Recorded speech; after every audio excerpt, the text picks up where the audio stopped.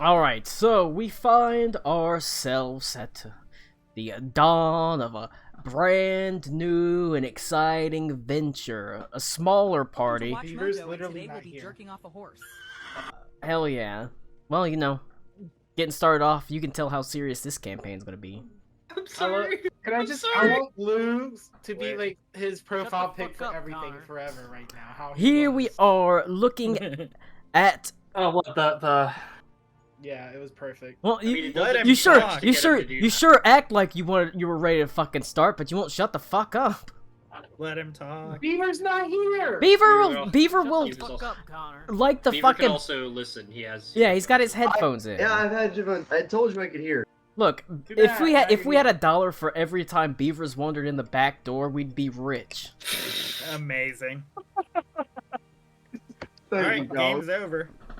Look. Yeah, game's over. We find ourselves at the precipice, setting off on a new and exciting journey. This time, leaving the lands of Dungeons and Dragons 5th edition behind, as I was finally able to cancel my D&D Beyond subscription. Although it would have been nice to have been done earlier because it renewed on the 29th of January for a year.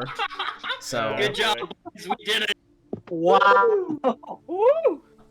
So I still got it for a while, but I still was able to give him a strongly worded reason why I was canceling in 400 in only 400 characters, because that's the maximum you can give it. Read it. No, I did it whenever I fucking canceled. I don't have it. You fucking know we were gonna ask for you to read that shit. I mostly the biggest one I talked about was how shit their sources become. Like, Spelljammer sucked. Like, it was not good. I genuinely think the model could be done really well, but they need a materials book and they need a compendium book. They need to stop combining them together. But the Spelljammer book was just not cheaper books. Good. And like, the Spelljammer, you're better off just buying or going and downloading the, like, 2nd edition, 3rd edition books for it. You're just better off doing it. But Colin, what if I want to play Cyberpunk in D&D 5e? Why wouldn't then play fucking Starfinder? Jesus. True. And plus Starfinder 2nd edition's coming out. So that's gonna be cool. Yeah. Oh shit. Yeah, I'm excited about that. I'll have to read through that. Wow. And also about, there's obviously the open gaming license stuff. Like, that's kind of shitty. Interesting that you should ask Colin about my character and what I want from this campaign. Well, Interesting. so it's loose. It's a loose session 0. But we're all embarking into this world that is the Freelands, in the setting that is called the Arcane Apostasy, or this campaign that I've called the Arcane Apostasy. I obviously, to an extent, obviously we kind of know what to expect from each other. Like, I'm not gonna have to be like, oh, how do you feel about blah blah blah blah blah. Like, oh, how do you feel about? Are you okay with your character dying? It's like, only under the right circumstances, that sort of thing. Wait, if I say no, can I be immortal? Oh my god. He figured it out. Makes sense. Alright. Can I wait until after I get literally ripped in half to ask you if I can still live? I will ask some questions, and we may harken back to a much happier time of the last campaign, and I can ask about the stuff you liked about that might very well transfer over into this one. I will say, automatically, we are absolutely playing by milestone leveling. I look at the XP. I do look at the experience to get a rough judgment of where you should level up, but we're doing milestone leveling. I always prefer milestone leveling. It's just, I like everyone. It makes it less video gamey. I like everyone to level up at the same time, to be at the same level. I don't like stragglers coming in a level or so behind. I want everyone to be at the same level, at the same time, and to balance around all of that. So Yeah. I can already, move that out the way. But let's see. I can ask, like I said, are you okay with the character dying? I'm looking at general questions. Most of these I can fucking answer. Are you okay with your character dying? Sure. I figured. It's like, Obviously, I'm going to try to keep him alive, Okay, but hang on. Okay. When you say dying, do you mean dying like in a dungeon of events that we caused, or do you mean like cinematic death? well, that's the thing. Are there any of those circumstances which you are okay with or not okay with? I'm still. I'm okay. Essentially, would you be okay? Are you okay with a character dying if it fits within a story Yes. moment, or Yes, are you? if it makes sense, yes. Or are you okay Yeah. with your character possibly randomly dying, but then working that into a story moment? Also, Or are this you is, okay with your characters being grist to be grinded down? Because some are like that. Yeah. I'm okay with that. As long Yeah, as I'm it's not. like I'm not looking for like a contextually- meat grinder. Yeah. This is another D&D game that I've played. As long as it is not a death where it's like we got into a fight that we didn't know was going to be Well- bad, and there was no precursor to it, and then you start murking us for no reason, it's fine. That's fine. No, I'm never gonna That's give already you. happened, and it's not gonna happen again. Yeah. 'cause I'm not it gonna did really give you a fight where there's not like if it's a fight you can't win. Usually the first like turn he'll like Yeah. bitch slap you and be like, and it'll be clear, especially in I get you. Pathfinder, that you are not. You're For sure. overmatched. Just there was an occurrence last year during a game that I played where Was we it- did something that we thought was good, got attacked, and then my character literally fucking died during the fight with no out or no like, oh, maybe you shouldn't be doing this. No, And it was bad. You'll never get one shot. You may very well get hit so hard that it's like, or I you cry. you may get hit so hard that you go unconscious, and then people have to pick you up and you have to run. Yeah. But the party's never. I'll never throw an encounter where the Yeah. party is gonna get completely wiped out without a chance to be like, oh shit, we need to fucking run away. You know? Yeah, What's- I will say the one time we handled that real well, which we talked about at the end of last game, was where we chased after the Redeemer. And you were like, this is gonna be bad, you're not getting a rest, this is bad. Like it's going to be tough. That was like yeah. Yeah, What's that was the great. like what is the adventuring like timeline for Pathfinder? Like There is not an adventuring day per se, Okay. where you have a certain amount of things that like you're supposed to be at 4 to 6 encounters. That's not how it is. The way Thank that God. it is set up is they give you a level of encounter, and you're expected to be like, you're probably like a medium encounter is your average encounter, and you're expected to maybe use a little bit of your abilities, and maybe 2 or 3 of those would make up like an adventuring day. But on a medium encounter, you're expected to be like use up some of your resources. If you play smart, you might not have to use hardly any of them. If you play badly, you might have to use a lot of them, or maybe it's a matchup that you're just not very good against for some reason. And that's the sort of general. They don't give you like, it's 4 to 6 encounters. It's this encounter should take a couple spell slots, a few spell slots, that sort of thing. Okay. Whereas, but what about it's a- recovery? Is recovery like just a rest, or is a long rest longer than that? Resting is a little bit different in Pathfinder 2nd Edition, in particular regards to how much hit points you get back. Okay. The reason I but talked none. about how you don't get a lot of hit points back even on a long rest. That's why I was talking about the important part of being a healer is like things like treating wounds and Oh, yeah. being good at medicine, because that's like, even though you can't treat wounds in combat unless you go down feat lines to allow, but that's why you get so many extra skills, is you can go down feat lines that let you do things like treat wounds in combat and things like that, like battle medicine. But I'm trying to explain it. The long rests in regards to hit points and getting like that stuff back, that's not that important. And it's your standard like 8 to 10 hours of sleep, essentially. You know, there's no such thing as a short rest though. Short rests don't exist. It's just your the downtime, or not downtime, your exploration activities. They're usually 10-minute chunks, where you say I'm gonna do like treat wounds is like 10 minutes of time, and after it, they can't have treat wounds done on them for an hour after you treat wounds on them once, essentially, and that sort of thing. So there's no short rests. There's only what you do in these, like, it's generally broken down into 10-minute chunks of, I'm detecting magic, I'm investigating this, I don't know, statue, I'm on my guard, I'm ready, like, I'm scouting ahead, that sort of thing. And they all have little bonuses that you can do.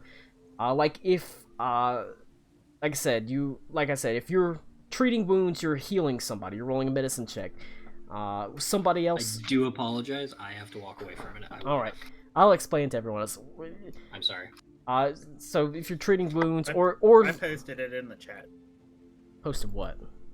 Treat wounds. Treat wounds. That's like the big one. Yeah. At the same time, Cody, you know, you're a champion. You can give someone the lay on hands and then immediately refocus to get those focus points back. You know. Yeah, and I got 2 focus spells. Yeah. Too. So, question for you. Yeah. And we are going mind. by remaster rules. So Yep. whenever you refocus, you get all of your focus points back instead of just one. Yay, lay on hands. I'm gonna be laying my hands on everyone. You get Ew. you get all of them. You can refocus all of them instead of only being able to refocus like one at a time, essentially. Yeah, because I think, wasn't there a feat that lets you refocus? There was. There was a feat that lets you get more focus points per short. They changed that up refocusing thing. to that. Basically, that became just the baseline. Why would you just wait around? Because it was stupid. Because the way focusing spells work was, you had to spend a focus spell to recover a focus spell. Essentially, you couldn't just recover necessarily all of them.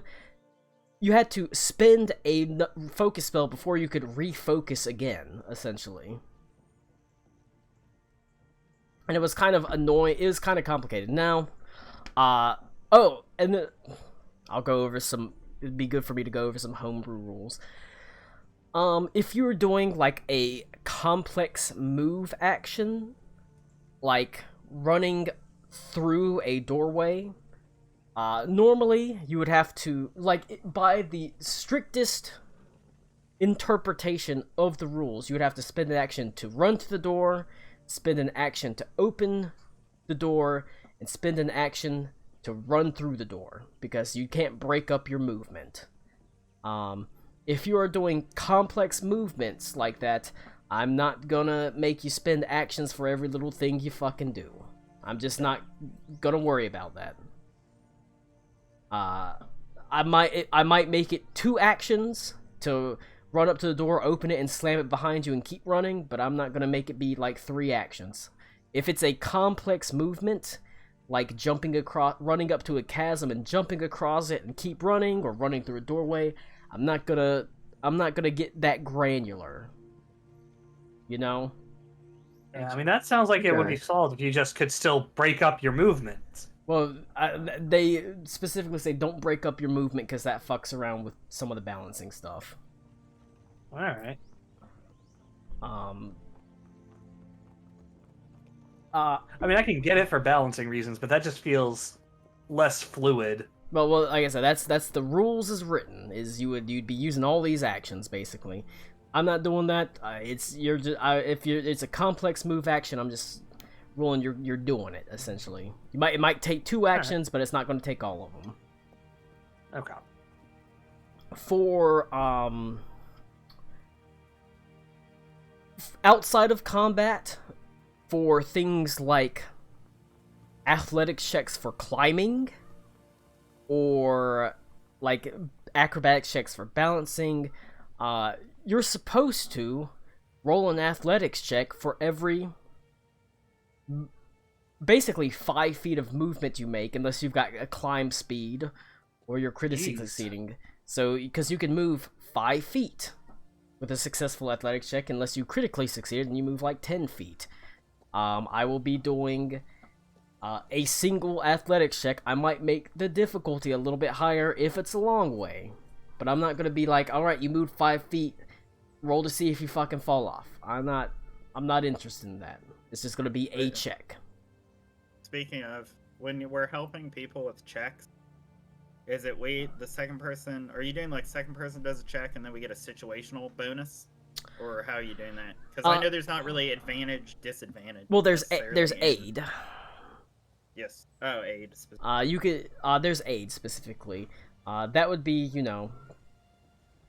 that probably makes aid even better, because a +1 to a single check that goes all the way up is better than a +1 to a check that goes 5 feet up. And we will be using remaster aid rules, which is a DC 15 instead of a DC 20. Okay, I see. So it's easier to hand out aid, which is a +1 bonus. I think it's a circumstance bonus. Yeah, circumstance bonus, and then crits +2, yep. So you'll be able to do that. It'll be easier. But obviously, if you're aiding someone, I don't want it to be the same check. I don't want you to aid an athletics check with an athletics check. I want something a little bit different.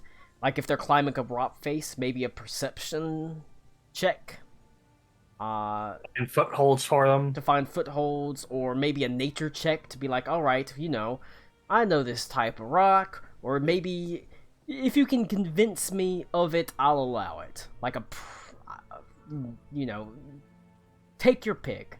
Crafting check. I've seen the way that footholds are made for, or how to dig in footholds and handholds, things like that. That sort of thing. So that's where I'll be going with aid checks. I'm trying to think of any other home rules that I have. So you're gonna let us learn feats situationally, right? Do what? Like picking up proficiencies and shit. Well, like, there's a lot of shit that's like nitty-gritty stuff that's broken down into feats in Pathfinder. There Are are. we still able to pick those up through like RP reasons? Like as a reward, like a feat as a reward? Yeah. Probably, yeah. Yeah. Okay. Yeah, I figure it still depends on what you're You getting, probably will like, have. the You reason might and want to all that tell shit, me. yeah. You're gonna want to tell me that you want it ahead of time, so I can plan where to give it. But yeah. Still have to work towards it and all that. Some of the other standard rules, obviously, anything that comes with an uncommon tag, ask me about it. Obviously, like I said, with you, Lou, an air repeater's uncommon, but considering the setting, it sort of makes sense. So I don't have a problem with like an air repeater. You have, especially because an air repeater is not. It's not. Nothing's really broken. It's mostly just uncommon, not because it's strong, just because it's supposed to be kind of rare. But considering the setting, it's not that rare.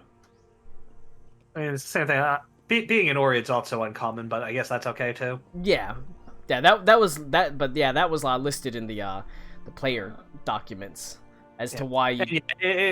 Like if I had any other choice of weapon that I could have, I'd grab it, but that sort of thing, like I said, especially for like the starting races, it's mostly like, how do we work it in? Obviously, doesn't matter at this point.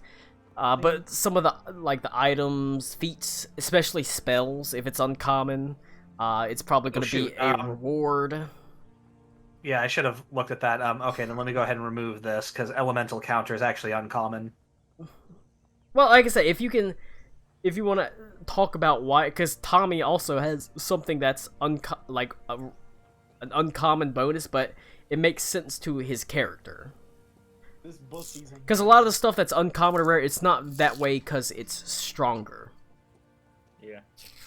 It's just that way because it's rare within their setting. Okay. Oh yeah, are we doing character-specific questions near the end after you do? Okay. Yes, that yes. was one of the I things will that- be. We'll be diving into character backstories. Now I'm just going over Yeah, you're good. my own It's sort of sort of- rules.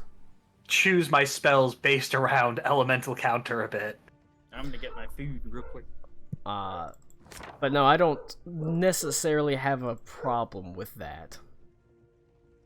You can come up with an interesting idea as to why you would have elemental counter, even. I'll try to think on it. It was mostly for gameplay purposes. Well, just so I could fight against the other elements. Well, like I said, you talked about being a mage hunter, Yeah, mage hunter, bounty hunter. which makes sense within the setting, so it would make sense that you would have that. Would you be part of the Faith Resolute? Now that I'm not completely sure. I don't think I'd go that far. Yeah. More of a free. Because they'll pay. You don't necessarily have to. They'll pay you off essentially. They'll put out bounties themselves, like the Decorated Order will put out bounties for monsters. I mean, I don't think I'd be part of the Faith Resolute, but I'd certainly take their money and hunt down whoever they need me to send me after. But yeah, we'll get to all that. That's Okay. later part. We're just asking. I'm talking about general house rules and things like that. Yep. Yeah. Do you want to have your treasures handed out more as gold so you can pick items and choose items, or would you like it handed out, like the actual items handed out organically within the story? But you'd probably want to send me some that if you've got your eyes on one, like I really want this one. Yeah, this is kind of what I'm looking toward. Otherwise, I will. Yeah. I'm fine with handing out items organically to you that I look at it. It's like this probably matches your character and it's good for I think you. for Honestly, like the first few levels, I would be cool with us getting gold. I would say the because first there's a lot of like basic items. the first that few I don't levels- have to wait for. the first few levels, like Cody, you would get like plate mail.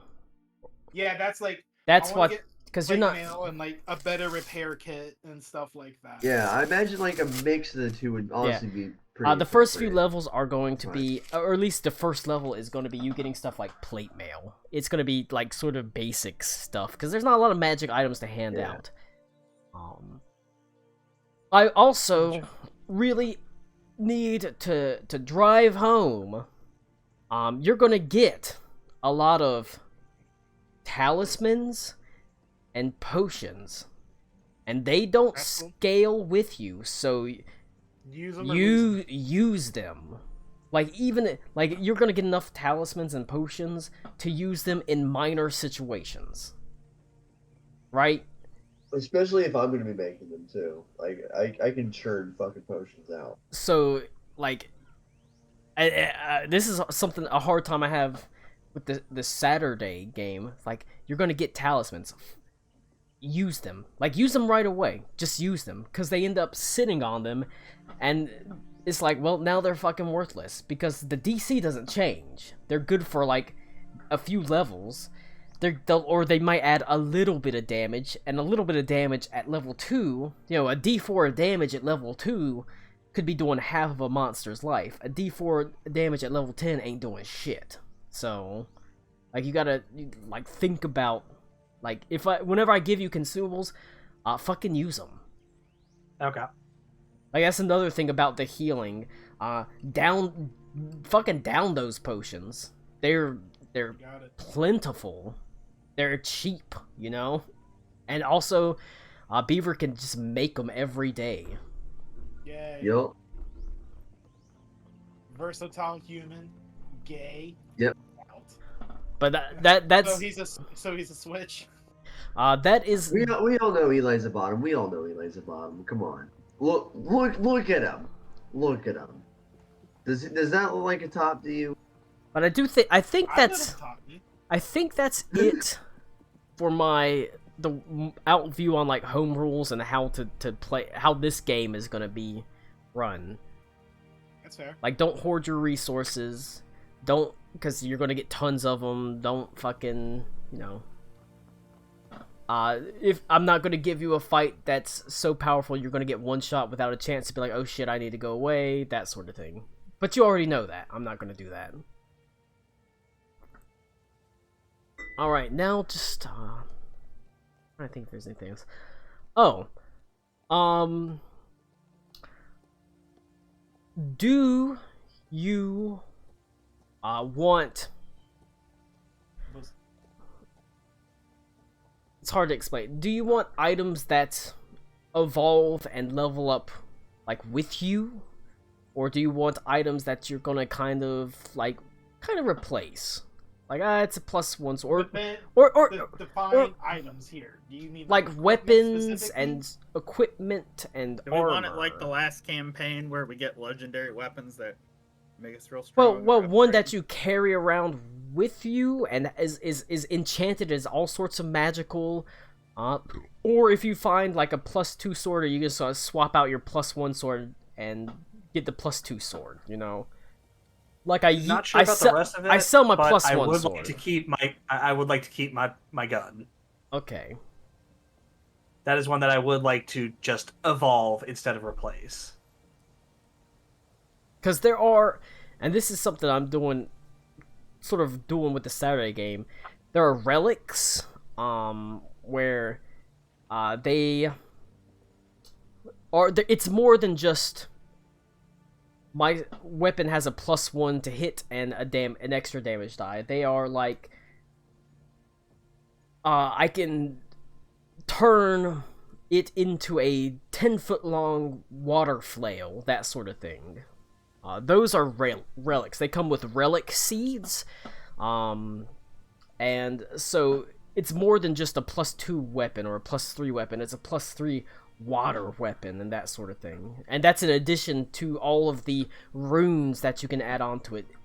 But it comes at a slightly higher power level. You get more shit, essentially. Okay. I like nitty gritty using what I find, to be honest with you. I kind of like that too. I'd be okay with it. But if there comes a point where it would be appropriate, I would be okay. Because I'd be fine with appropriate. Because like, you don't items. really even need to necessarily get rid of, like, it could be your father's sword, and if you find a +2 sword, you can pull the rune off that +2 sword and put it on your sword to make it a +2 sword.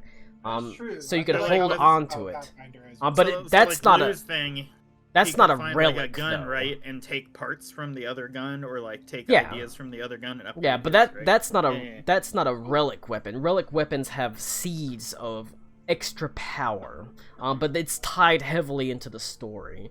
Do you like that sort of thing, or do you want to focus less on the sort of evolution of a weapon, essentially? I mean, I'd be okay.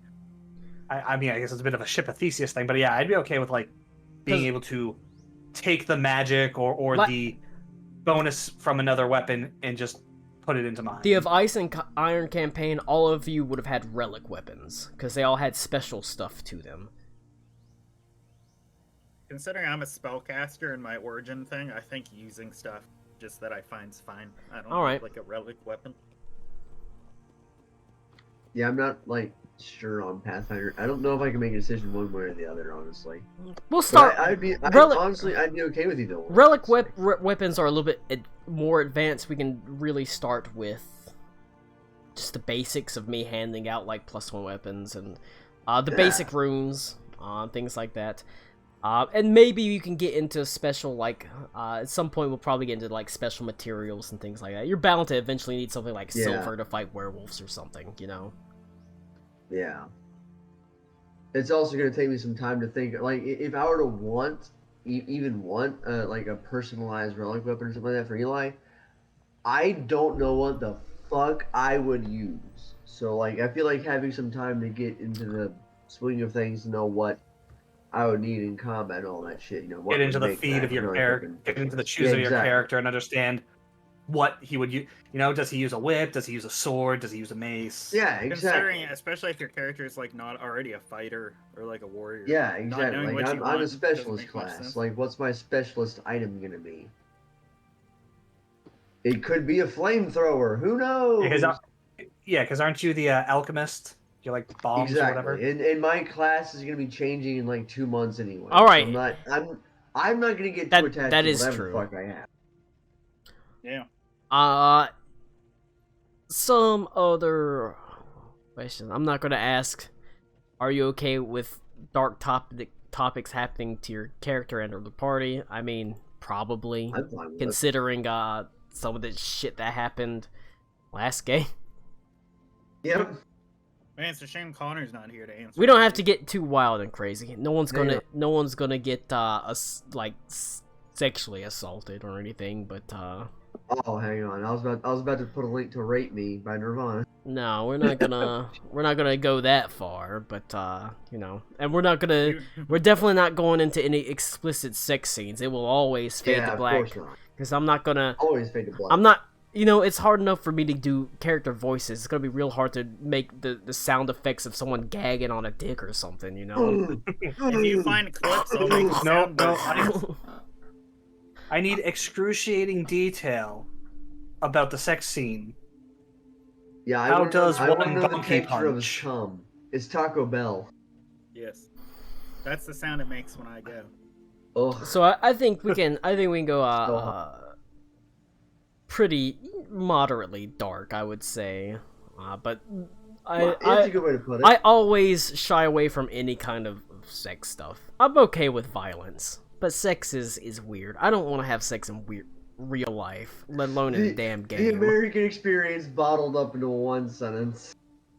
I'm okay with violence, but I really draw the line at sex. Obviously. Okay. Sex is gross. Girls have cooties and boys have cooties. Everyone has cooties. But ripping somebody in half, that's fucking great. Let's do it. What time do we want to start playing? Well, starting next week, I don't have to work on Sundays, so fucking let's go. Depends on if I have the Sunday off, unfortunately.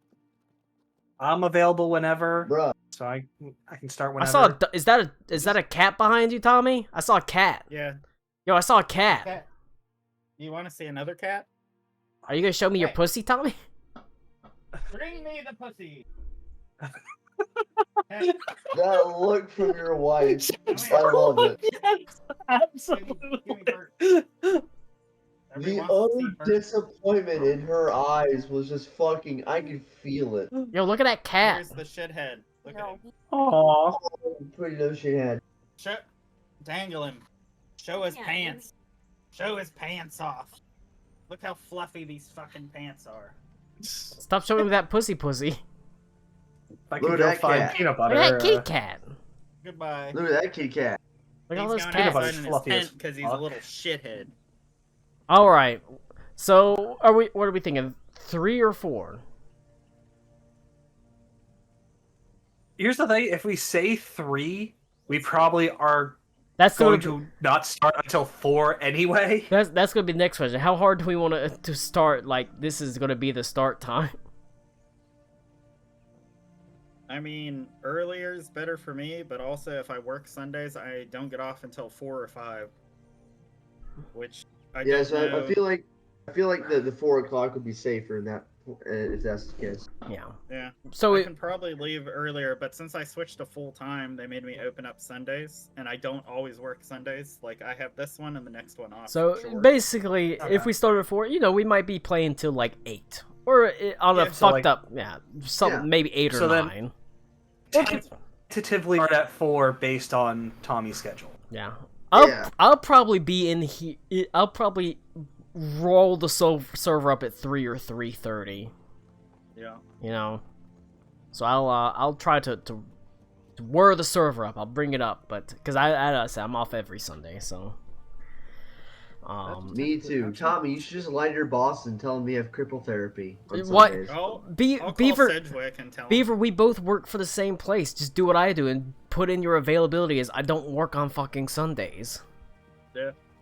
They wouldn't hire me unless I had Sundays on there, so I had to fucking work for a few weeks before I was like, hey, I've got this thing. Can you like? Yeah. They do whatever I say because I do 3 people's worth of work when I'm there.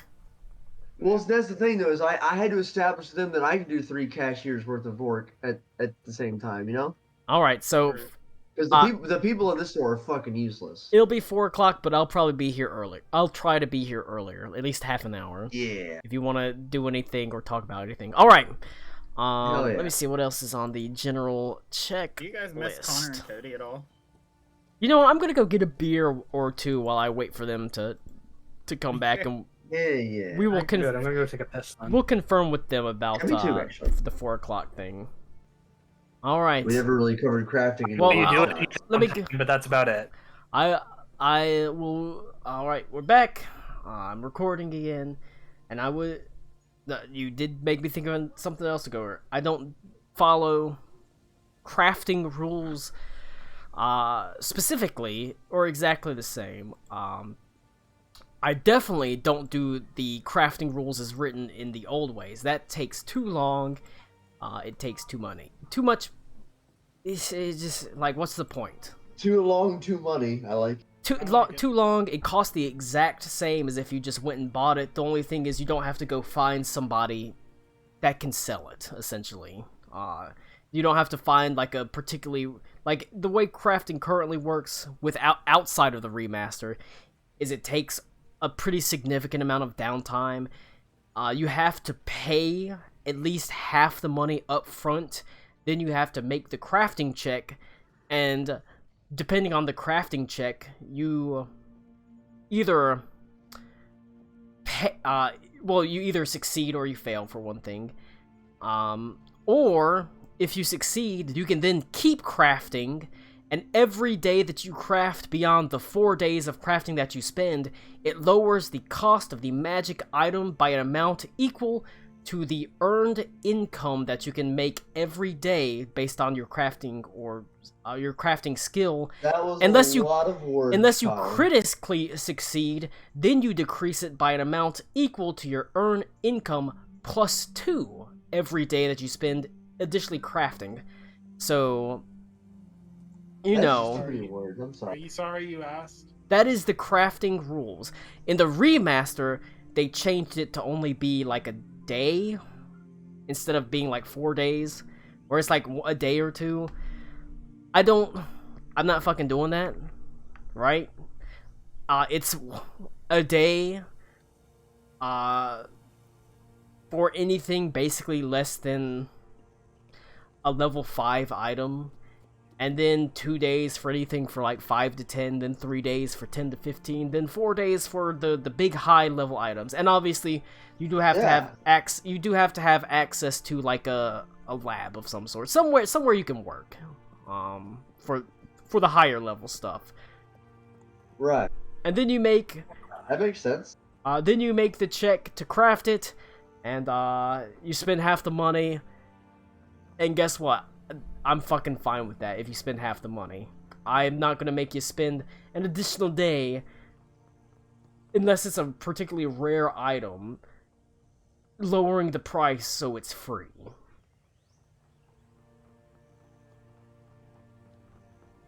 So I make crafting easier, generally, and taking less money. I don't like I don't like. I don't really see the benefit if it's just the same amount. I don't. Well, it makes one. Sometimes you can't because the items you have access to depends on the level of settlement that you're in. Like a level 8 settlement, you'll have like access to level 8 magical items. You know, that sort of thing. Right. So you can always craft. You know, based on what level you can do. As long as you've got like a lab. Those are easier to find. That being said, I'm just more like that whole earned income, lower it by an earned income amount, or plus 2 if you critically. No, I'm not doing that. If you want so badly to craft something or transfer a room to something, it's like, it's gonna take a day, it's gonna take half the money, and then give me a crafting check. Maybe I'll make the crafting a little bit harder. Like a slightly higher DC, but I'm not gonna have like, how much would this magical item cost? Well, you have to decrease half its value by the amount of earned income you make every day until you reach 0 until it costs 0. So I just had a flashback to 3rd edition when you would get to the sections about crafting like golems and shit. The crafting is complicated. I don't want to say complicated. It's tedious. It's tedious crafting. Ew, I hate that word. Crafting hideous. And not only that, Tedious? it's tedious crafting. Yeah, tedious. That relies on you having a lot of downtime. You know, Up, Cody. like you having weeks to or you having like weeks to spend crafting a sword. And that's not like working on it while you're traveling, it's working in it in like an alchemical shop, you know? Yeah. So there'd have to be weeks of the party in town to make this weapon or this thing. I'm more that like would have like the most bitchin' wagon ever. That's kind of unrealistic. Well, I don't want to say Yeah, unrealistic, but like Please, MTV, pimp my cart. and while it exactly. it once again, this is something that makes it a little bit easier to get access to slightly higher level stuff, or makes it easier to procure. You're still not going to get stuff higher than your level that you're supposed to have, but it makes it easier to get stuff like that of around your level. I'm kind of okay with that. You know, slightly higher magical than usual. Considering the setting, that's fine. Considering the balance, that's generally fine, you know. But like I said, much like like I was talking about with the condensing complex movement actions into just like 1 or 2 actions instead of having you play out your whole turn running to a door, opening it, and like running through it, you know, which would take 3 actions, making that only 2, where you just run through the door and close it behind you. It's more about like simplifying and condensing stuff. I don't know if Connor was here when we talked about that. Vague. The way I was talking about condensing movement actions if you're doing like a complicated movement action, like by the rules as kind of written. I see Connor looking away. I'm sorry. I'll explain in like 5 minutes. Shit's going on right now. All right. But by the rules as written, Connor, to go run through a doorway, you have to use a move action to run through the doorway, then use an interact action to open the door, and then use another move action to run through the doorway. That's 3 actions. Okay. I would probably condense that down into like 2 to run through the doorway. Well, I think it comes down to like the idea of like what kind of effort does the door take? You know, is it a heavy stone door? Well, that I'm just talking about literally running to a unlocked wood door. It's 3 actions to move through that. That's not like lock picking. That's not battering the door down. You know, that is because that's not at that point. It wouldn't necessarily be a movement action to unlock a door. But these sort of movement actions to move through a doorway, I'm condensing it down. I'm not having it take your entire turn to run through a doorway and like shut it behind you, that sort of thing. But yeah, that's one of the things we went over, Connor, while you were away.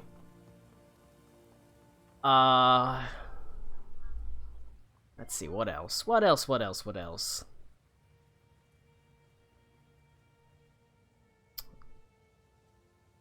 Starting at 4, blah blah blah. I mentioned that to Tommy. In the general notes. I mentioned that to Tommy. This is more of an issue for you guys than us. Do you guys want to start a little earlier? Well, one of the things we were talking about was starting at 3 or 4 was one of the things. Yeah, I'd say earlier. But would be the problem better, right? the problem was potentially Tommy having to work. Yeah, I've got the next 2 off, so we could start earlier if you wanted to. And on top of that, like, how hard do you want to start? Do you want to start at 3, or do you want like a half an hour to say dumb shit? Half hour to saying dumb shit's not bad. The grace period for dumb shit has always been useful. I just think that over time with the last campaign, it was like 10 minutes, then it became 30 minutes, then it became sometimes 60 or 90. Yeah. And yeah, so time changes next week. Is that correct? I have no clue. It just changes in the time. Teacher man who works in school. I don't fucking know. It's March 10th. Okay. So yes, next week. Okay. So it'll be spring forward. There will be a 3-hour difference. So okay. So I mean, at the end of the day, that benefits me because it means I'm just starting earlier. Yeah. So 3 for us would be noon for you. All right, I will be around. I mean, like, ultimately, this is a you guys' decision because it affects the East Coasters more than me. But like, I've always felt that starting at 4 was too late for y'all because it meant if a session got longer, you were fucked. I mean, I'm not doing anything tomorrow, so it never matters. No, I know. I'm not talking about you. I'm talking about the others assembled. Well, I'm the fucking one that matters. Fuck those guys. But no. 3, I'm fine with 3. That being said, and like a half hour grace period. That being said, if I'm not here at 3, and I pop in at 3:30 ready to go, don't be surprised. Like I might not necessarily want to like jerk off. Yeah. Yeah, I got you. I'll be right back. I think I need to help change the kid's diaper. Timing. Yeah. Anyways, Connor, now that you're back. Are you back, recording, Colin? I am. Yeah. Okay. Hold on. Welcome to Watch Mojo, and today we'll be jerking off a horse. I don't need to fucking. Are you recording? Good. Jerk off a horse every day. Just looks away. Isn't that just the start? But. Okay, so real quick, what was going on? The reason I was getting up is Sandra's dad is reaching back out and trying to get a visit. Oof. Okay. Oh. Which we don't. Are we getting? Fun. We should all get really close to the microphone and talk about it. Well, I couldn't tell if they're actually Wow, gone. that's really, I think they are. Holy bad, shit! man. Beaver's got hair. I've got a lot of hair. Beaver has a bald spot. You just have to dig for it. Yeah, I really do have to dig for it. It's like It's like the size of a quarter, but it's like Tommy. bald. Yeah. Tommy, I fucked Yes. chicks that had kids. It's not a good, Wow. not a good thing. I was gonna say Beaver's hair is like the jungles of Vietnam. You really have to dig deep to find the women and children. Beaver, bring your hair close to your camera so we can just see through it. Like, yeah. Oh, it's like that episode of Futurama where Bender has a little like planet of people on his body. It's I all think- in Beaver's hair. I think Can't tell if Beaver's got Beaver's so a much. Scottish Terrier or I a think person. Beaver's still got so much hair at his age because of all the semen on his scalp. It's true. Maybe. It's very Bender was interesting. doing well until everyone died. Maybe all something. the extra protein. Anyways, Maybe Connor, the mix don't of worry. muscle relaxers and semen. Is Don't in it. worry, we will get to basic setting questions. We're going over some sort of general things. Like I said, they've gave you the rundown. But one of the things also asked. So, wait, what is the final time? Is it 3 or 4? I'm fine with 3. I'm okay with 3. 3 Okay, allowing. 3 with a half-hour jerk-off time. Yes. I will say Is that going to be 3:30 or 2:30? it would be No, 3:30. No, it will be 3 o'clock with 30 minutes permitted for us to jerk off each other. Yeah. Yes. Okay, so And with ASMR and- jerking and off. just to clarify, I will say with the Yes. caveat. is when the hour comes in, right? Next week is when Yes. it changed. And Okay. with the caveat, Okay. if I don't show up at 3 to jerk around, and I do show up at 3:30, don't be surprised if I'm like ready to go. Alright. Because a lot of times I might not just want to sit in here and talk about shit. I might be taking a nap, Because I'm so used to working overnight, sometimes I like a nap around midday. Sometimes he likes to jerk Sometimes- off before the jerk off. Sometimes I like a nap. Alright, but like I said, Yep. don't be surprised if I'm getting here around 3:30, 3:35, 3:25, somewhere in that time, and I'm like, alright, I'm good to go. And I Yep. sort of launch into it within the first 10 minutes. Alright, Mm-hmm. now, I like being close to my microphone. I'm gonna stay like this. I kind of like being close to it too because I can change the settings from the Omni mic to the directional front end mic. Omni mic. Yes. The Omni mic goes in Omni Man. Let me go down. Listen. Yeah. All right. Tell me, how long this does it is take you to decide on aviator style reading glasses. All right. Here's another one I want to ask. My head's too big. That's the answer. How many people are we willing to be missing before we just say fuck it, we're not playing? One. I'd say 2. I was inclined to say two. 2. I'd say 2 is a guarantee. 1 is dependent on the I guess one if it's like I do a Tommy arc without Tommy, right? Yeah. That's fair. So 2, 1 if it's an important character. 1 is person dependent. 2 is very, very sketchy. Yeah, I think having 2 people missing in a 5-person party, unless it can somehow be unless it would be like a shopping episode. The party's been split. Well, no, or so like it could just be like a side mission. It could be, yeah. This is a non-canon side story. It doesn't even have to be a non-canon side story. It just might be just like a side story where they go do something. Yeah. Like I said, months ago, Matthias, Stitcher, and Eli went on this adventure to go find drugs. Since we're not doing experience level, we're doing milestone leveling. You don't have to worry about like them outstripping anyone on experience, essentially. That's because milestone leveling is just straight up fucking. I just like it better, but I will be kind of tracking the experience, be like, all right, it's about time. All right. I'm raising my hand. I have a campaign request/demand. We are getting to that. About what you want to see in the campaign. Okay. Hold on. Hey, Connor. Okay, we will get there. Don't make me hit the button. All right. Here's a question. Do you want player versus player? I'm gonna go ahead and put the kibosh on it. If you want to do player versus player, you're no. We're not doing player versus player. I had enough of that shit last year. Yeah. When was wait, I guess wasn't that one? There was a little tension, but we didn't do it. I killed Beaver. That's player versus player. And that was interesting, but it has to be a real fucking special. Either it has to be. It has to be When you say player versus player, do you mean no antagonizing at all? As in your player, your character fighting someone to kill another player. No actual violence. If you want to like disagree and maybe argue with okay, fine.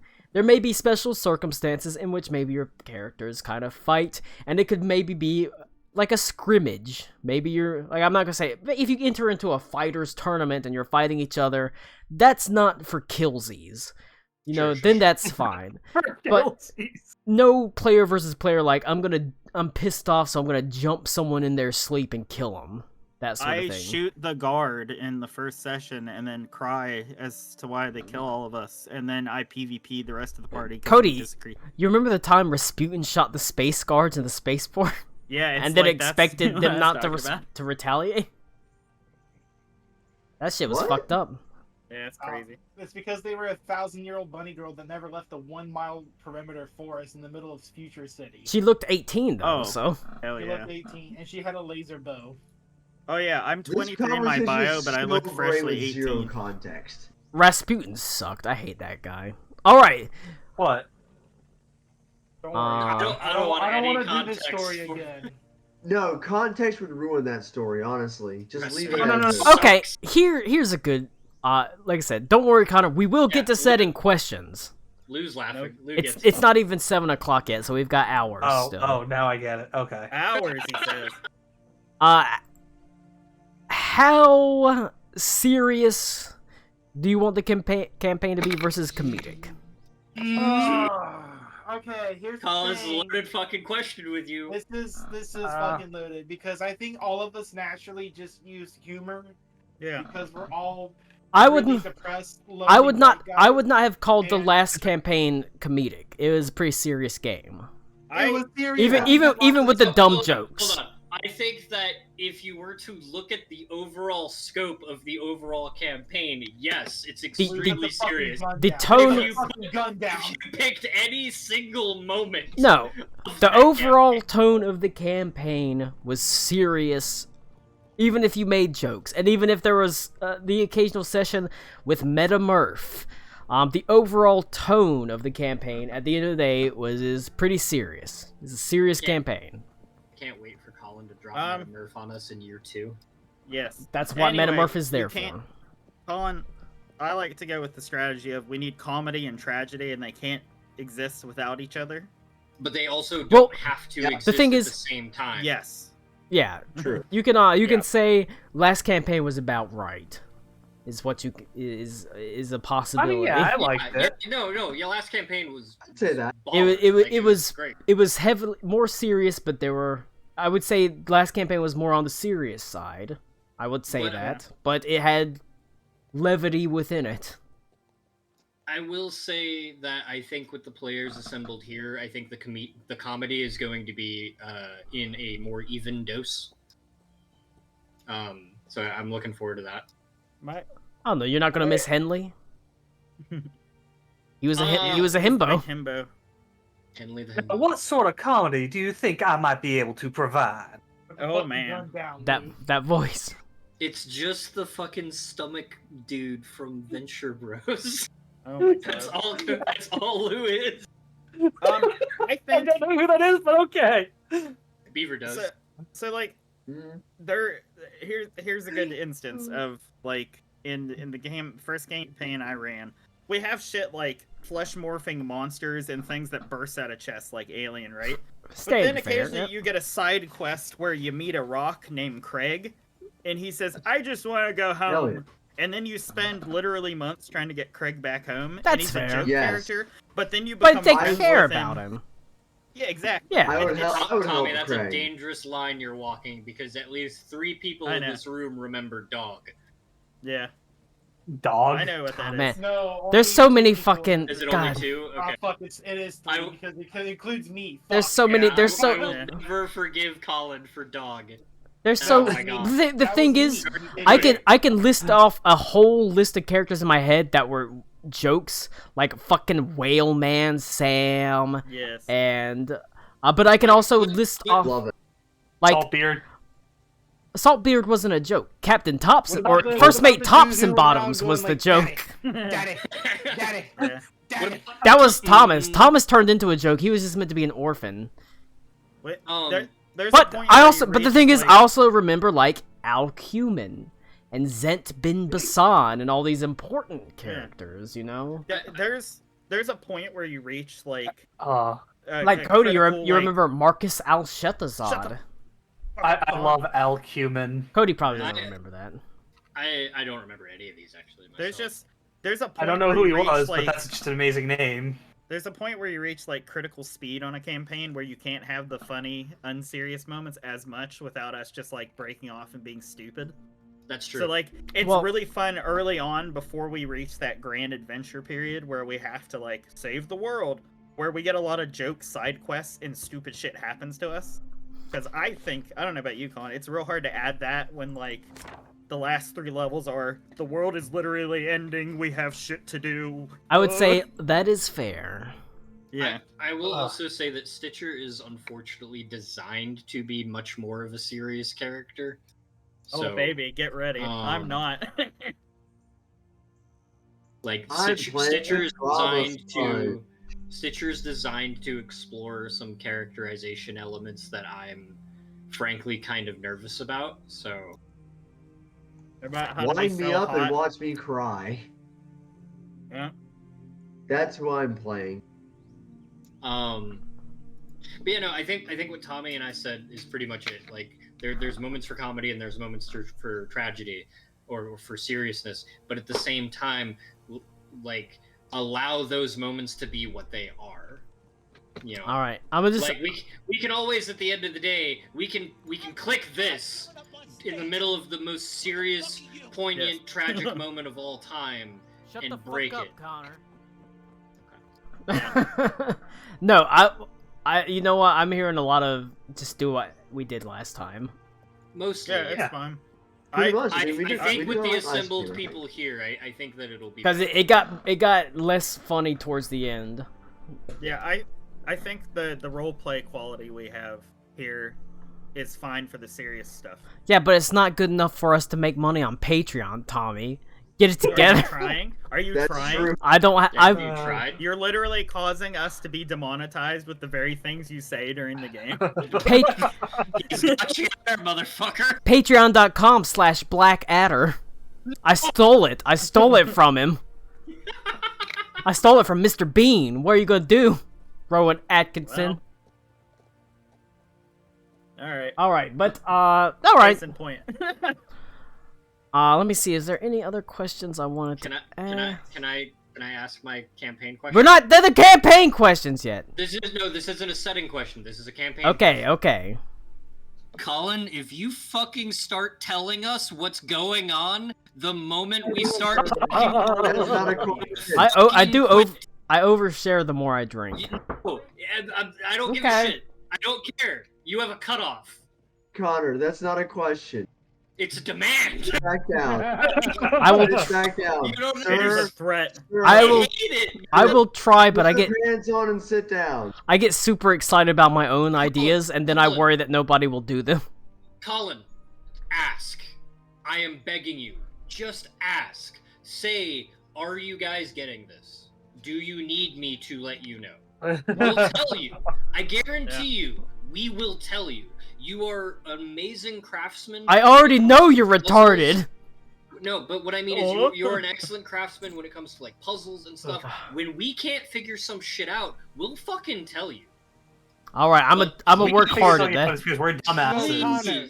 So Connor, what you're asking is, will you please stop drinking so much? No.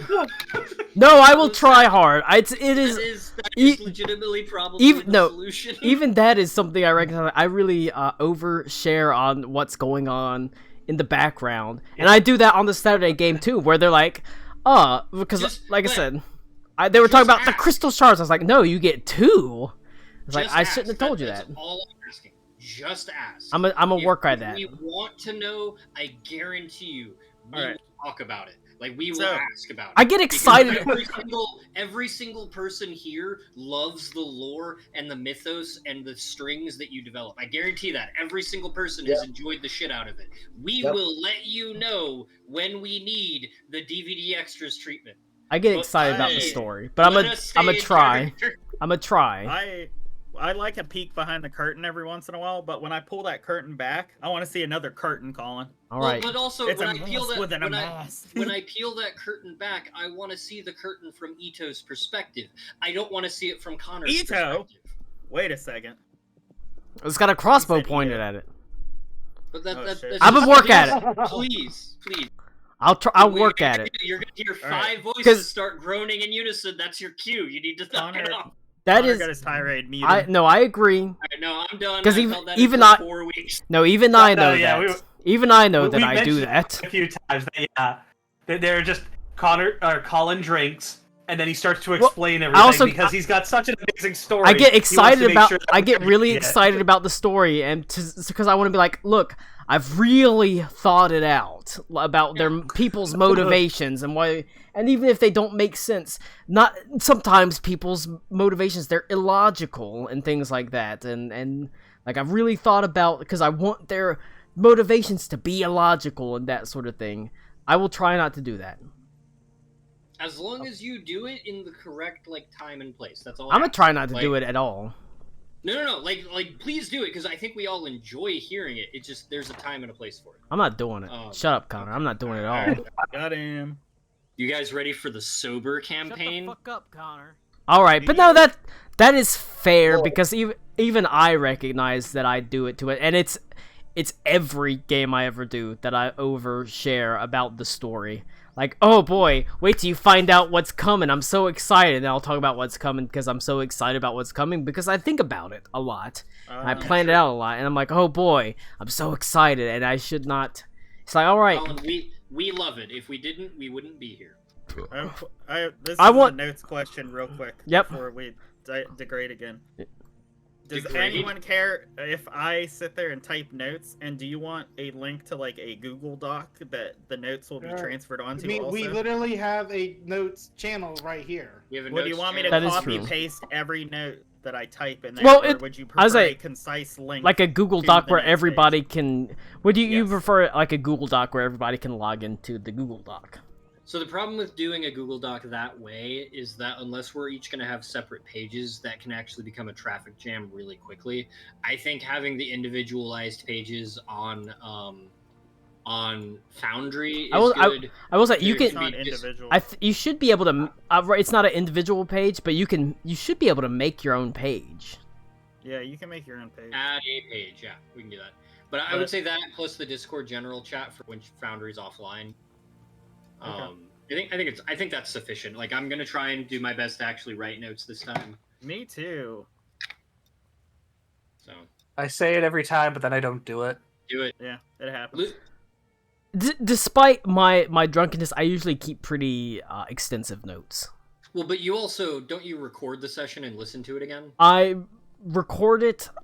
If I need to refer back to it, I listen to it, which is not that often. Usually, the important stuff I will remember, and I'll write like the people, the places, I'll write that down.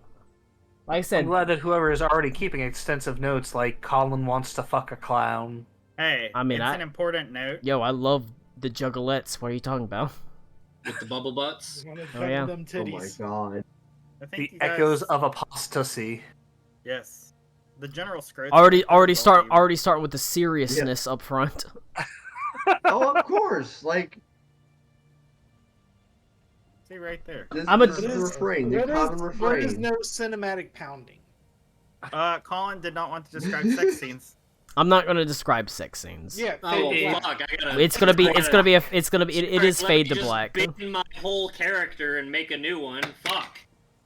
All right. She lures you into bed, and you guys get in there, and then I'm gonna go with a couple of these questions labeled as team building. Let me shred this fucking notebook. What's one thing you love about tabletop role-playing games? Oh, God. I love Are we- Colin. I want to marry Colin. Colin was. I want him to be Well, my you know what? God damn it! Laura's gonna be disappointed. So All right, can No, we? she won't. What are these? She'll be happy what to is get rid of me. was one thing you love about tabletop role playing games? yeah.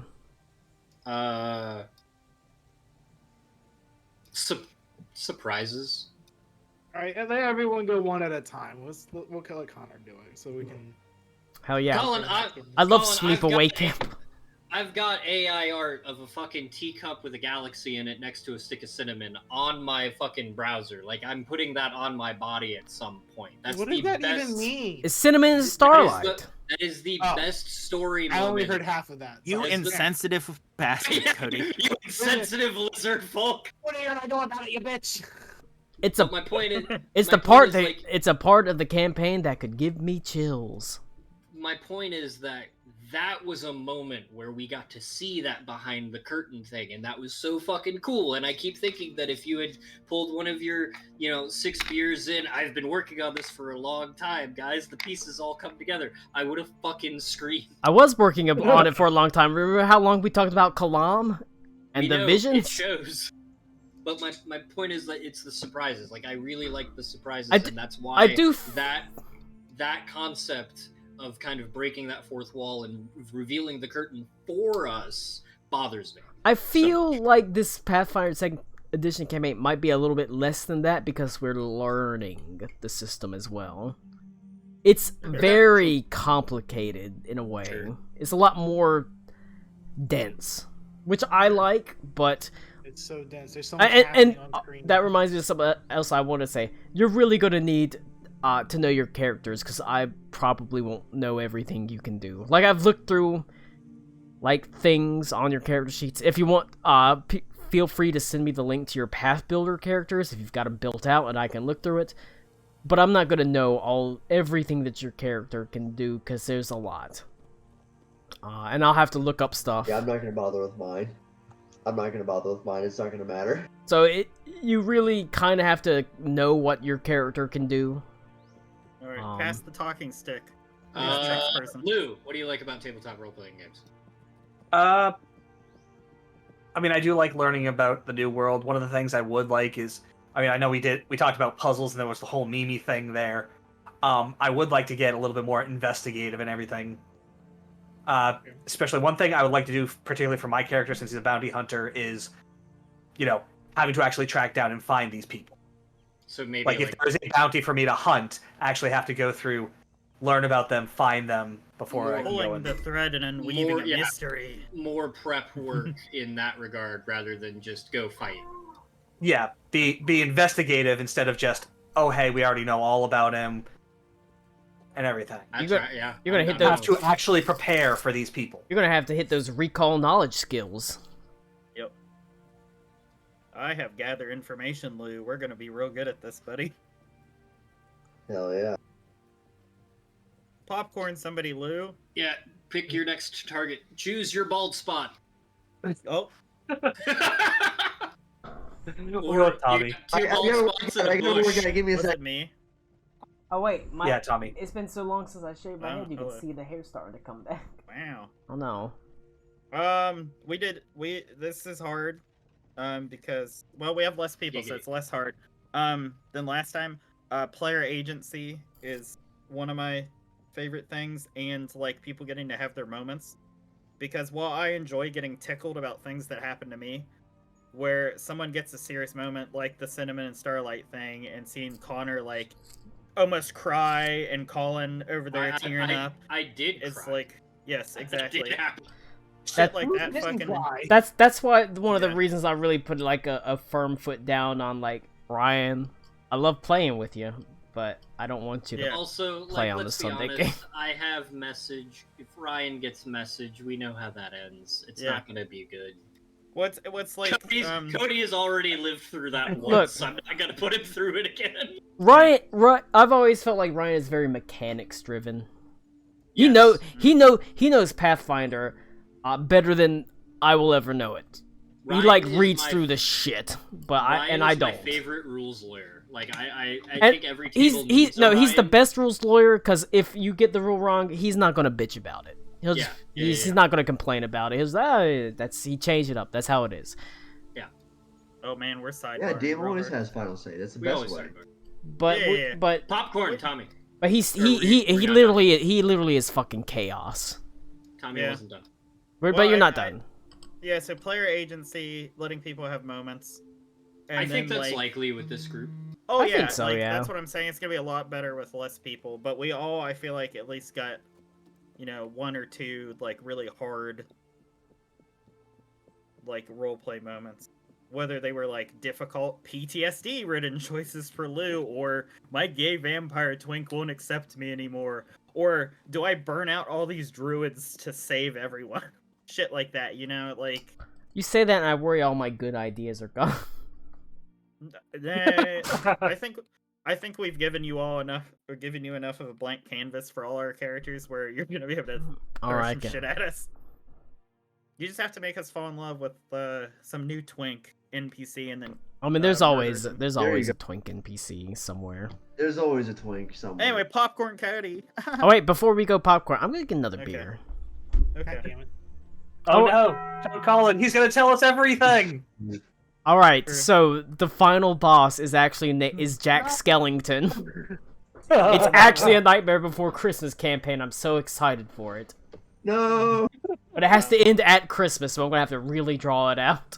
Yo, when are we getting the Master and Commander campaign? You know what's crazy?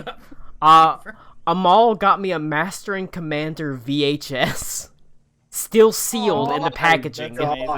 My God. She got me a Master and Commander. That's from 2003.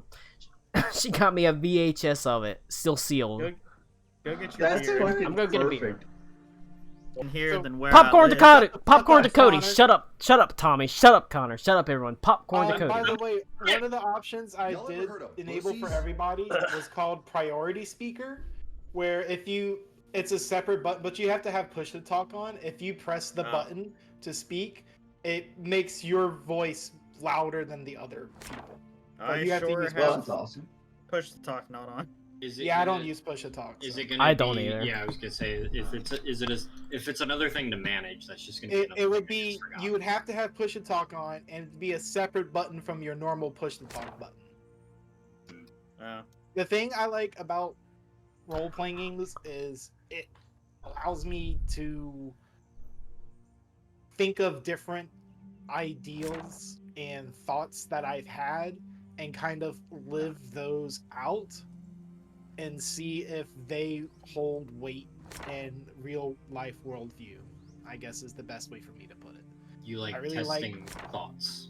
Testing thoughts, testing ideas, like things that I've thought all my life, but like there's no way to really realistically do it. So like Is it portraying aspects of your personality that you don't get to, or like aspects? Probably a little bit life? of that. Yeah. Maybe a little bit of that. Maybe a way to solidify like ideas that I've already had, and like kind of like make it real. Again, it is just a role-playing game, but like it is an environment where other people react to different things and stuff like that. So that's kind of what I've always really liked about it, especially like playing it here with Colin. I've been able to do that a lot, and I've always really enjoyed that. I missed Beavers. What did Beaver say? He hasn't said it. He hasn't Popcorn gotten to his- Beaver. Sit down, Yeah. Connor. I'm God gonna damn. server mute I'm Connor. last in the order. Connor's Just been server just cause muted. he's gay It doesn't hasn't mean even his been voice said is any yet. less He's already been diminished. server muted. Okay, he's done. Welcome to Watch Mojo, and today we'll be That's jerking off a that's horse. basically my thing, I guess. Jesus Christ, Tommy. I'm so glad You I need to have roll this through the soundboard muted soundboard. because I'm just watching them all like pop up on the screen. I'm just like I can't hear any of it, and it's awesome. So. All right, let's popcorn it to Beaver, who actually has a Well, full head of I have to hair. Hey, I have to pick Beaver. All right. yeah. You didn't say popcorn. Popcorn Beaver. With his fucking Thank you. full head of I like hair. The little segment of my I like the segment of my brain that just like the tabletop, like the whole campaign just lives rent free in my brain for like the entire fucking week that we're not playing. Genuinely, And I 100%. I know it was short lived, but I fucking loved the little soul heist little side chat. Soul in heist. Discord. Soul heist. So fucking great. Soul heist. I love that. So heist. I truly don't give a shit that ultimately didn't really come to anything, but it was so fucking cool. It was so fucking hype, and it was so cool, yeah. Also, And like, it was. I guarantee you, all of us were thinking about that shit for the entire fucking week leading I up to still think that. So heist. So Yeah. heist. Soul heist, Soul soul heist. So I can't basically, wait it really gives me something to look forward to every week. And for the fucking 6 days going up to it, it's like living in a little corner of my brain. Oddly enough, the exact size and shape of the stroke, but it's living there in my brain. That's awful. I hate that's that. Probably, I hate that so much. That's so good. that's the shit that me and Colin do probably. Where I'm thinking of character voices and motivations while I'm putting boxes on the shelf. It's Dude, true. It lives No, rent literally, free that's in what I your was head doing for all the the past time. two I'm- fucking years. so I'm a- in an office. You I'm know a how be- much time I spent Yeah. thinking about D&D. Real with you. Yeah. Do you know how much I thought about the exact moment where Ito went to the fucking place? I have to look at it. I can't remember. off the Cracker top. Ilmater? No, that's where you No. and Not Garrett Ilmater. To the place on Festenhaven, and to after he'd heard about there's someone up there that has a symbol of the Green Lady. That's weird. Yeah, and yeah, then for her yeah. for it to spin around, it's like, oh my god, it's your wife, because she was a mercenary. Of course, it makes sense. She probably would have moved up to the ring. She's the leader of the Wing to SARS, and now you hear it, and she spins around. It's like, you don't get to fucking touch me, Ito. I was like, I thought about that for so long. It's good shit. Yeah, and I just love the fact that, like, for the entire fucking weeks, like, for the entire duration of that campaign, that shit was living rent-free in my head. I think that was the biggest reason why when shit got kind of south between Amal and Lou and frankly the rest of us as well, that was why that hit me so hard. Also because I was slowly but surely coming to the terms that Cody was on a hiatus, Tommy was absent, and I was the only one fucking talking. Sometimes I feel like Amal's got anger issues. What Yeah. gives that away? That's an understatement. Yeah. I've played video games with them all before, or watched them all play video games. It's real unhinged sometimes. Like calm it down. Gets a little. But nuts. she's nice enough. Like I said, she got me the Master and Commander, VHS. So Yeah. The VHS. yeah, it's a VHS. Yeah. Sealed VHS. Rad. Is it like a 2-part? It's gotta be, right? No, it's a single part.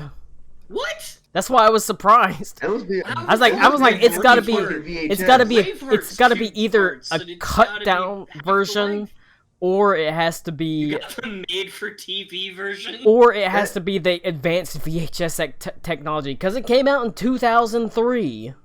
So yeah, that thing's got to weigh like 5 pounds in just tape. 3 billion gazillion pounds. I was like, All fuck right, yeah, I'll Colin, take get it. on I to love the it. next question. Popcorn next person. Wait, We're done. Is that all of them? We are all share. That was all of us. Yeah, popcorn and Colin, Colin. All what right. do you like about tabletop RPGs? I like Oh. building and crafting a story. I You like like the Minecraft, performance aspect of it. As much of an introvert as I can be, I love performing and putting on a story and crafting a narrative, like a piece of music or a piece of art. It doesn't have to be the most beautiful thing in the world, but you take it and you put it out there and you let the world see it. And that's what I like about it. It's like putting on a play, essentially. There's like I said, as much as I am an introvert and an anxious person, I love to perform. I loved it when I was in high school. I love it now. That's why I love musical theater so much. I think there's a real, and why I spend so much time on like things like music, because there's like a real plurality of feelings you can put forth with words and music and even actions. And sometimes it's hard for me to do. Like I said, the more I drink, the more likely I am to cry because the moments are poignant and meaningful to me, and that sort of thing. All right, next question. When I'm homeless, who do I get to live with? Me.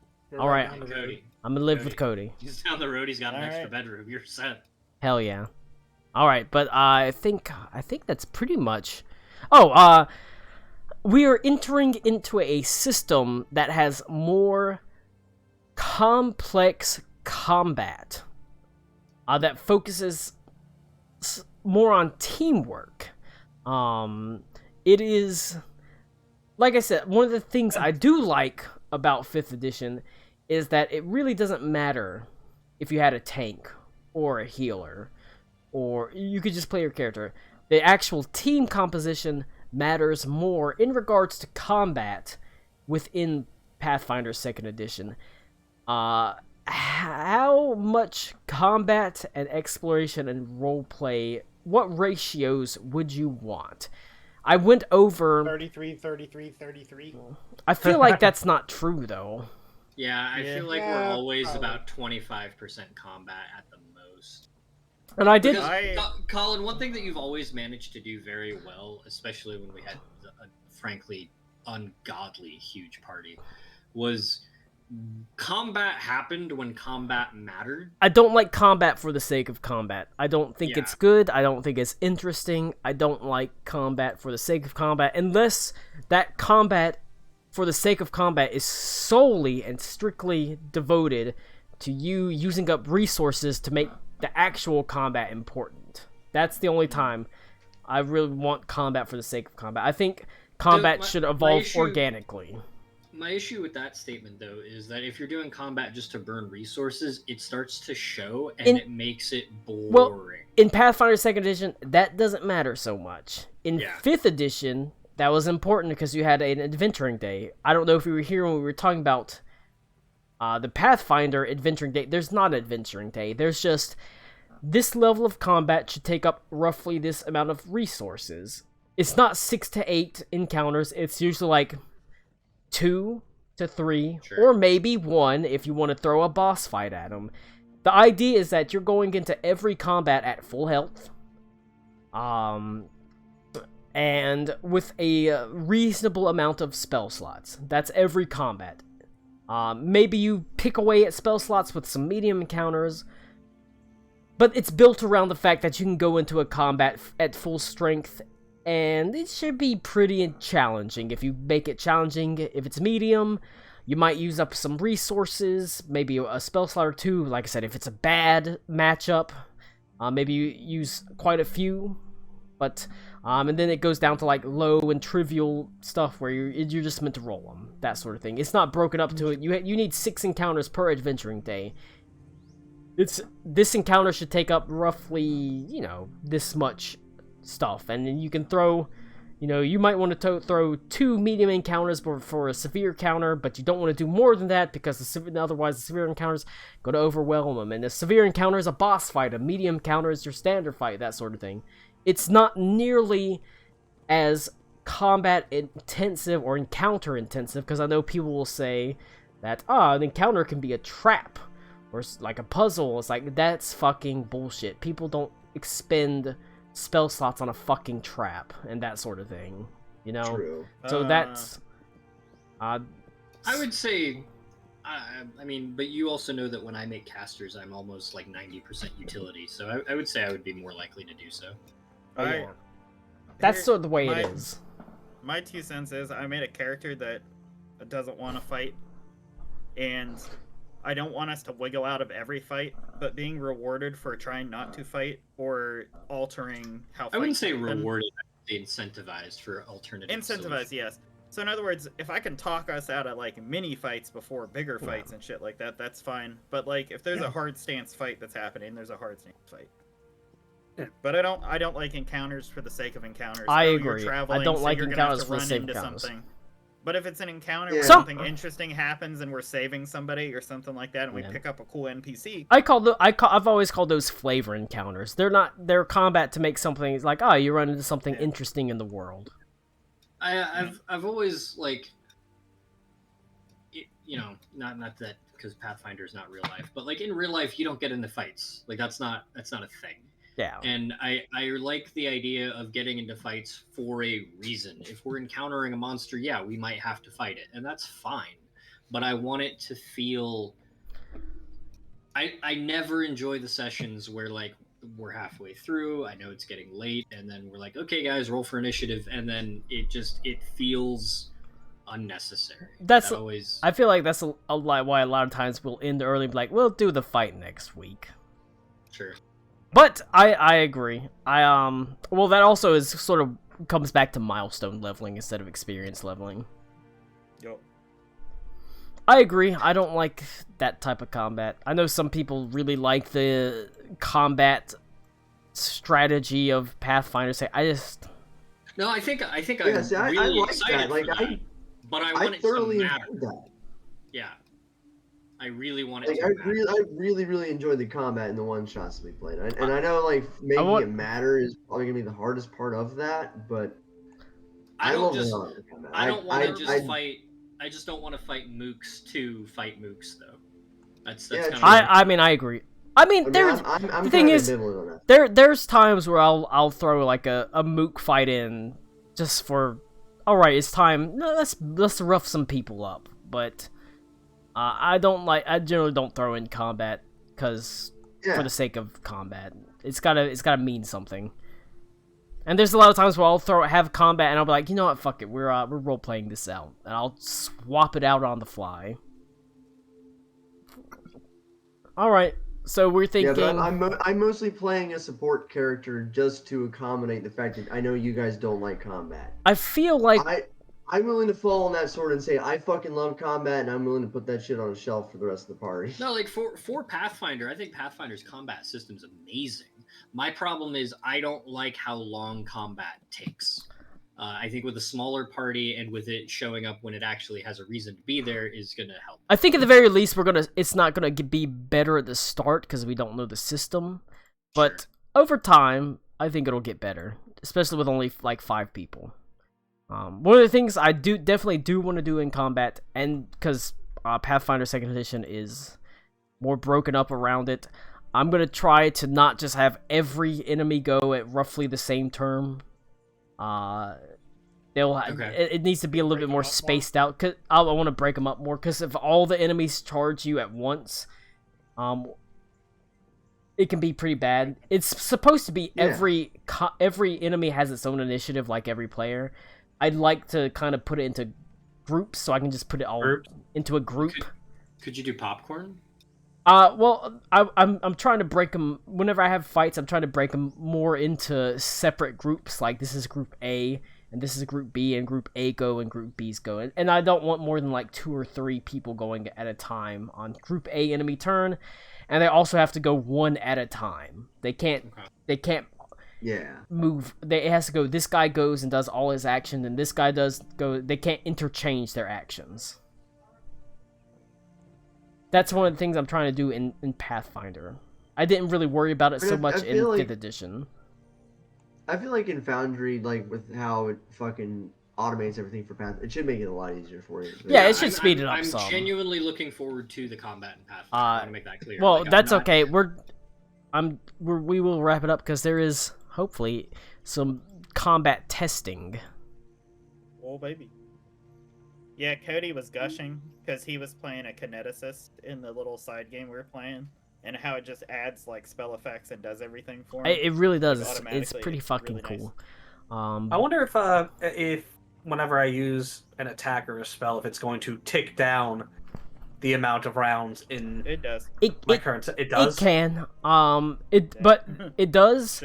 It doesn't necessarily remove it unless you go into the automation to remove it, and I don't think I removed it. It does set it to 0, so it doesn't continue to it, but it doesn't actually like pull it off of your bar. It just sets it to 0.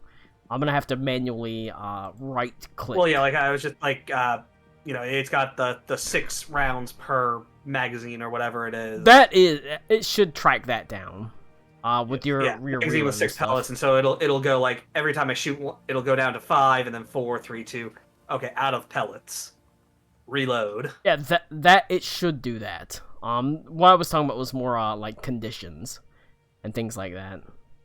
Oh yeah, like there's one that came up a lot when we did the trial game with the prepared characters. What was it? Don't think it was prone, but yeah, it showed it up there, and it was like 1 turn, and then a turn passed, and it went away. God damn it, Cody! I have to go in and change all your fucking character shit because it took so long for you to give me your fucking arm. He wasn't. He's not here. He's not in here. Good. Yeah, he's not even here to take your business. It's not. Okay, I just needed to change out his token Test shit. combat to kill Beaver. Let's go. All right. Let me see if there's any other questions I had.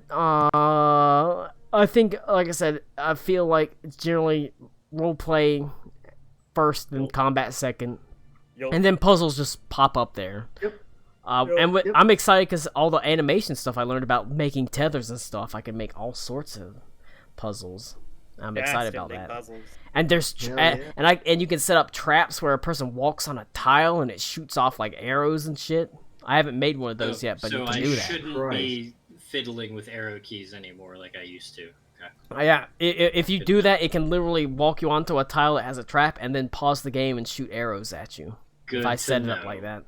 Colin, there's a thing in Lancer. I think it might be part of the module there, where you've played Metal Gear Solid, right? I've seen Metal Gear Solid played. Okay, so in Lancer, my GM has this thing that it looks like the codec calls in Metal Gear Solid, where it'll slide over a nameplate and another nameplate, and it'll bring up their character art on either nameplate, and you can communicate to one another, and it sort of acts like a really good talking stick, where if 2 players are having a scene, or a player and a character are having a scene, it'll kind of bring them front and center so that you can focus on that idea. Beaver, sometime. What? I was playing around with the buttons. I fucking hate What's Beaver doing? Ooh, I remember something so I wanted to ask. How much of the created a new action called jerking it. There's a couple. Well done. What level do you want this game to go to? Not 20. I would love a 20, honestly. Honestly, I'm okay with 20, but I want it like, I I don't think that the last campaign went too quickly. I will say that I do. It didn't go to. In fact, it dragged on. I was ready for it to be dragged on done for a before while. fucking January, but we kept dragging it on. I do think it dragged on, but I also think that there was kind of a acceleration. Well, at the end, towards the end, there was definitely acceleration because at that point, what monsters do I throw at you? That's hard. Nothing. And, There's no combat. Correctly, Pathfinder doesn't have that. Like even if you're level 20, you're still gonna get your ass beat every now and then. It can be that way, yes. I don't know. I don't. Do we want a world savey kind of game again? I don't know. I'm okay with 20, but I don't like. I'm gonna be honest. Like 4.5 years to reach level 20, I'm okay with that. Like that doesn't bother me. All right. Like Colin, you're really good at handling long campaigns. So if it takes 4.5 years to reach endgame again, that's totally fine with me, personally. All right. I am in no hurry to I ain't in a do rush. the next campaign. I'm here for this campaign. Are you sure the next campaign might be a Lancer campaign? I don't think you're gonna like Don't Lancer. don't let him start talking about Nah, Lancer. it would be- Keep going. Keep going. It would probably be Starfinder. Beaver, do you like? I mine? want you to do Wild Sea. I Oh, want to no. do Colin's Wild Sea for sure. All right. But yeah, it seems like everybody's okay. Probably with that. I don't know. With a longer campaign, I mean, I'm okay with it. I'm okay with seeing how it goes. We got to do a 4.5 year campaign so that we can see how tricked out that revolver becomes by the end of it. That's true. It's just Let's see where that 3D print is in 2030, boys. that's a joke. The revolver looks exactly the same. When he shoots, it just shoots out a massive fireball that has a wolf's head on it or something. Like I said, one of the things I do want to do is I want to add the little like flourish that's on the front of the barrel that you can see man. in that You're picture. gonna have a Bayonetta-esque firearm by the end. It'd be It's rad. gonna be cool. All right. Can I we make him Bayonetta? costume for it. I got an idea. I got an idea of things. All right, now it's time for if you setting specific questions. If you had Who the fuck any. is jerking it? Did you figure out where I should be from, Colin? That's Well, that's part of Cajun-esque. that's Asian. That's Cajun-esque. Cajun. Cajun-esque. The Cajun And- Asian. Are you Okay. He's a Cajun Well- Asian, boys. So you. I am aware that I am from Well- I am aware that I am from Japan land, but I have not been raised there. Well, I would say. So Why Are are you you in- from Huatan? Are you Huh? an American? Why are you from born Huatan? Chinese? You are a I kitsune, said but it in my backstory. well, I was gonna say. Why are you from Huatan? Uh, It's in my well, backstory. in your backstory, I didn't know you were like You can't just Cajun. ask people why they're white, Cody. It's God. so good. Oh, It's- It's in my resume.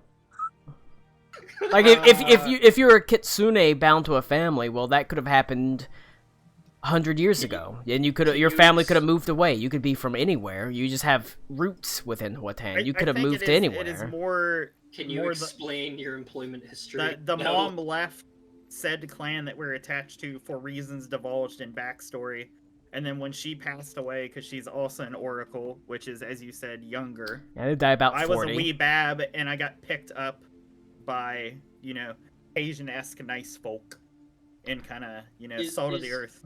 Is Yeah. Huatan like evil?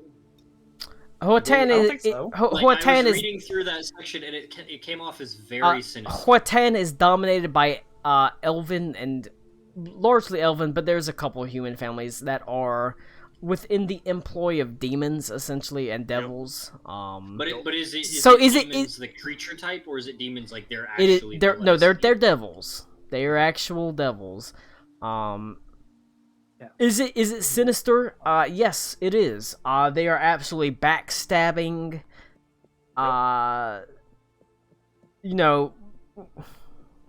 Sort But of. is it more? Is it like? They're I'm trying to traitorous. They're understand. backstabbing. But the thing is, not everyone in Huatan is bound to these Got it. Okay, devil that's what I was- families. that's what I was looking for. But the most powerful people in Huatan are bound to the families. I am a bound to a family person, Colin, that was not raised by said bound to family So You're even a bastard. by choice. You're a Game of Thrones bastard. it is. I will say Yeah, somewhat. it's probably 75% elven families, 20% human families, and then there's like 5% halfling families, because the halflings were also around in Huatan. I'm fucking here for Rivendell Yakuza. Like, let's go. So, within Huatan, like I said, it's not that everyone is bound by a devil or a demon, but the most powerful people are bound by devils and demons. And the thing is, my goddamn question. They don't know the exact what exactly their devilish or demonic contracts entail. They have no clue what loopholes, what outs they have, what they need to satisfy this contract. They have no clue. And these contracts, because they were done essentially under duress, I mean, it's like, oh, you want to live? Well, you're going to sign this contract and we'll let you live. They were signed under duress, so it has their descendants in perpetuity signed to these devils. So all their descendants get bound into it. So if you marry into that family, congratulations. You know, your kids, they're part of the fucking devil's contract and that sort of thing. And every, what was it? There's, how many families did I say were bound beneath 20. these contracts? There's 20. It said there was 21 families, but one family found a way out, and nobody knows how they did it. Do they know the family? They don't even know the family. That has been covered up. All right, we're digressing, Colin. We're digressing. That is happens? That's the background of Huatan, though. And that's how it's people pronounced, Huatan. And people from Huatan would know that sort of thing. But it would be more like an urban legend. Like, there's a family that found their way out. Learn in game. That is. Anyway, true. So Cajun people, Colin. You'd probably be found. Where's the good food at, Colin? That's what Tommy's really asking. I think you would have two options realistically. Red beans and rice. Because mom and backstory want to be far away from the clan, and I think you have two. I think you've got two options realistically. Yup. You could have fled into the Tangles. They're more jungle, but you know, they're away from. They're less like Cajun swamp. They're more like sort of jungle-ish, but they would have been. The Tangles are largely protected from, even though they're part of Huatan, they're largely protected. Because those islands are all dominated by Leshies, and none of them have devils attached to them, because their sentience arose after the Arcane Apostasy, probably as a result of it, because the latent magic in the air. The other option is you could have fled south to basically the border between the Lightning Reach and Huatan. There are a lot of swamps down there. It's only after you pass that sort of mountain range, if you're looking at the map, that you get to the Lightning Reach where the storms form, because they condense at the mountain range and they cover the Lightning Reach with like lightning strikes and things like that. So around there is swampish, and it's also really situated a long way away from the capital of Kagawa, so you'd be like pretty far away and that sort of thing, and it would be swampy lands. Okay, that's one of two, and then the other question was, did you have the clans fleshed out or not? Or I only have some stuff? Only have the one clan fleshed out, the main clan. Okay. The ones that are in charge. I'll shoot you some ideas when it's ready. Your clan is up to you. Although I always imagine if you're living down in the swamps, you are not a prominent clan. Well, it's we've escaped the clan, so the clan may still be prominent and be dealing with us. But if they have not caught up with you, they're probably not too prominent. Yeah, that's fair. They probably, but the thing is, the least prominent of the great families is still super powerful within Huatan. Hey, Colin, random, I guess, mechanics question. Yep. Do spell components exist in Pathfinder 2? No, not like that. Oh, not at all. I don't see them. Not like that. Okay. Nope. It's less spell components and more hand gestures, verbal components, and things like that. And okay, so the thing is, one of the interesting things is, if you know, whenever you look at it, the more actions that your spells have, the more components they have, or more things they have. Like if it's 2 actions, it could be verbal and somatic. Whereas if it's 1 action, it might just be a verbal. So the traits that it has for spellcasting is actually linked to how many actions it takes. So a 1 action. Which traits it has? Does it list those somewhere? Because all I'm seeing, I see the tags, but they sort of changed it up a little bit in the remaster. It got a little bit more convoluted. What I need to cast. So if it's there's no component stuff. It's more like, do you have a free hand to make the so if it has the manipulate trait, that is a like hand movement thing. Okay. And that sort of thing. Me and Cody had to deal with that because he was playing his kineticist and I had them caged. And since there's not spell components, he just did a hand gesture to manipulate. And if it has like auditory would be speaking. Yes. Yes. Concentrate. Concentrate is like a trait that is under that and that sort of thing.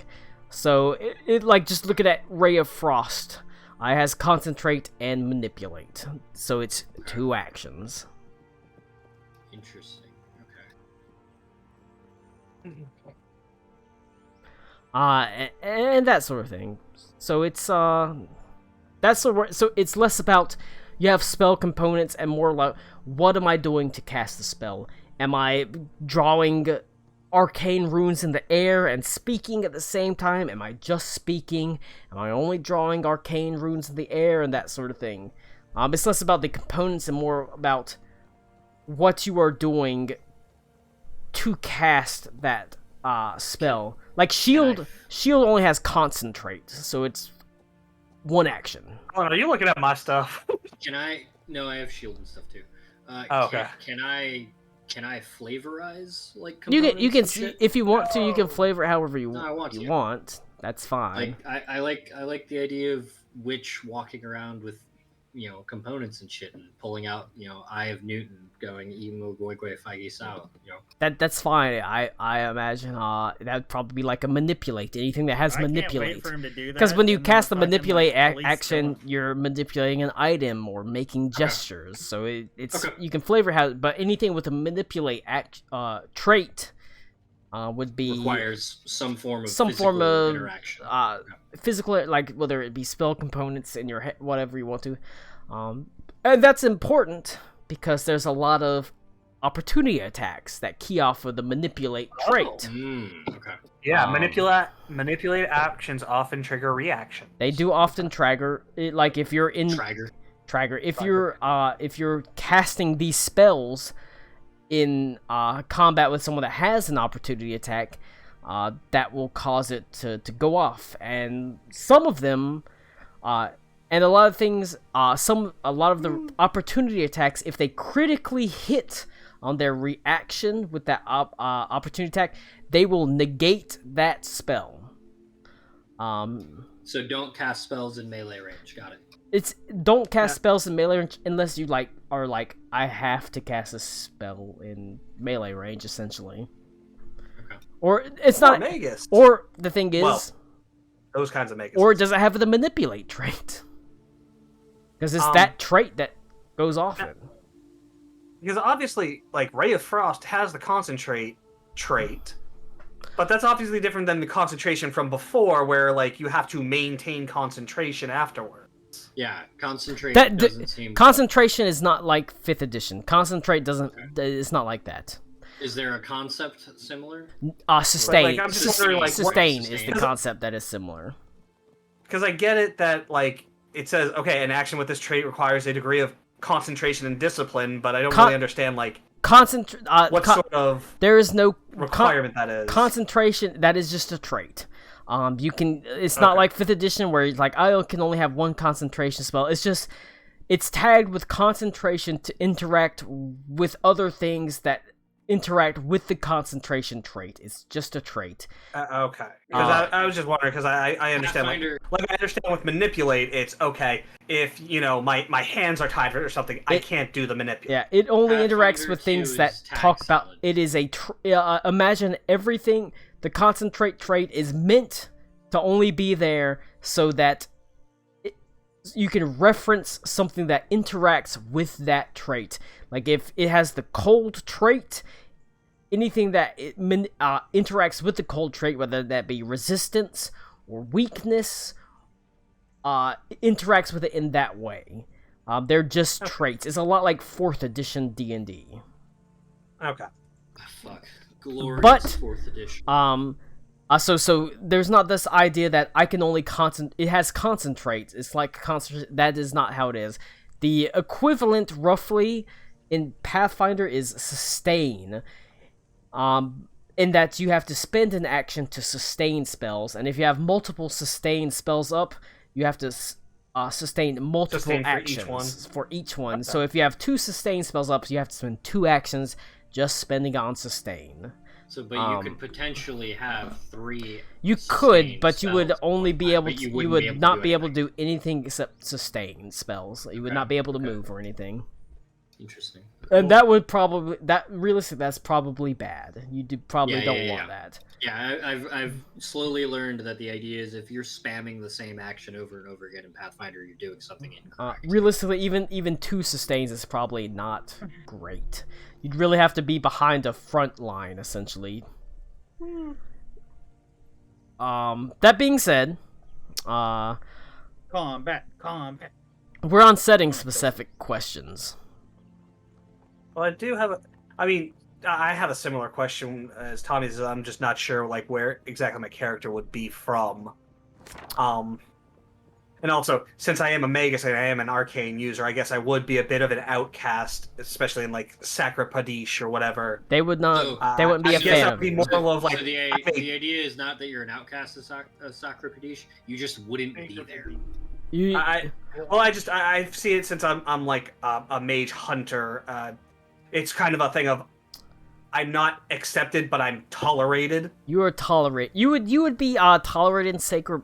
Well, even in the Freelands, you'd be accepted. Especially farther down south. As you get closer to the Great Scar, they don't.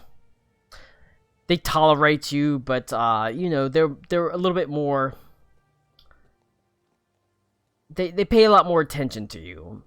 If you step out of line, they might fine you. They When might we say like throw you not in jail tolerant for a of day. magic, are we talking about like sundown towns, or are we talking about like they're actively going to be God hunting damn. us Jesus down? Christ. And, yeah, I'm just. Oh no, they're Do like we have, they do we will have not. The green book of what's They're Yeah, not yeah. going Is to there, act. is there a purple and stars book They of won't- magic travel? They won't actively search you out, but if you do, Well, like if a house catches fire, I'm gonna be the one brought in. if you've shown yourself to be magic, arcane attuned, yeah, All right. they might look at you a little bit weird. This is mostly in Sacred Pradesh, which is a Dumb question. in Is the it only arcane that's fishy? no, it's Or is it all it's magic? all magic that is not divine, non-divine. and But they I'm divine. so the thing is that would be okay with them, as far as I'm concerned. Because Sacred Pradesh is a theocracy. It's led by the Grand Abbess. She is a conduit for all of the gods. They all speak through her. While she does necessarily follow one more than others, more than the other, sort of other gods more than others. Generally, she is a sister. She was a servant of Succor. She follows the goodly gods. All gods are considered conduit through her because Sacred Pradesh is a theocracy. Okay.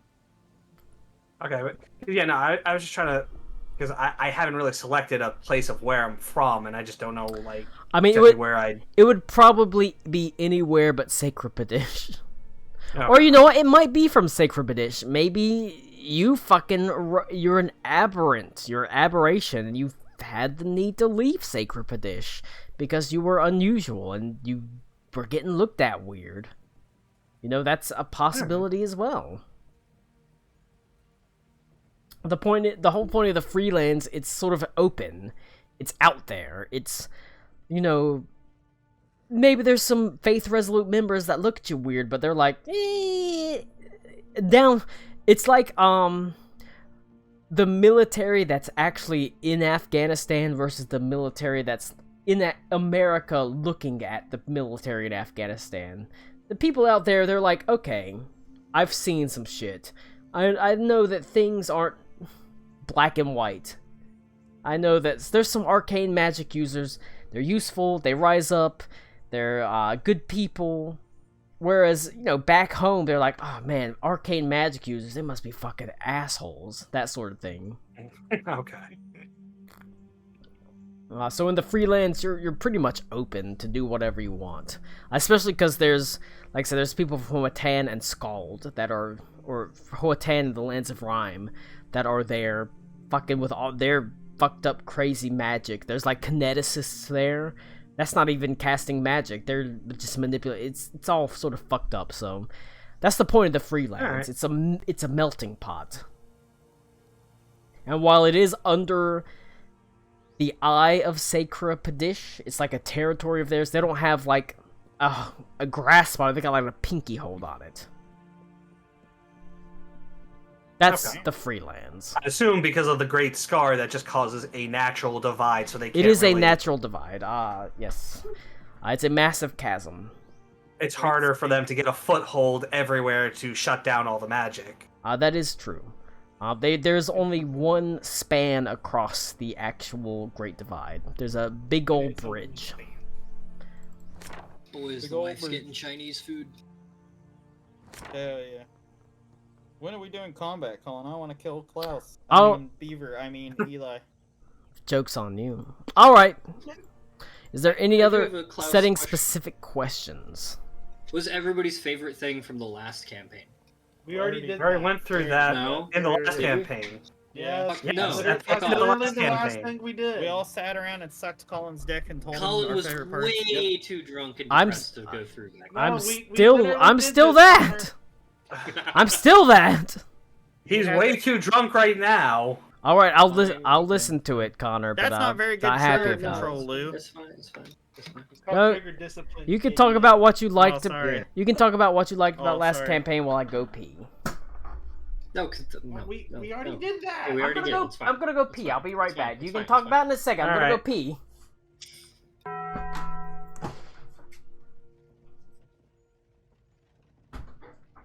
It won't get old, I promise. I already said it was cinnamon and starlight, Connor. You should remember this. I gotta beat Tommy to the tattoo. That's true. Oh, yeah. Jesus Christ. Please let... What the fuck are you showing? Please that was for Lou. That was amazing. What the fuck, man? Oh yeah, did you want to see this dumb anime tattoo? Yeah! Big dumb. Yeah, the Fooly Cooly. Yeah. I hate that it. I hate it because it looks like there's hairs on the leg. Yeah. That's my oldest. Those little like. It looks like there's hair marks on the leg. Yeah, she's German. What do you want? Especially because the camera quality, they look real fuzzy. You're fuzzy. Yeah. But Connor, here we're ordering Chinese. By the way, here's porn. Oh, it was Chinese of a different sort. You that shit up all the time. What? The Chinese menu? Yes. Yeah. Amazing. Colin's back. Is Colin draping a robe? Is that what we're seeing here? Is it a blanket? He's got a blanket or something. Like he remember how I was talking about we would be demonetized, Colin? Colin, is it a blanket or a robe? This is a blanket.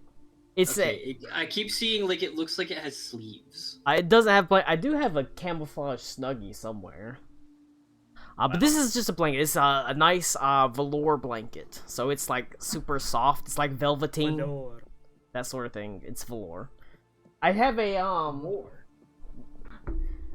because it's warm outside, I don't need it. But this is a heated blanket that I got for $4. Dude, heated blankets fuck. So it was $4 at Walmart because it was on like 75% off clearance. Did you literally just share your screen to show us the porn you were watching, then turn it off? Hell yeah. No. I was trying to show Cody. Look at this fucking weak ass dinner combo that doesn't have low main listed. What the fuck dinner combo are you talking about? I'm so getting combo was that bitch. So we're gonna get into some basic combat, and you may have to come up with a couple of things about your character on the fly. Never wanted to come up with. Don't ask. Go away, Laura. Go Eli. away. Wait, Yeah. where did Cave explored with Uncle Marco? Go Wait, what? away, Laura. I want to know the story behind that Is he action. jerking it still there? The cave exploded Uncle is good. Eli, of Okay, all shut the up. of all the people Shut up. here, I'm gonna I put you on camera if you know don't go away. where Right. Eli is from. She's like the Sasquatch. Yeah. She is a Sasquatch. The Waffle House bathroom. Tell right me, that Eli. conceived. The No. beautiful, pristine walls of the bulwark blade lay behind you as you set forth, seeking adventure, seeking opportunity, seeking the chance that you might lose your braid.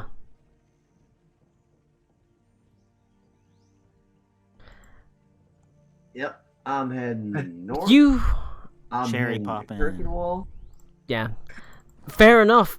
There's not a lot of directions to go besides maybe north and east or northwest. Kirkwall itself is a place that you know of. Having lived within the heart of the Bulwark Blade, you would know it's something of a retirement community. Kirkwall is where a lot of the older members of the Faith Resolute sort of retire to. It's an important position, to be sure. It is a fortress that guards basically a mountain pass that passes from the Freelands and to the area around the Heretic Wastes. But the reality itself is, within recent times, that important passing has been a little bit more than a checkpoint. There's not been any sort of invading forces. There's not been any monsters. It's just sort of where older members of the Faith Resolute either go to die, or they go to eventually say, this is stupid, and spread out within the Freelands to spend their final years as guardsmen, towns watchmen, for smaller communities, helping them out, where in the sort of still untamed frontiers within the certain areas of the Freelands. The passage you walk is pretty safe. The road is well maintained. The guards between the Bulwark Blade and Saint's Stand and Faith's Anvil and Kirkwall are pretty regular. Pretty much anywhere south of the New Sea to the Heretic Wastes, as far as random monster attacks go, is pretty safe. There's a lot of the Faith Resolute situated in this area. And so your time passing on the road is it's not that interesting. But you do have someone that is familiar to you. Not necessarily in Kirkwall, but around Kirkwall.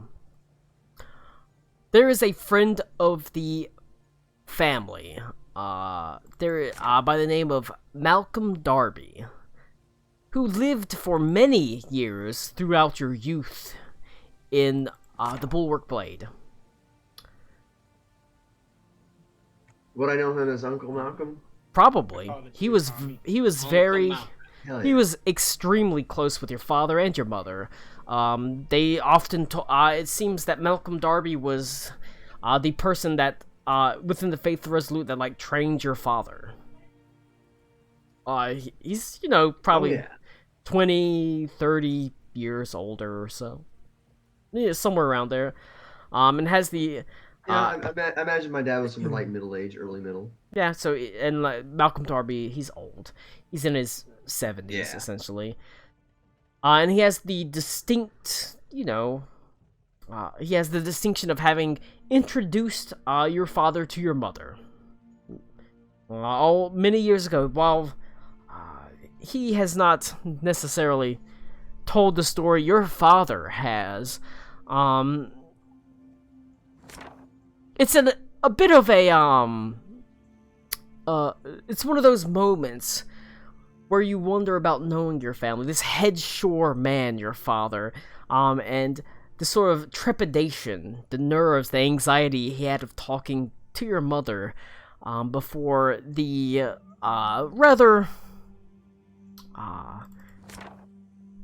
the abrupt end. I would say the observative nature of Malcolm Darby saw a attraction between the two, and he's like, you should, why don't you go talk to her?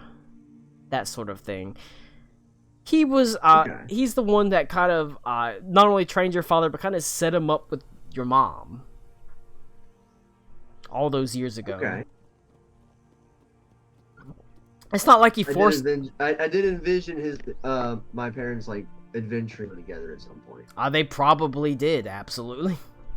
That's gotta get it, that's gotta get it start somewhere. He's like... Exactly. She seems like she's not what she's talking about. Of what, Connor? Of Up. You would know... Up. And the thing is, he also spent many years of your youth with him. With you and your father. He lived in the Bulwark Blade for a long time. Probably for the first 10 years of your life. Before... You know what, considering how all the youth in Bulwark Blade are trained with, like, sword and shield at a young age, probably was the guy who taught Eli how to hold a sword and shield. Very possible. Although he himself does not... He never wielded a sword and shield. He wields a pike and a longbow. He is a member of the Decorated Order. And he is unforgettable. Covered in trophies, essentially, of his kills. He typically wields a pike and a longbow, and he has a black boar that follows him around, a companion, one that he's known all of his life. As he says, I know it as well as any person, and probably better than most. He left, how old are you? 18. So he left about 8 years ago. He was old back then. Look, Tommy, you know I had to make him age of consent for this fucking group. Obviously. He was gonna be younger until fucking Connor started, fucking Christ. Yeah. What do you mean until Cotter? What did I have to do with it? Eli, I want you... What do you mean? What didn't you? Stitcher's gay. You're gay. That's also true. Wait a second. Roll There's me... gays in this game? Eli, roll me a medicine check with a +2 circumstance bonus. Before you roll that, can I ask you, Colin? Yes. Are we to assume that most of our rolls are to be public? Or will you specify if you want it to be public, I will private, specify if I want it to be public or private. Although, if I ask you for a recall knowledge check, it is a private roll. So I will assume that his role he's about to do now is a normal public everyone can. This is a normal public everyone because I have not specified. And while I could specify that this is something only he would know, the actual circumstance of what he rolls it's either a yes or no. So it's either he knows or he doesn't. I got that. That's something that's always confused me about the Pathfinder. So I wanted to ask. So stealth roll, recall knowledge is always secret rolls. Stealth rolls, always secret rolls. Is there any way we can just roll and then reveal it? Is that possible? No. So the idea is that we basically... It's private, so that way we do not know whether we... No, you misunderstand. I know that I understand the complete concept. I was wondering, is there any mechanism by which we can roll the dice and then Colin could go, that's supposed to be a public roll, and we can just click a button? If it happens to be that way, I'll just tell you what the number is. You can, by the way, do a thing where it's like I'm gonna roll this public D20.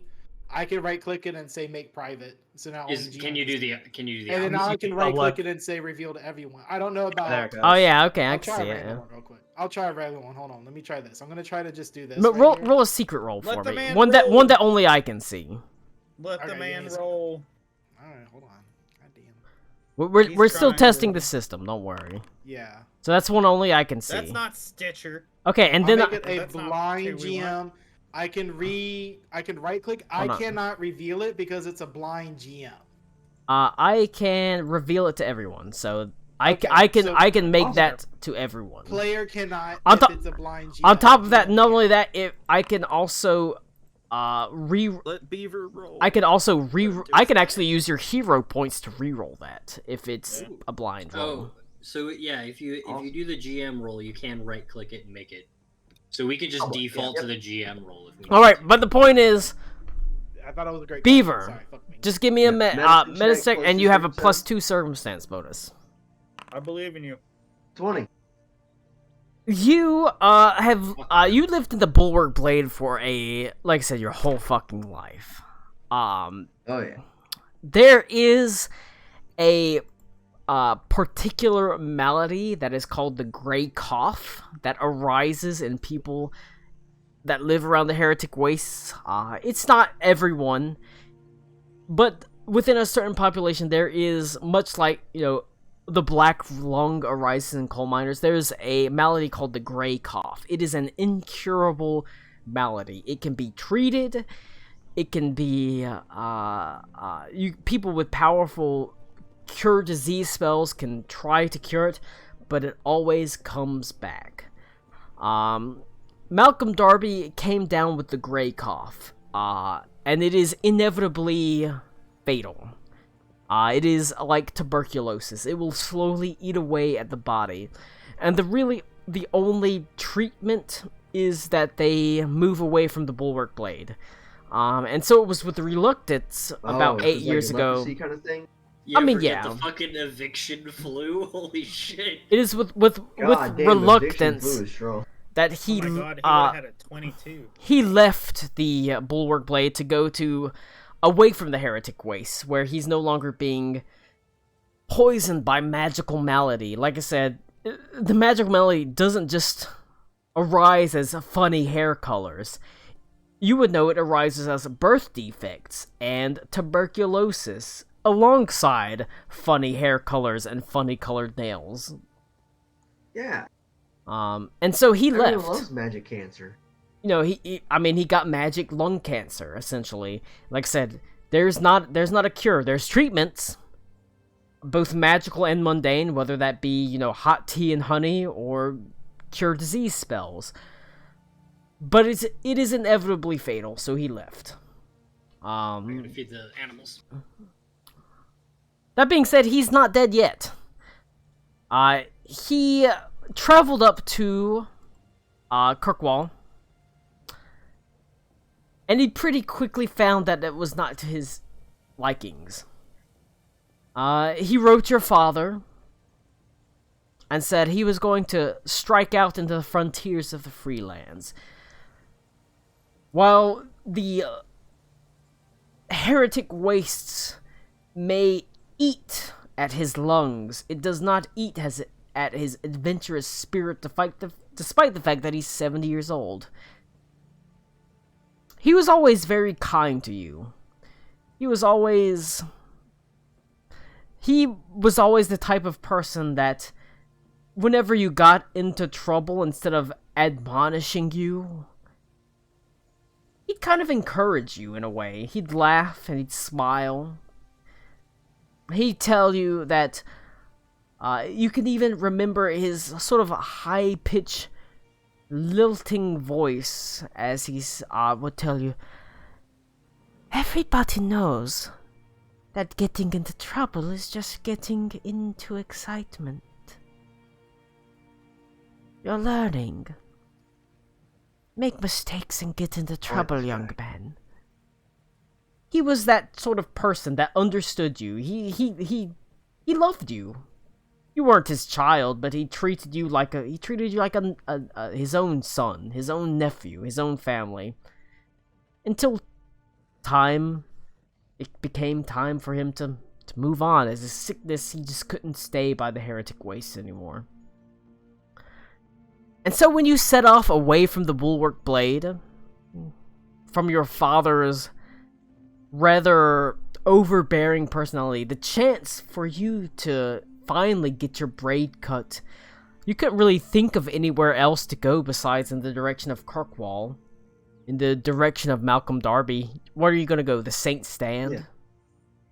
Yeah, I mean, even if I were to find some kind of creature in this area, it'd probably fuck me up. So let's not start off on hard mode. Let's go to Kirkenwall. He was ever, like I said, in touch with your family. He always wrote notes. You know where he is. He's in that region. And so you head off in that direction. And knowing that if you were like, your father, if you went to your father and be like, I want to get my braid cut, he might be like, you can wait till next year.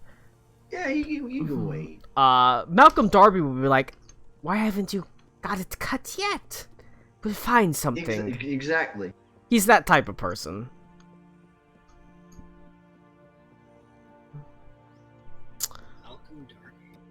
Malcolm Darby. Oh, yeah, dude, I'm liking this guy. Alright, and that's why you head off from the Bulwark Blade. Stitcher! Oh boy. Yes. Where are you from? Within the world. We discussed it. Well, open up the map. It's your chance to talk about it with people. I don't know the name because I don't think you gave it one. But there's a fishing village. And there's this little. If you open up the close-up map of the Freelands, there's this little alcove like directly north of the S in the Green Sentinels, and we said there's a fishing village there. There is indeed. I don't know its name though. Make it but that's not where she is. Are you asking where she's from? Where she is right now? She would probably be in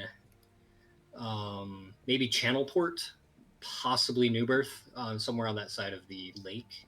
I like the idea of Newbirth. That's an exciting. Channelport's like a big city. Newbirth is more frontiersy.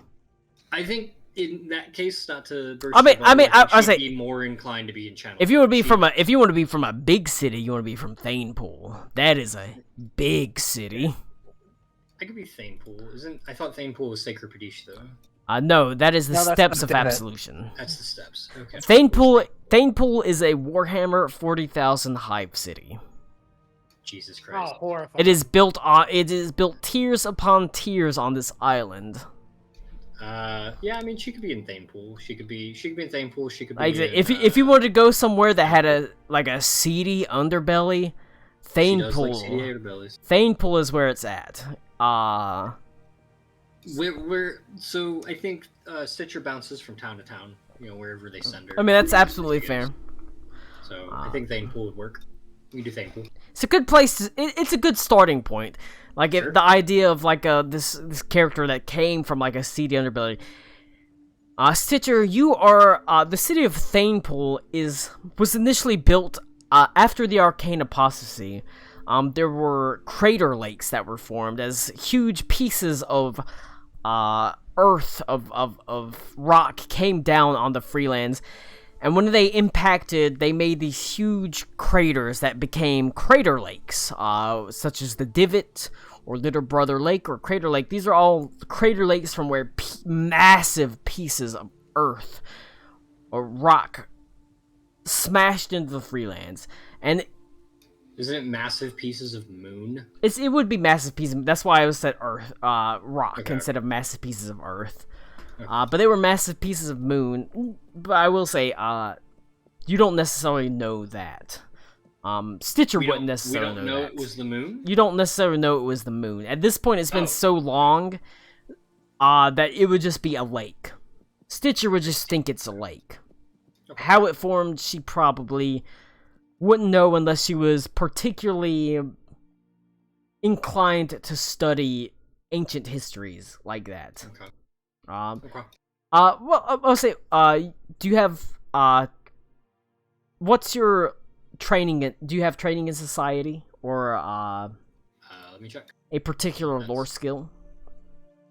That is under. Is that under character?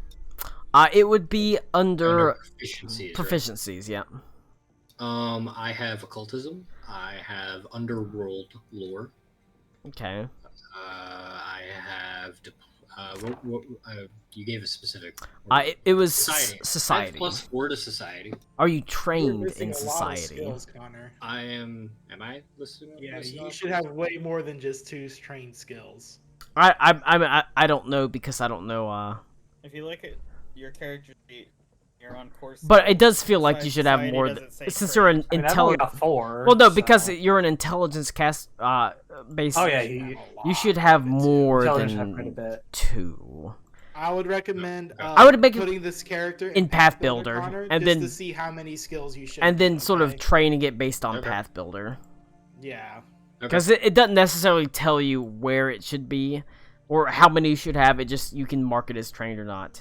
I have 8 skills, and I only have a +1 intellect. So How do I adjust this character sheet? If you were looking for training it, you could actually just click on the untrained, and it would change it to trained, or it would bring a drop down that you could change it to trained.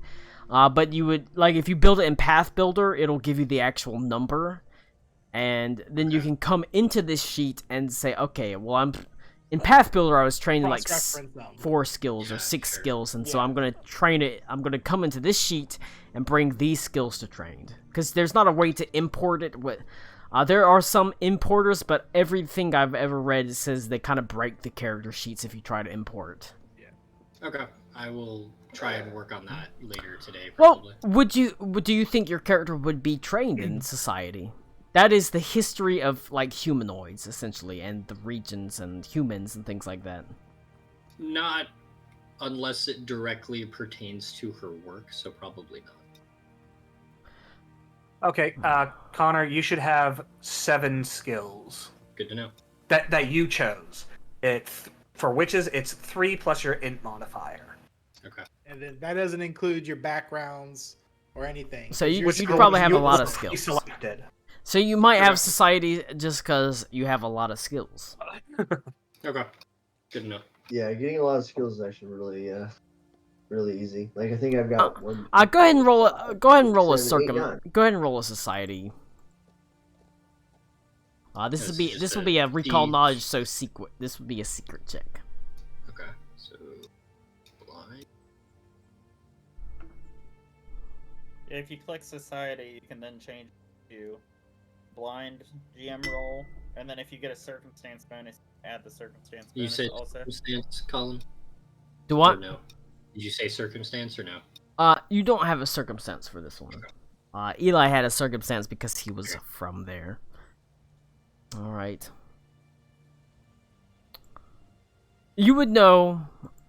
So you would know, with your society check, that the formation of the lakes was done by the cascade of a second moon, one lost long ago, that ran into the crippled wanderer, the lame wanderer. Like I said, they have the current moon has multiple names. It's called the lame wanderer, the crippled wanderer, because it has a huge dent taken out of it.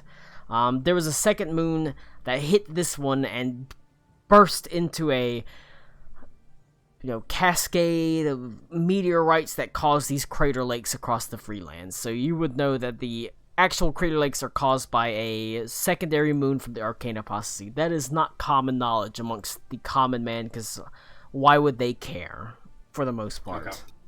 Great. I'm a flat earther, thanks, Colin. Cool. all they care about is, where is my food coming from? Yeah. Okay. Yeah, no, Thanepool works, I think. Like I said, it's a big old hive city. It has a seedy underworld. I think she'd like something that she can get lost in, so that works. That being said, one of the conceits of a role-playing game is the idea of why you left to go adventuring, why you sort of headed out from Thanepool, to kind of get out into the world. why would Stitcher have kind of headed away from Thanepool? Stitcher has decided that Thanepool is no longer hospitable to her any longer. And so, rather than bouncing from city to city to city as she is wont to do, she wants to spend some time on the road itself. And kind of avoid those kind of areas for a minute. It's fair enough. The reality is, within Thanepool, while you've made allies, you've probably made enemies as well. A city that size in the city underbelly, there's not really any action you can't do that will please or piss off somebody. Everybody's gonna see it. And so, you know, it's a vast wide world.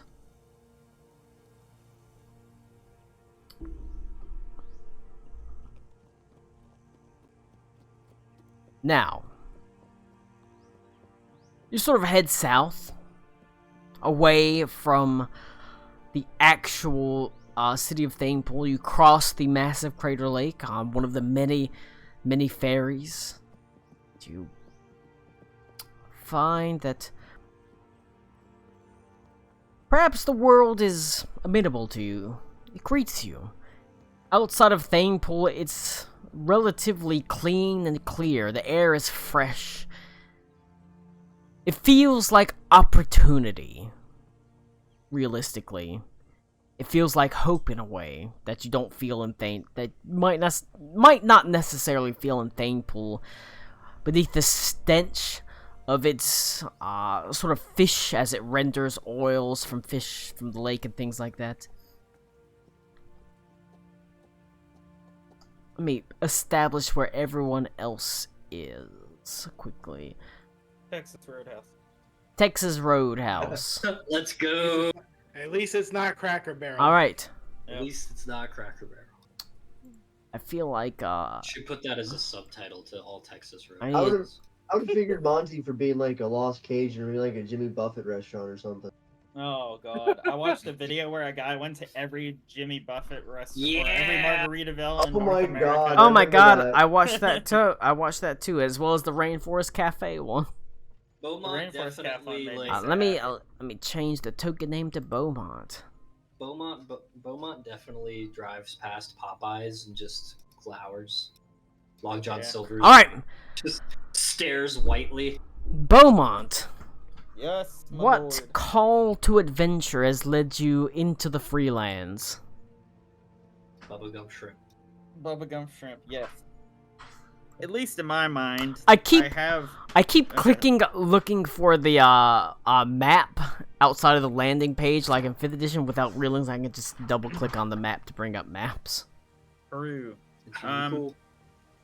I was not, Makes a cool raised sound effect. by the original parents, as it were, and we've kind of established the whole Oracle going mad, if you will. Unfortunately, the time has come in my little area down here, I guess, by Lightning Reach that we've kind of established, where the adoptive parents have been holding on to some materials my mother had, and they were supposed to give them to me probably a little bit sooner, but for whatever reason, whatever latent power or magic that I have is kind of acting up. And I've been left with a cryptic series of explanations and guides on how to deal with it and where to go.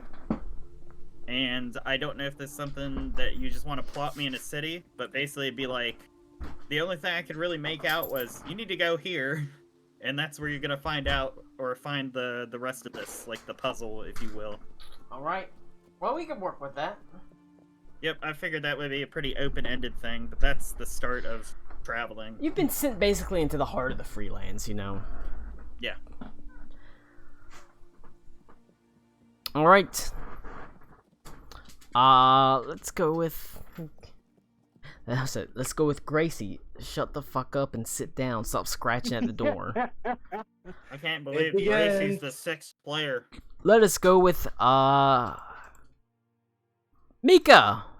What brings you to the Freelands for adventure? Wait, Were you is born it here? Mika or is it Micah? Micah. Micah. It's supposed to be Micah, as in, Mike The and Ninja. stone. Micah, the stone. As in Micah, it is really. Yeah. Yeah, Micah, you're a That's mushroom. really suspect, you son of a bitch.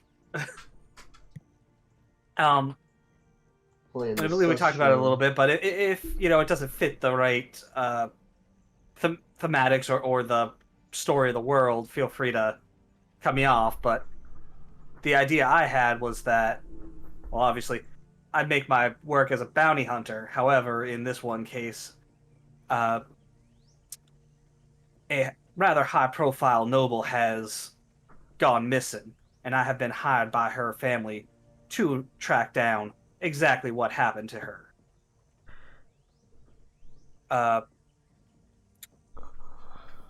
There are certain people that they have suspected,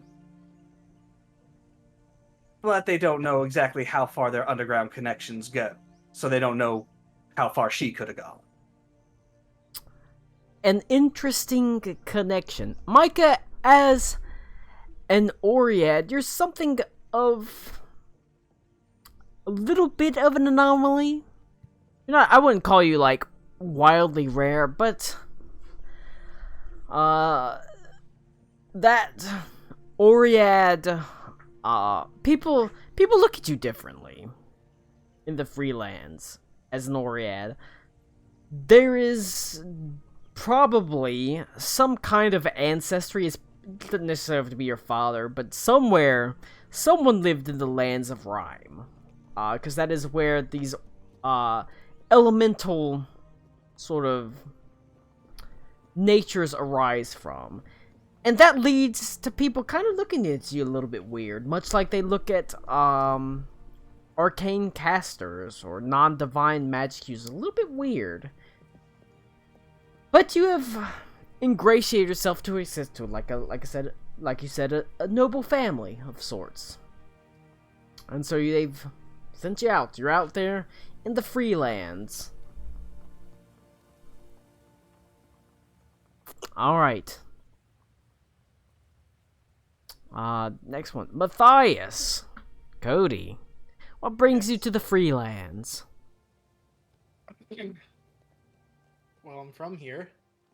Fair enough. As far as I have been sent on a mission to spread the word and to give tithings and to bring charity to those in need, representing the Pantheon, the offering plate. Yes. Much to my own Did you read begrudging meaning to. I said, did you read what I said about anathemas and edicts? The what now? Anathemas and edicts. About how you have to You would follow have those. Yes. The big thing is the anathema. Like, if you break an anathema, that is bad. If you lose access to all of your stuff. If you're kind of like wishy-washy on the edicts, it's not great.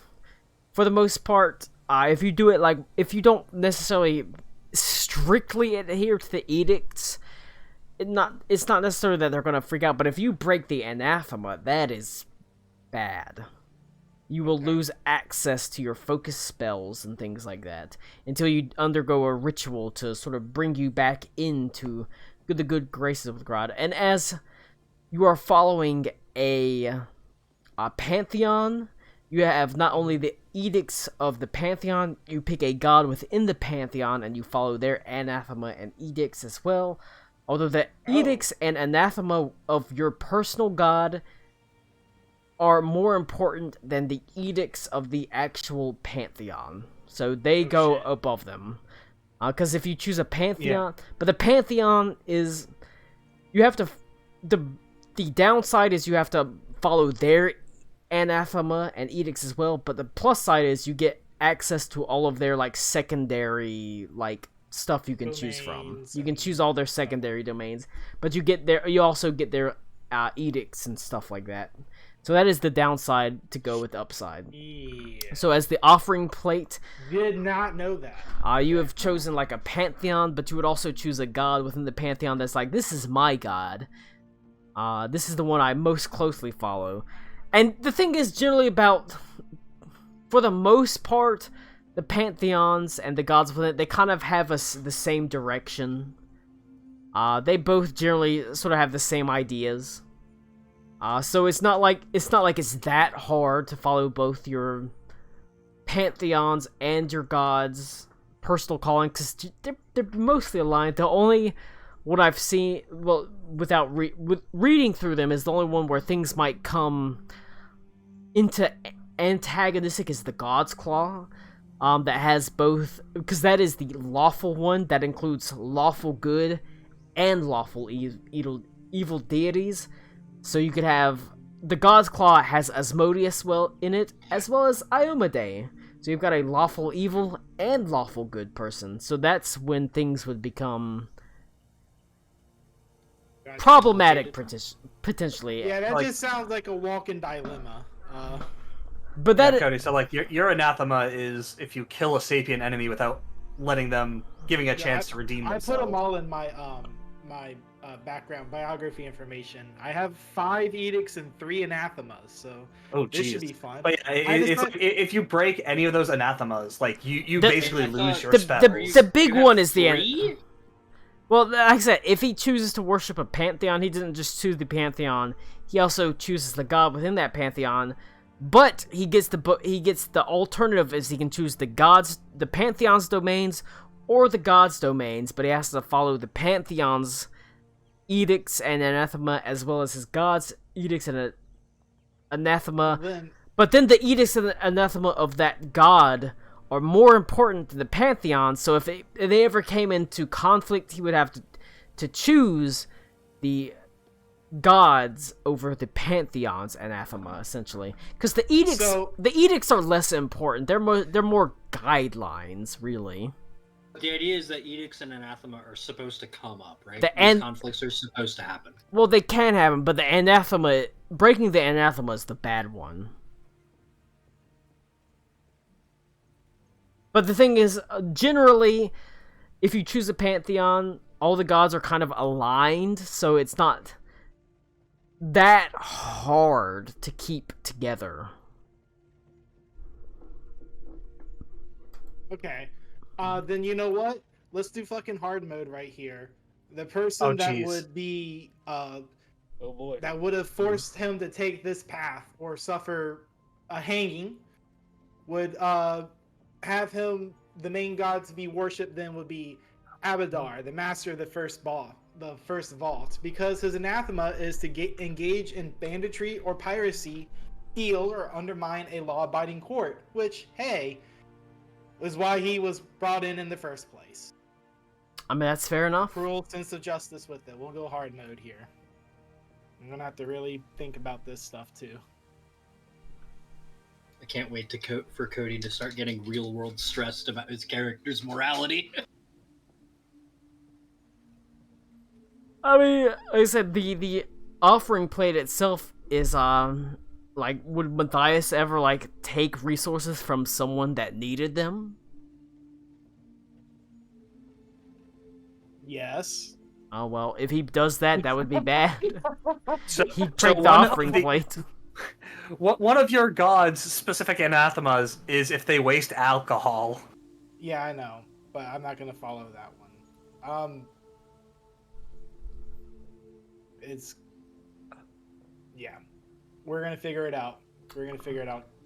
Alright. Humans. So why was it exactly that you traveled out into the free lands? Brought in for justice and was sentenced to be hanged for crimes of banditry and theft and other things. The ruling, I can't remember the names of them. The Faith Resolute saw this man that was about to face judgment and decided to instead take the men under their own wing and say, we're going to change you. We're going to make you a better person. or you can head can on back fix to him. the gallows. All right. Fair We enough. can fix him. So you find yourself. It is a begrudgingly. I'm on a path of change and redemption and betterment. Fair enough. Traveling the freelands for a path of betterment.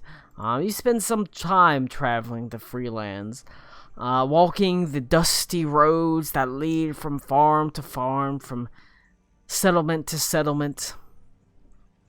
All right. Hold on, let me Stitcher stares witchingly. Yes. I think we'll go with this one first, because this is just it's supposed to be a relatively low-level encounter. Oh shit. Preload Gonna the die. scene. It's loading. It's loading. I don't... The time is upon us. Ah, Miller's Crossing. I've seen this movie. The question is it a black screen for everyone besides Nope, I see it. Beaumont No, I see it. I see it. Well, Oh, besides Beaumont, Micah, and and Matthias? Matthias. I see it. I'm not present, but I see it. Okay, that's fine. Should I see it? Should No, I? it's fine. I kind of want... Like, I wanted you to be able to watch it, even though you're not involved in Oh yeah, I can see it. this combat. As you travel along these dusty roads, you find yourself heading towards the there's a little lake that is called Little Brother Lake. It's situated in the heart of the Freelands. It has many settlements around it. Beaumont, you're heading away from the south, passing up to find your fortunes at the Freeland. Micah, you're traveling the Freeland, searching for all sorts of, potential dangerous magic users. Matthias, you are on your journey as well, hoping to find, sort of, I guess, in a way, your absolution. So it's your redemption, in a way. I will say, heading up from the southeast, you kick up quite a lot of sand, Beaumont.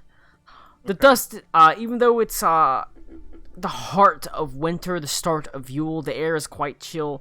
Within the Freelands, it doesn't really get snowy. It's more temperate than that. It might snow in February or January, but here at the end of December, it's usually, at least this far south, pretty temperate. And while you are bundled up in... Oh shit, I forgot to tell you. You all get free warm weather clothing. You would all just have that as traveling through the Freelands. So you would all get free warm weather clothing. Yes. You wouldn't have to buy it, it would just be added to you. You travel up, and you can see there is actually a large plume of dust as Matthias travels. Is that just like ordinary clothing? Yeah, I see cold weather. I would say add add cold weather clothing. It's called technically. There's cold weather clothing, clothing fine, clothing ordinary, tearaway clothing. It'd be cold weather clothing. Clothing, cold weather. Yep. Yeah, it would be cold weather. And it is free. Yay. As Matthias, you head from roughly the kind of north-ish direction.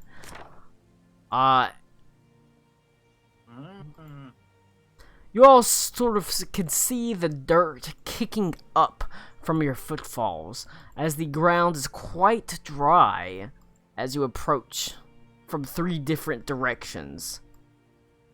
I'm gonna put you up here. I'm gonna put you... Crossroads, huh? It's called Miller's Crossings. My god. Oh my god. I like the... Like, Shelby moment. You like Shelby the moment. you like the drag ruler. Yeah. As And you the different colors for it as you get farther. Yep. Yeah. Yellow Does it is still like do the space bar thing, where if you are measuring from a mini and you press space bar, it'll move it. No. Yes. So Yes, it spacebar does. now clicks it. If you're holding it down, spacebar will click it. We're And doing our basically, best. it takes the place as the control click did last time. And then once you let go, it. Yeah. all right. It's poggers. It's pretty sweet. All right, you all approach this crossroads that is called Miller's Crossing, named because of the very large farm that sits right next to it.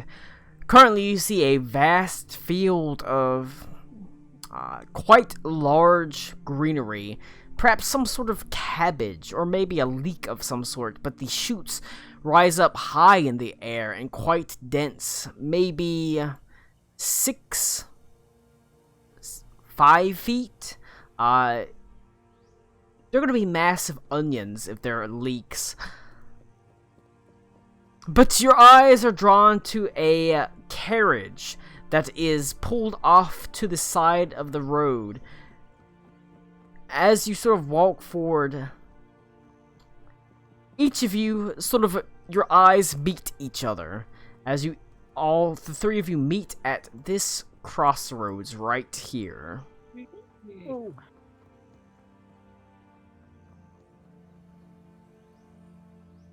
Alright, everyone, get in this crossroads. Get in that crossroads, boy. All the three of you that are in the scene. Alright.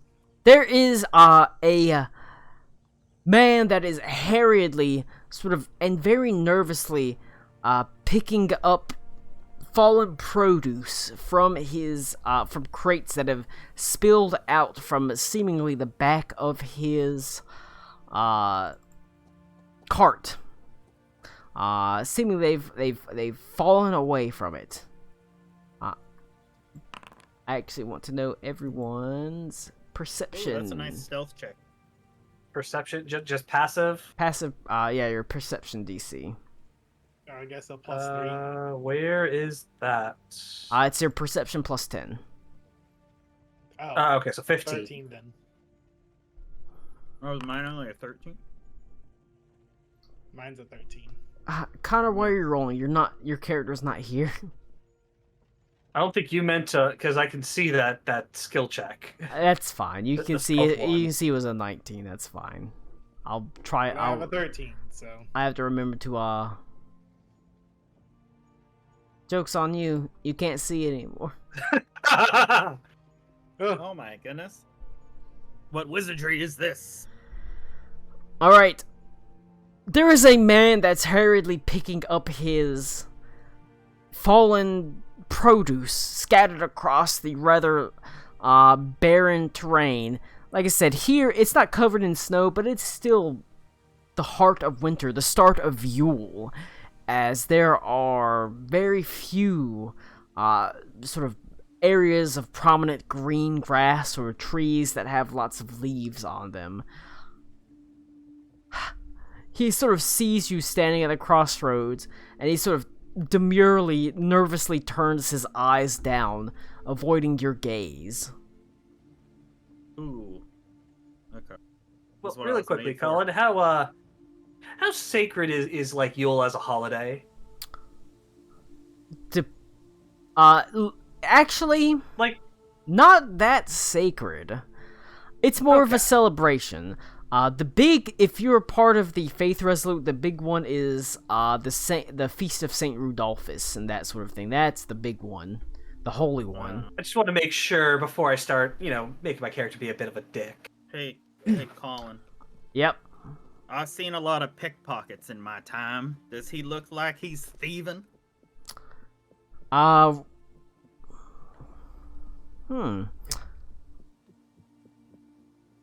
Fair enough. You can roll Just 'cause a the nervous look and stuff. roll Yeah. perception. Okay. Blind perception? Yeah, Because technically, perception and insight are the same thing in Pathfinder Second Edition. So Okay. Just done. he seems genuinely nervous. He's not trying to draw you in. It seems like he seems like he's just very nervous. And you do notice Well, my goods.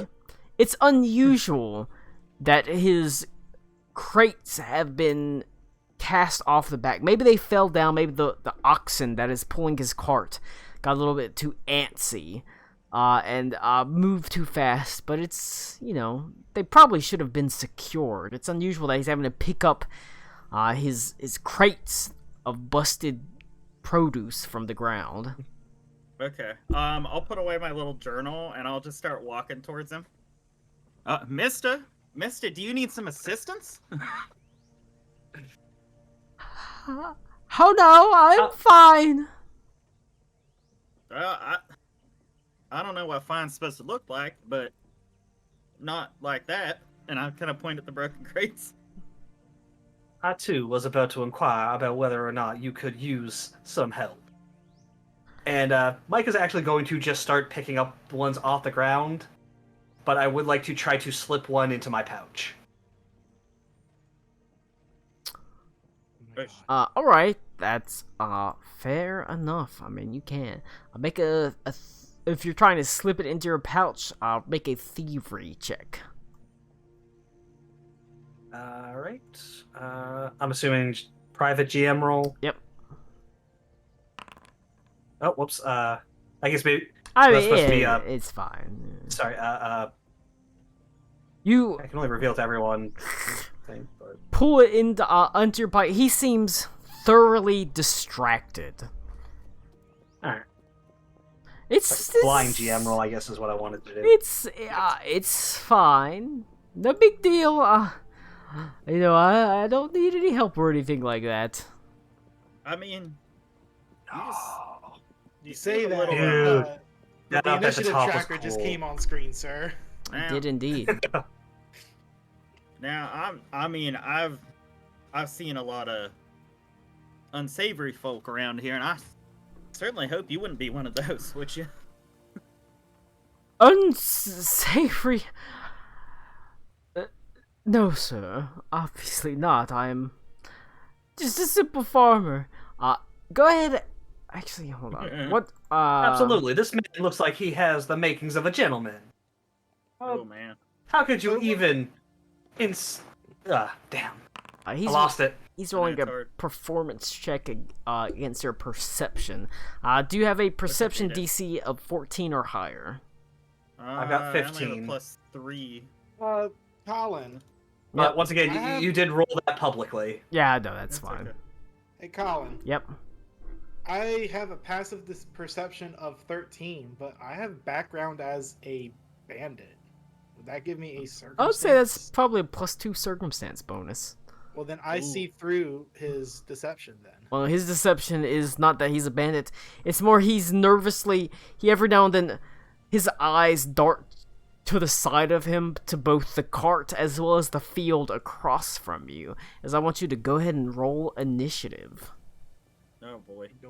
Just normal perception initiative? It is just normal perception initiative for you. Yay. No bonus since we rolled higher than his performance. It is not a bonus for you being that. Nice.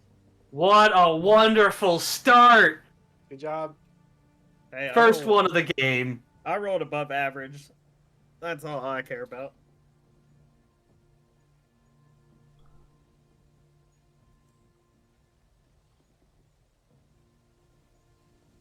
We're all gonna die to this bandit. It's not fair calling him. Dude, it reordered us. That's awesome. Yeah. Hell yeah, it does. Oh boy. All right.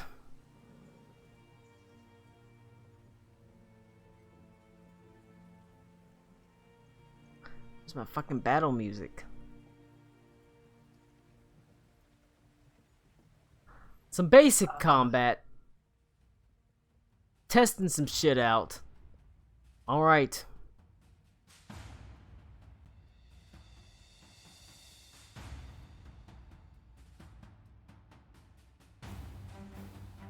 Oh boy. Okay. Oh my god, they rolled so well. They did indeed. Because they were stealth, they got to roll their stealth for their bonus instead of their perception. Oh, that is cool. I do love the tracker. Yeah, the tracker's really cool. All right. I liked it so much I stole it and put it in my modules. Dude. That being said, let's see.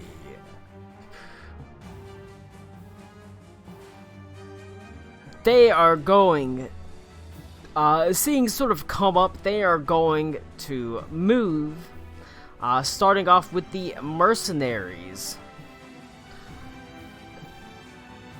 The two bandits in the cart are going to move out. So he is going to use an action to move, and then he's going to use 2 actions. Put up the fucking thing to do It's ogre. It's fucking dirty ogre. fighting. If I you need. target He's me gonna and do it dirty on fighting- Beaumont. I need a DC 16 reflex save.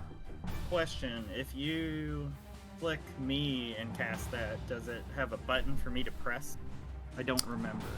Everything does that. I don't know. Hold on, Find out. let me target you and then. Yeah, I just want to see. I'm just curious since we're figuring shit out.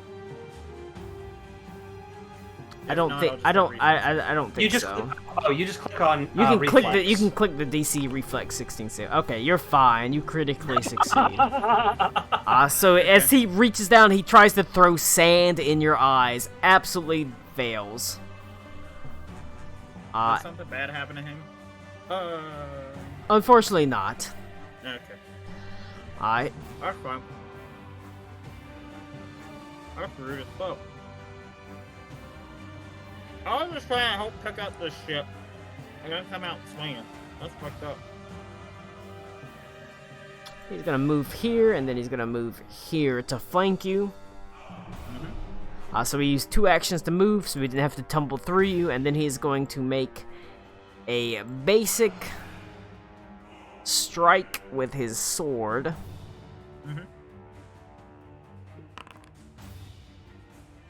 Alright, a miss by 6. Ripperoonies. Ripperoonies. Alright. It is going to go with a solid 20 to the... Unfortunately, they did roll higher. Black Terror Cutthroats. Who were hiding in the fields.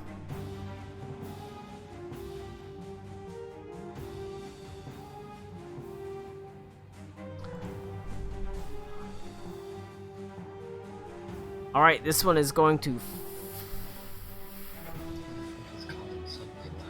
fire a shot off with a... He's going to move and then fire a shot off with a hand crossbow at Matthias.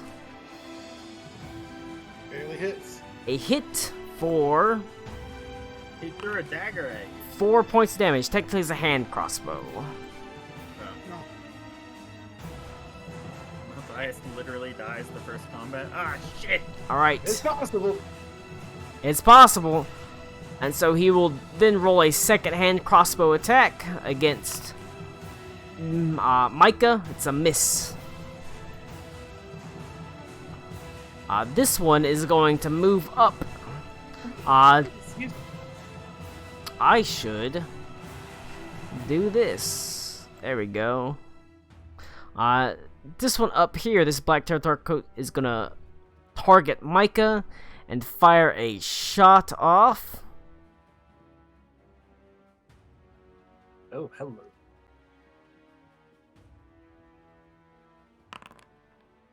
Alright, a miss. As I lurches forward, missing by 4. And then you know what it's gonna do? It's going to take cover behind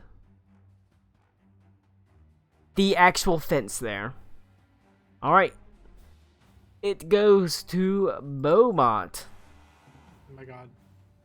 All right. You like how it? You like how Oh, it? I'm next. You know, you like how it tells you you're next, and there's a little circle around Beaumont. Yep. Really nice. Cool. All right. I'm gonna look at the guy in front of me that tried to throw dirt in my face. Sir, I don't know what impression you have in this situation, but you really don't want to do this. You're gonna get hurt. Give me all your gold, you little prissy boy. And I'm gonna use Demoralize on him as one action. Fair enough.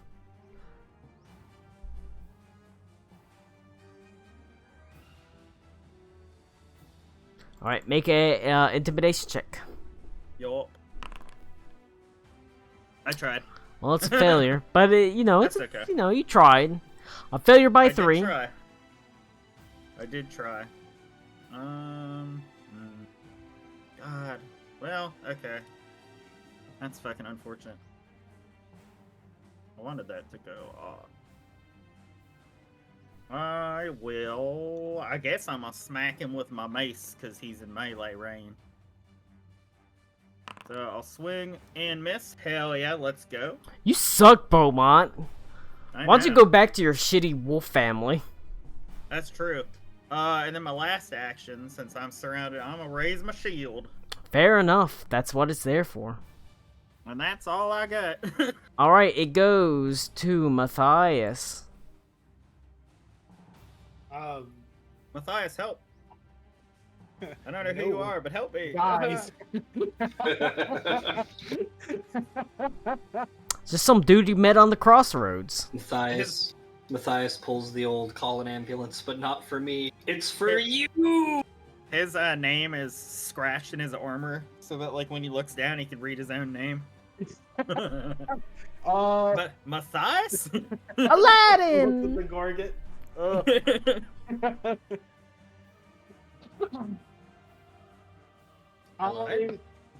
He kind of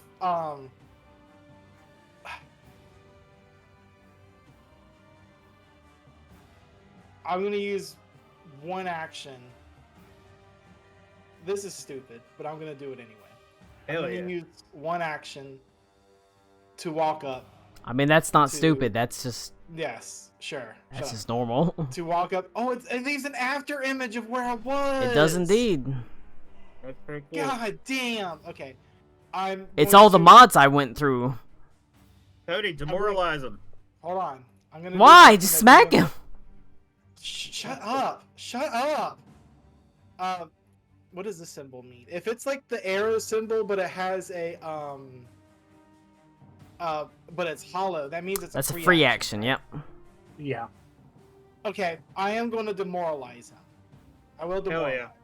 But as I demoralize, I have to go to browse actions and make a demoralize action. Fucker, dude. All right, hold on. I'll be using this one a lot. All right, so I will demoralize him. Right here. All right. Which is Make You an just make an intimidation versus their check on will him. DC. If Do you I have target him? him and just hit the intimidation button. You can indeed. oh, shit. It's a I failure thought by it did. 4. God damn.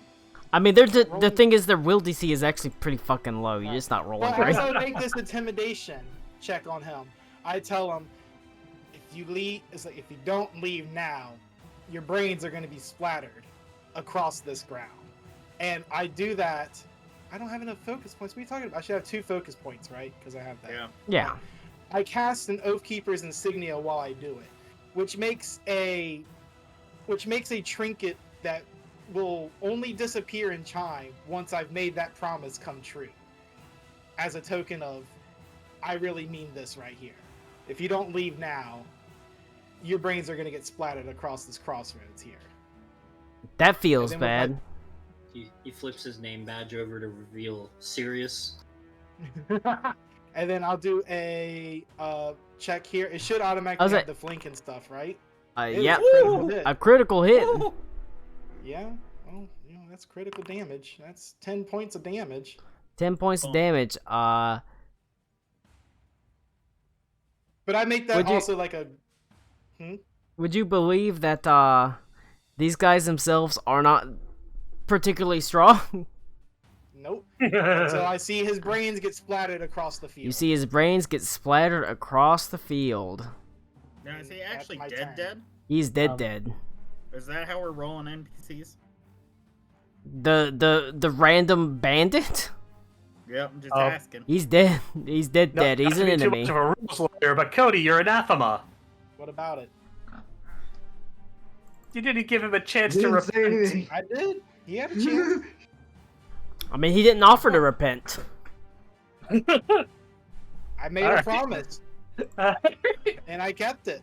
There should be Now, a. hey, You should see a blood smear on the ground now because of the blood smear. Yeah, blood. that That looks is also great. directed at all these others right here. If they don't also want their brains splattered across the ground, they should leave now. That anathema, like if they turn and run, if he chased after and killed them, it would be a problem. If they stay in fight, you know, it's fair game for that anathema. That's how that one is. Do you have anything else on your turn? That's my third action, so nope. All right, There we go. Okay. it goes Oh, to shit. Micah. Sorry, it's I almost hope I have 9:30, the so I'm right trying to... spell. Shut up, Tommy. You don't have anything else to do besides your wife. And I've she got is less work important than tomorrow. I am. That's fair. Hold on, because I might have made a big mistake on my spells. Do I? Oh no, that one's got a spell attack. Electric Arc doesn't. Get used to hearing that today. Phase Bolt. Okay, Phase Bolt does have a spell attack. Okay, so I can use that one. Yeah, you might want to double check all your. And Ray of that's one that you Frost. could, Okay. gouging claws. Oh, that's only. Ray of yeah. Frost, indeed. Yeah. So I'm gonna have to take one action to draw my gun, I just and want then I guess we'll just do the spell strike then. Well, if you want a spell strike, it has to be in the first range implement of your weapon, which is 30 feet. Yep. So you got to move up. Well, I'm just gonna shoot this guy right. Yeah. So Or, I'm gonna or you shoot this or you right can shoot here. you can shoot the guy that's in 10 feet. And we will do it with the Phase Bolt. So then, the way this works is I just take a regular. A regular attack. Your regular attack, and you get the damage from both. Fuck. We're rolling good. We're rolling good. Rolling great today. Level 1. Level 1. Level 1. I mean, you're fighting -1 creatures. I rolled a Colin, 1 and a God. 2. Colin, Oh my remember God, when we were Colin. talking about? No, I'm just like it's the- just like the Jesus curtain Christ. Their armor class back? We is don't need that terrible. kind of demoralization. Technically, so wait, because doesn't that cast the spell, and therefore, I mean, even though I You missed, have I'm. to hit with the attack for the It spell it to it still does the thing. okay. It still does the spell. Well, I was wondering, so am I still in Arcane Cascade? You can go into Arcane Cascade. That being said, Arcane Cascade doesn't work with ranged weapons. That is one of the bad things about Arcane Cascade and the Starlit Span Magus. It only works with melee strikes. Really? Yes, you can look through it, and there's not anything that changes that.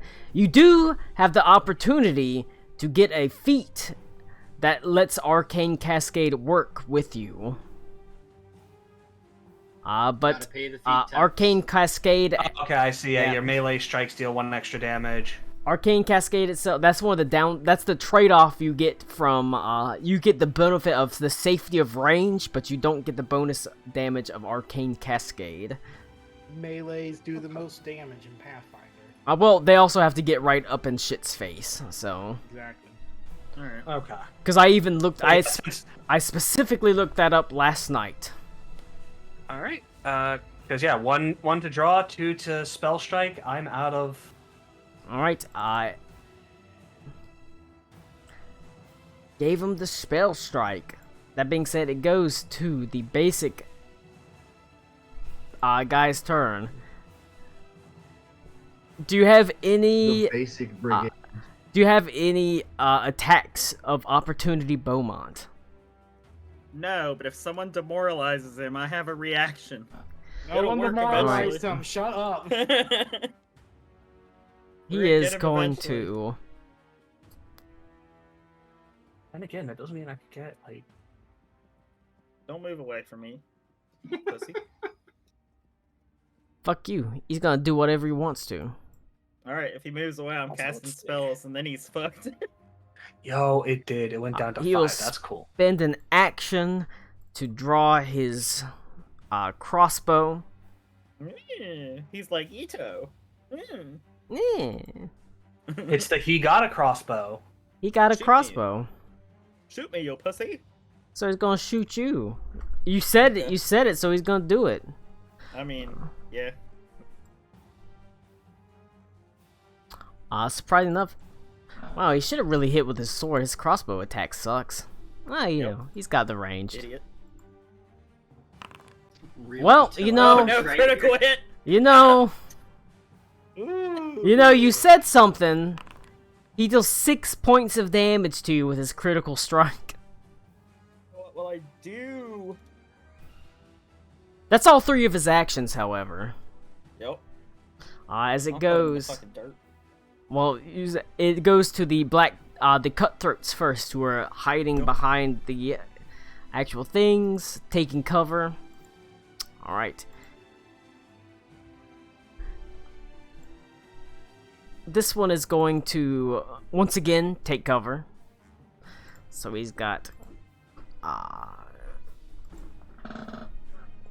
what just brought up?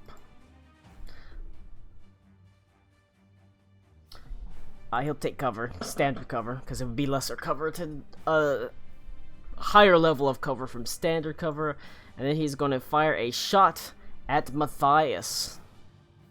Don't do it. He's an innocent boy.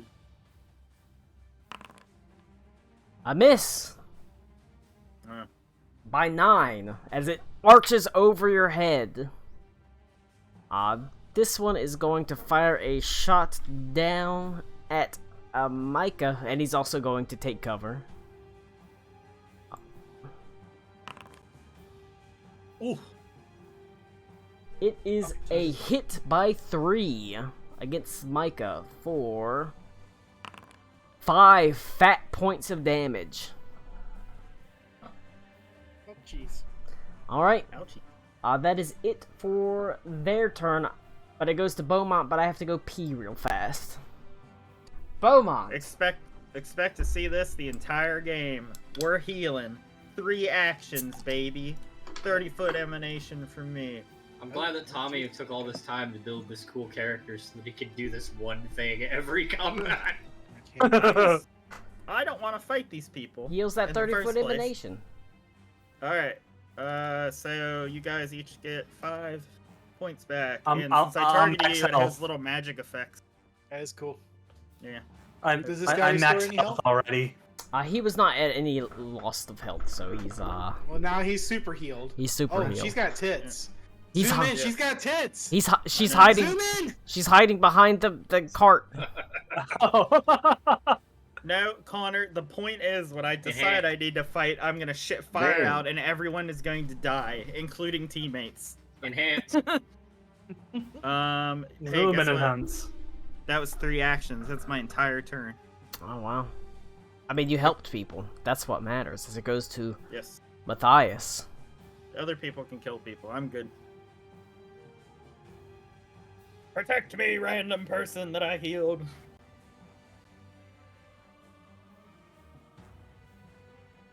We're gonna Also, report like 2 or 3 pacifists and 1 fucking Alright, hyper aggressive So murder as, hobo. as I make 2 strides up to this one right here, I said, Yep. "Your friend's already had his chance." That would probably And be then- a demoralize if you want to. But I was Convince him saying to it more run. Like that. But if you're just Well, hitting since him, he's yeah. running, If you I'll can do if you can convince him, perhaps. Well, I'm gonna do a trip action here then. Fair See how enough. this goes. Cody's over here playing fucking John Barenthal's Punisher. yeah. Hell yeah. God fucking damn. It's close. I The fucking thing. love Fuck that, this. I'm actually. using my That'd be hero great. point.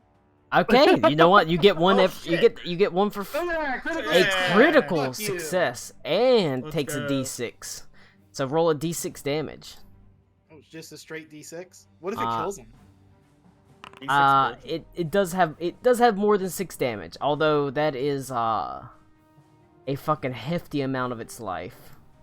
That hurt. So basically, Half the you just amount of his tore his life, the Clark you story. just Alex Smithed his leg. Do you like how it has like a carousel that of circles that go around I its like to token? imagine as I fling this flail at his feet, like I just knock out his kneecap. So I got you just fucking Brett Favre his knees. I There got you a go. mod that adds its status effects like in a circle around tokens instead of That's just like cool. being I stacked like up it. on it. Karak So it was is- like, My everything reaction. returns to the earth, All and right. fire cleanses the world of evil. It will Kneecapping go to is the new Micah. The reason why I could do that without my hands free is because I have a flail which has the trip. All right. Then I guess Useful. Hey, you can still walk Alright. away. He So- can, he can Well, crawl but- away. oh man, I thought that was Fucking Cody over here playing Are You Resisting the Officer? Stop resisting! Go, Stop go, go, go, go, go. resisting. I thought I Fucking just had it officer today. down ass motherfucker. Cause yeah, no, I can't do it from there. That's too far. Corns, watch out! Throw a grenade. There's an Throw egg a farm. grenade. I guess I'm going Grenade on is to so good. open. It is one of the unfortunate things of the air repeater is its range is not great. Yeah. Yeah, but gun is cool. But that is, within the 30 feet. Yeah. I'll have to stride, so I'll move twice, I mean, that's, and then yeah, I've got the shooting star, so we will target this dude. What do you mean? Oh, for some reason my focus point wasn't in my thing. That, it can do that. I'm always, whenever I look at the focus ones, I'm always confused as So if the focus pool is supposed to be filled or not filled for it to be used or not. It needs to be Okay. filled for it to be used. So you then, should have for this, yeah. it says I let loose a projectile. So then, am I just okay? I'm making a range strike, You're making a range strike, ignoring Just concealment ignores cover. ignoring concealment and reducing and cover. reducing cover. And that's the So- important thing, because they have cover. Is it greater, lesser, or standard? They currently have standard cover, because they hunkered, they took cover. So it goes Okay, down so to then it goes to lesser cover. lesser. Yep. I wonder if it'll Okay, automatically determine that, or Let's see. It's Doesn't shot at seem- Oh, him, shit. I don't know. I accidentally hit the wrong button. So I'm just rolling a regular strike. Yep. Shoot him. Doesn't have anything on my thing right now. Yeah, It doesn't seem like it changed it. Because I don't see... I got the +7. I don't see any, like, circumstance bonus reducing it. So I don't think it did the cover. Oh well. No, I guess you hit. How much would his cover... Isn't like nothing, -2 you hit. usually? Oh, Damage. Nothing, do damage. hold on.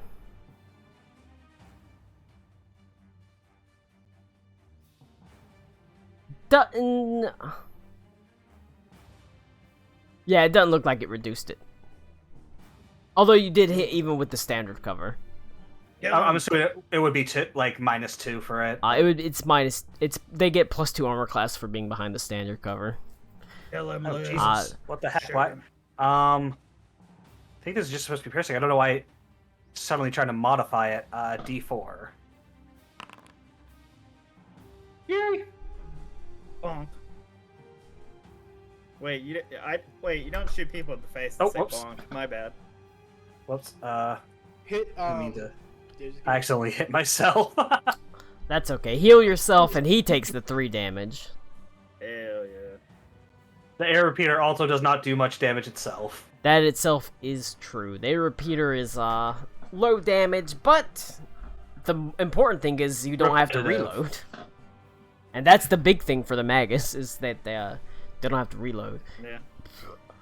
Would you It's look? Persona 3 And that does automatically, using a conflict spell obviously automatically does your spell strike. Refreshes my. And you have one more action.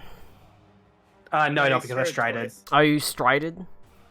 Yeah, I had to move twice to get in Okay, yeah. range. All right. It is going. campaign. It is going to go to the mercenary, Oh my god. who is He going to take really- an action to stand up. All right. He's going to take an action. He's gonna run. Died. He takes off. He just sprints off. He sprints away. As you hear him say, "This isn't worth it!" And he takes off running. He's gonna use both his actions to just run the fuck away. That's fair. Alright. I am gonna go. Are you going to, well, I'll ask if you chase after him later, but he runs off the board. It's gonna go to the Black Tear Cutthroats who are hiding in the field. They are going to. This one is going. That you hit, Micah. He's gonna fire a shot at you. See how you like it. That is a 18 versus armor class. Yep. It hits For by exact. 3 big Easily my fat points of favorite gift. damage. Now I take the 3. We're just exchanging them 3s. Oh shit. And then he is going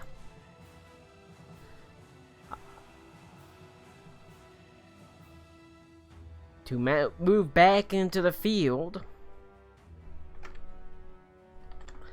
amidst the actual things. And he's gonna try to hide. What a bitch.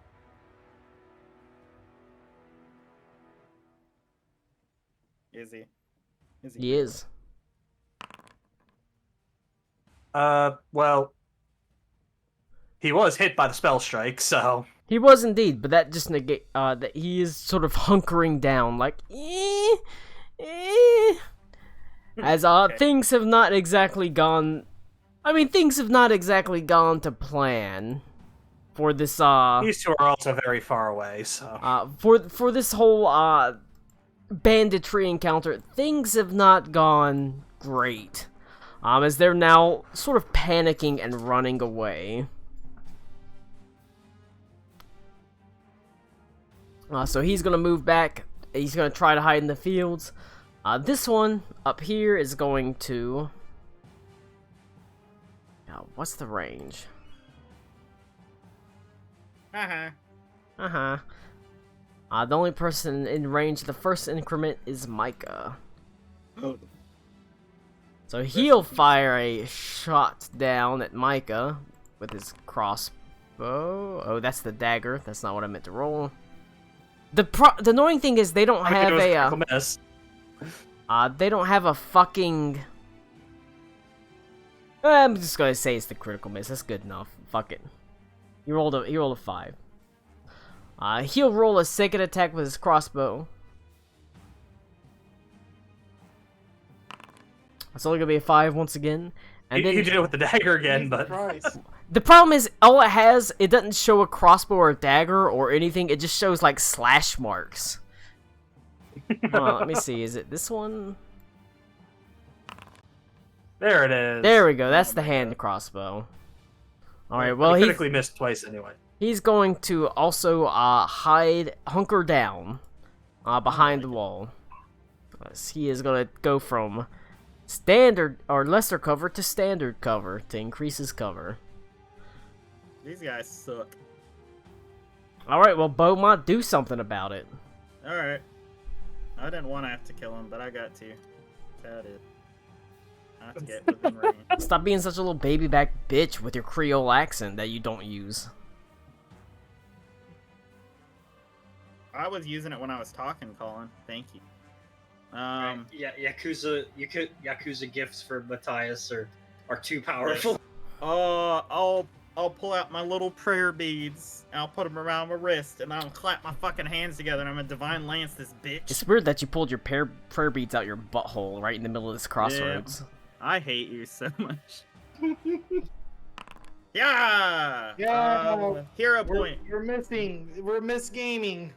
Hero point. Hero point. You get Good, one per bitch. thing, so a 20, a hit. Where's the got him. concrete gift for you, Yakuza? The best Only 5 gift. points of spirit damage. You say that, but 5 points is practically their entire health pool. Yep. Level 1. Level 1. Level 1. What else you got, That's all I Matthias? Or Beaumont? Wait, Matthias! Matthias. It goes to you. The other one, Yeah. that one guy, the one mercenary took off running. You should throw your fucking flail after him and then go beat the other guys to death. Oh my god. I nearly threw up. I'm going to move in front of this guy. I'm gonna raise my shield. Oh, I got that as an action. I can do that. You Oh, do. fuck, no, I don't. God damn it. Crazy. Okay. Hold on. Raise. You should have that as an action. Hold on. It wasn't in my. What? Do you He has. just add you it can to just your? add it as an action. That's what I did. Yes, I can see it on your actions. It's right there. I just did because I just put it It's right there. I just put it there. I see it. I just- Raise your shield, you bitch. You just put I it did. there. Look how my shield is raised. My brain hurts. I tell this apple woman, who we don't know. Apple man. Look, you don't know that those aren't two cantaloupes. This They apple. put apples in the shirt. This apple man woman. You should demoralize him. Look, you've got your shield raised. I raise my shield and I tell them, if you don't know what's good for you, get on the fucking ground. And then I end my turn. All right. Realize that Is that a demoralize? No. Cody just. They're made not your guts. enemy. But you could try. You that would be diplomacy. Did I just make what? Guts. All right. Oh my god. Gatsu Gatsu. It Oh, goes. was he? It Wait, was Matthias threatening the vendor? No, I'm just aggressively telling not them that they're aggressive. being Tell him stupid. to hide under the cart. All right. It goes to Micah though. I'm heroically standing in front of them with my shield. You know what? They will Begrudgingly. aggressively follow your orders, and they're not gonna climb under the cart. They're gonna like climb into the cart. Yeah. They listen to what you have to say. They're gonna climb in to save the Uh, cart. I don't know exactly what action you want me to use, but Micah's just gonna go ahead. He's gonna cock the hammer back and point it at that one brigand right there. Just say, "Look, y'all ain't worth the rest of this ammo, so get your asses out of here before I shove it up you." That in and of itself is going. Demoralize? I'll be a demoralized. I'll give you a +2 Yeah. circumstance God damn bonus. I don't even think I have demoralized already. It's okay. It's just- Before I already. cast Alaka It's important. Blamo. When do I actually even get it? In actions. Go That's to true. actions, browse. It's basically an demoralize. intimidation Being check counter one. versus their will, And then target. and you've got a him, use +2. You've demoralize. got a +2 circumstance bonus. Oh, okay. There it is. Yep. Give it to him. Okay, I guess I gotta pull it over and then use it. Hell yeah. Hit him with the intimidation. Oh, okay, it's an Okay, there we go. It's intimidation check versus their will DC. Let's go! There They you go. are finally did it. frightened. It's a success, so they are frightened one. Oh. Colin! I need to be within 30 feet, so. Hey. Colin! Yep. I use my reaction to use Invigorating Fear and get 3 temporary hit points. All right, you get the 3 I did it! temporary hit Yeah. points. Let's go! You thought it would never be God, is useful. that all You're it a does? fool. That's 3 temp hit points, baby. I'm unkillable now. Shit. They're scared. Good. Good. Alright, and, yeah. Ooh. Ooh. I had an extra turn, or an extra action, but I really wasn't sure what else I was gonna do. All right. So, this mercenary is going to, like I said, I think the only person that was in any position to stop him is Matthias. And following his edicts, as this mercenary has fled, and Matthias has chosen to allow him to flee, the mercenary is going to leave the field. So he's going to go to the Black Terror Cutthroats. This one that is frightened is going to use all of his Flee? actions to flee as well. Hey. You know what? They're all gonna flee. Things have Yeah. really turned against them. I They're got gonna my use. temp hit points. That's what matters. They're all going to just flee away. This is. Ooh, he cheats it. Oh, go ahead. And, A gentleman unless, does not hold his gun all hours of the day. Unless anybody's going to pursue them, I'm going to end the encounter. Matthias has to pursue them, right? No. That is literally the exact opposite of what Matthias is supposed to do.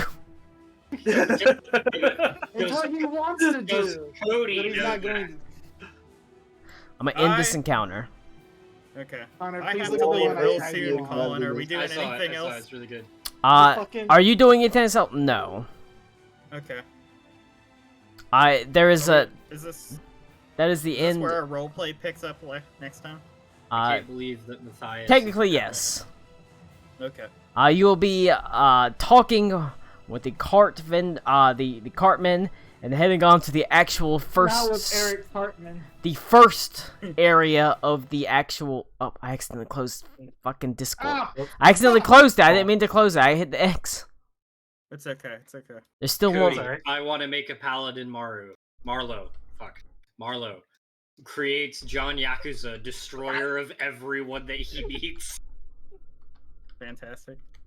Well, I mean, good there's thing. no better introduction than fucking caving some dude's skull in. Not gonna lie, starting off strong. I approve, Cody. Right after you tell, like I said, I just love the idea of get out of here, I'll bash your brains in, and then before he even has a chance to The respond, sentence is coming out of his mouth. You better fucking leave. Alright. Well, Colin, do you need me for anything else? You shouldn't. I shouldn't need you for anything. That was just the introductory combat, so you could have the opportunity to kind of feel out your characters a little bit. Matthias just has a T-shirt. Everyone kind of, Man, like I no, said, it's the other not for me. bandits think since they've ran into people that'll actually can put up some fight, they flee away. Next week, you'll be thanked by the caravan guard. You'll be taken to like the first central area where you and the party will get together to start your first quest, essentially. Poopy poopy. So is next week session 1? It will be session 1. However, there's still He's out. He's out. man. He probably gonna be fucking. session 0.5. This is going to be a little bit more difficult than I thought. Cody, fucking.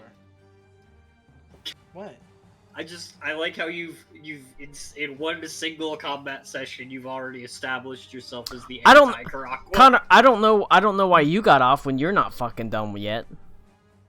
I'm not off. That was Tommy. Off. Get on Tommy here. got off. I see Eli and what I do you see mean? Lou. Oh, it kicked me out. It's because I accidentally hit the yeah, X he button. accidentally reloaded it. You so. fucker! You're blaming me. Fuck off. Get in here. Fantastic. You've got your test combat, your basic combat as well.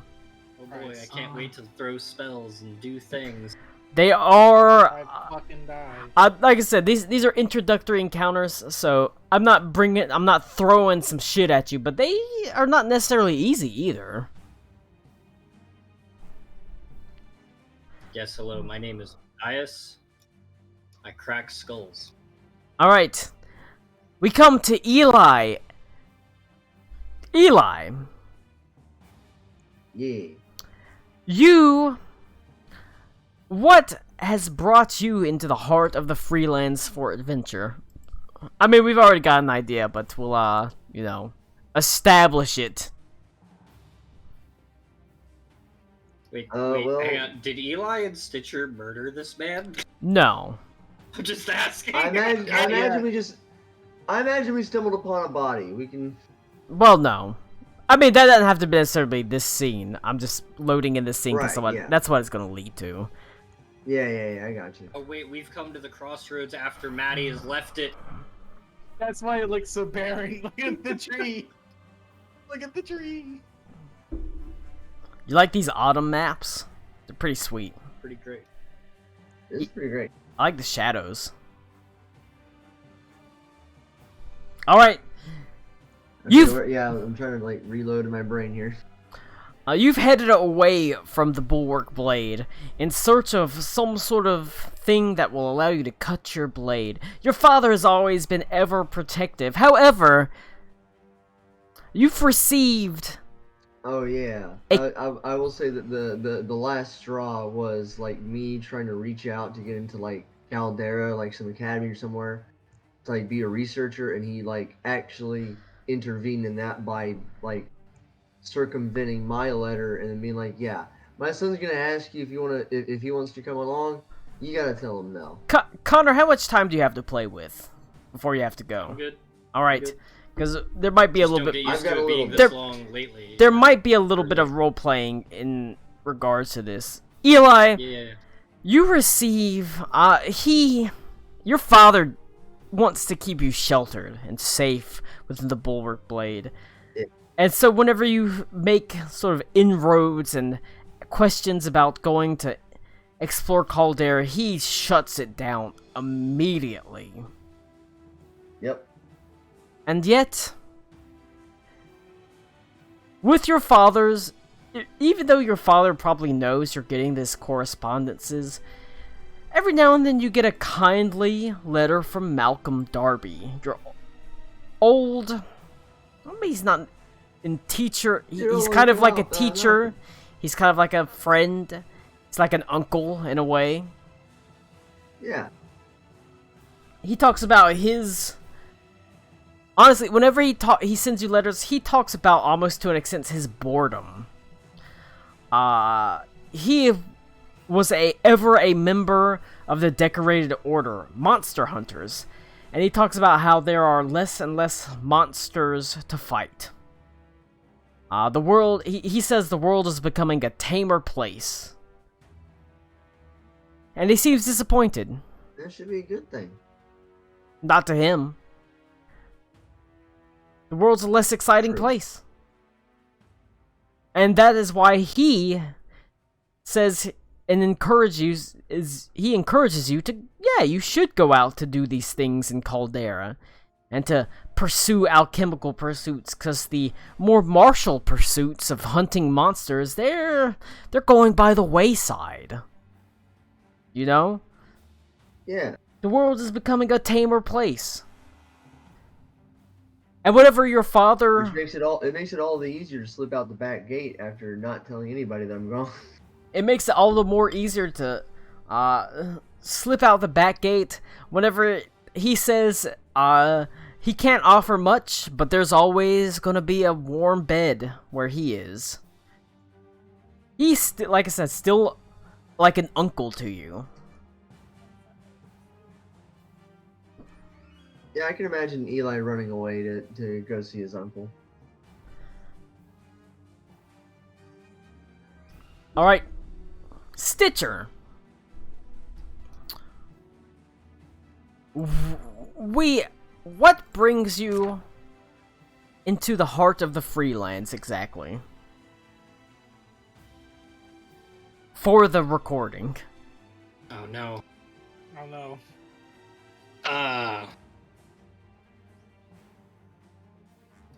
Anything that's out of the city, I guess. Started to get a little cramped. Did you decide that Thanepool was where you're going to be from? I think from as in, like, most recently residing, yeah. It is a hive city, so it is, pretty fucked up. Fair enough. You get as far away from Thanepool as you can possibly be. Go ahead and bring up the map. You kind of take I don't want to say leisurely, a more roundabout way of following the actual, like, rivers to the south towards Little Bear Lake, or Little Brother Lake. I don't know why I called it Little Bear Lake. Fuck you, Nick Jr. Sure.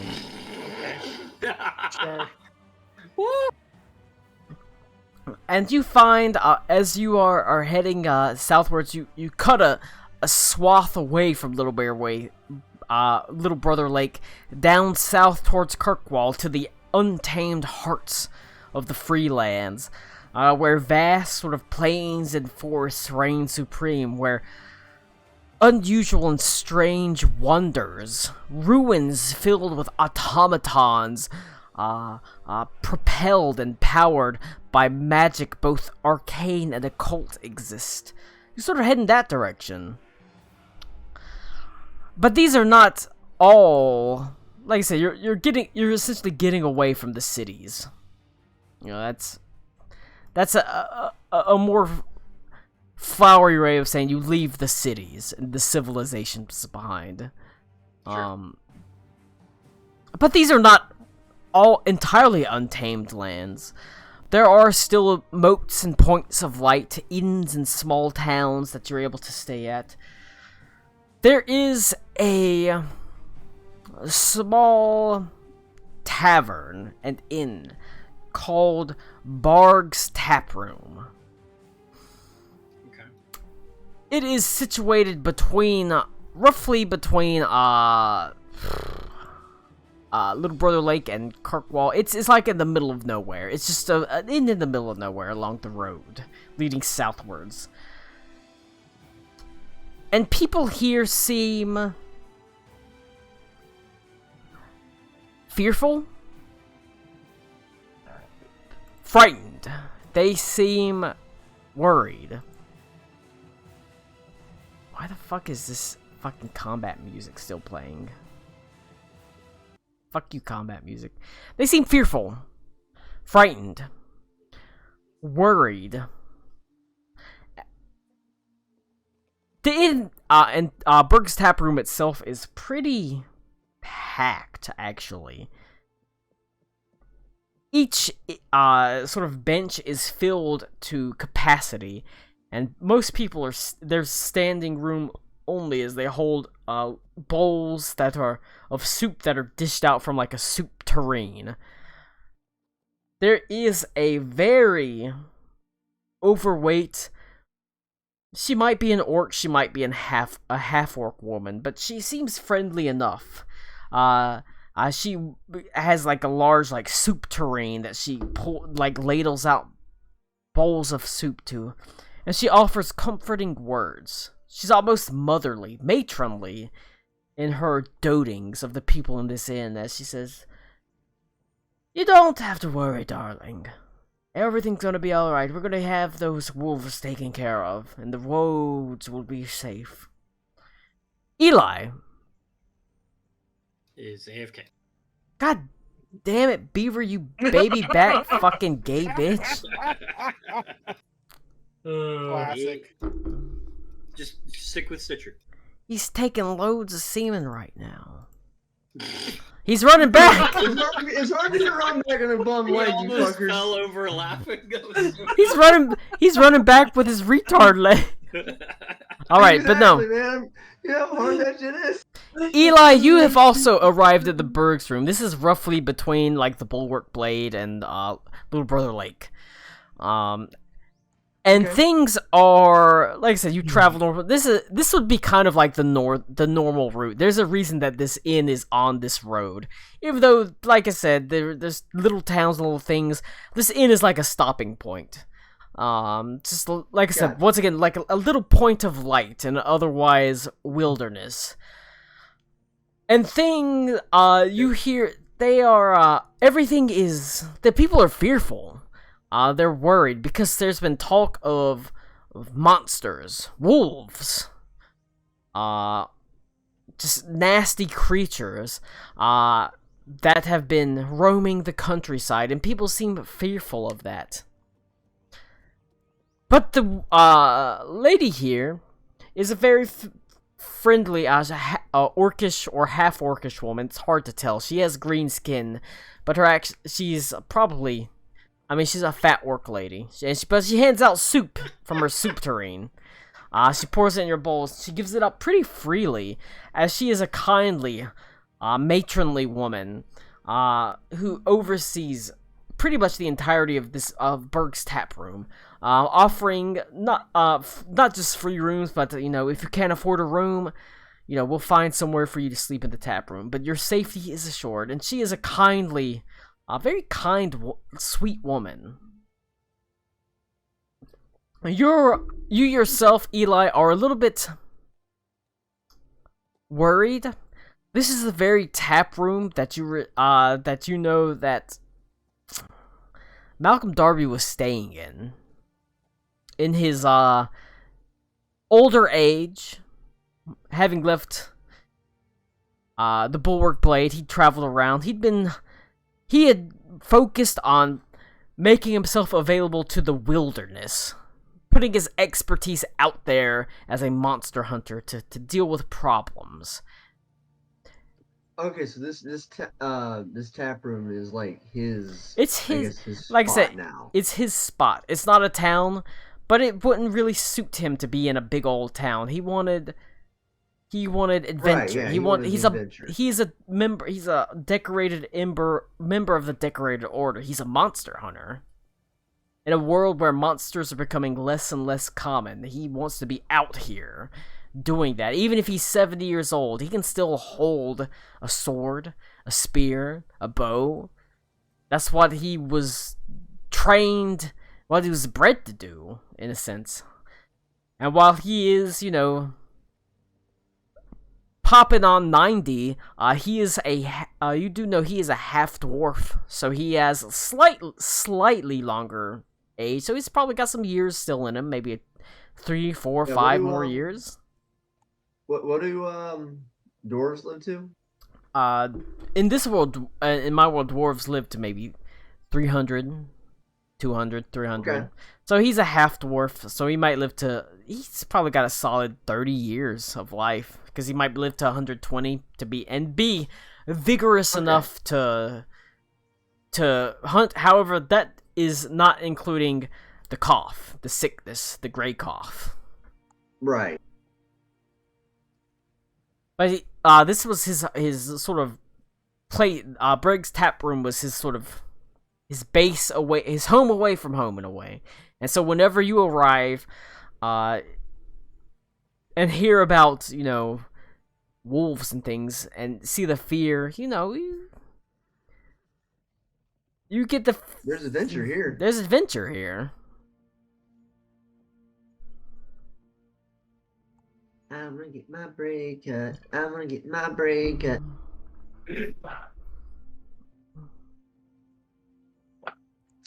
It's like so the first time, the first time you had sex on beneath the pier on Wrightsville Beach. Many such cases. Many such cases. I've lived that life.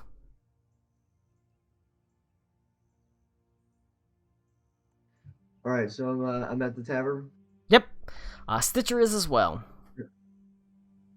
I'm bringing groups together because and then we'll go from the actual session 1 adventure from there. I would sit at if there is an actual bar rather than just tables, I would take a seat at the bar so that I could see the door, the entryway, if that's visible, and I would have I'd let Sawbones kind of come out of my sleeve and just kind of chill on the bar. Roll a perception check.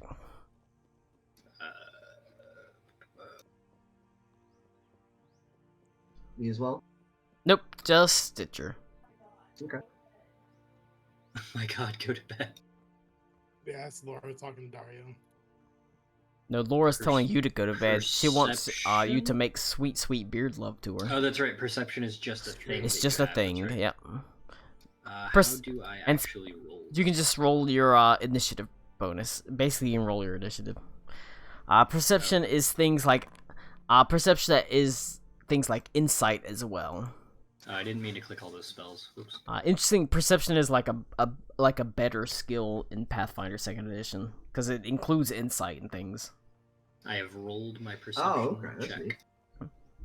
All right, Stitcher. As you sit at the bar, you look at the broad double doors, and you can see there is almost a secondary silhouette, as if there is a secondary door in the actual doorway that's out of sync in a way, and then it sort of slowly stitches back into normal.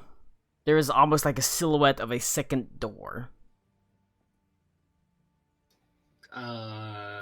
Concern. I mean, we're starting off with backstories at session 0. Yeah. I would get the innkeeper's attention. The large orcish woman smiles broadly, her large fangs her underbite sort of coming up from underneath her jaw as she says, "How can I help you, my dear?" Oh, jeez. Oh, lady, I'm sorry. I'm terribly sorry. You were busy when I came in. Of course, but I'm not too busy to help a thirsty patron. It's very good, thank you. Did you mention a room was available? Oh, aye, we've always got rooms available. We might appear to be little more than a tap room, but we've got the finest inn that you're gonna find within 10 miles. 10 miles, obviously not being a long way, but, I would like to stay in my room, please, if that's available.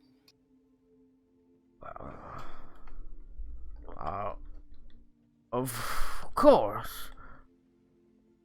We're more than happy to have you stay the night. I would, I think Colin's typing to me. No, I'm looking up cost of fucking inn rooms. Oh, okay.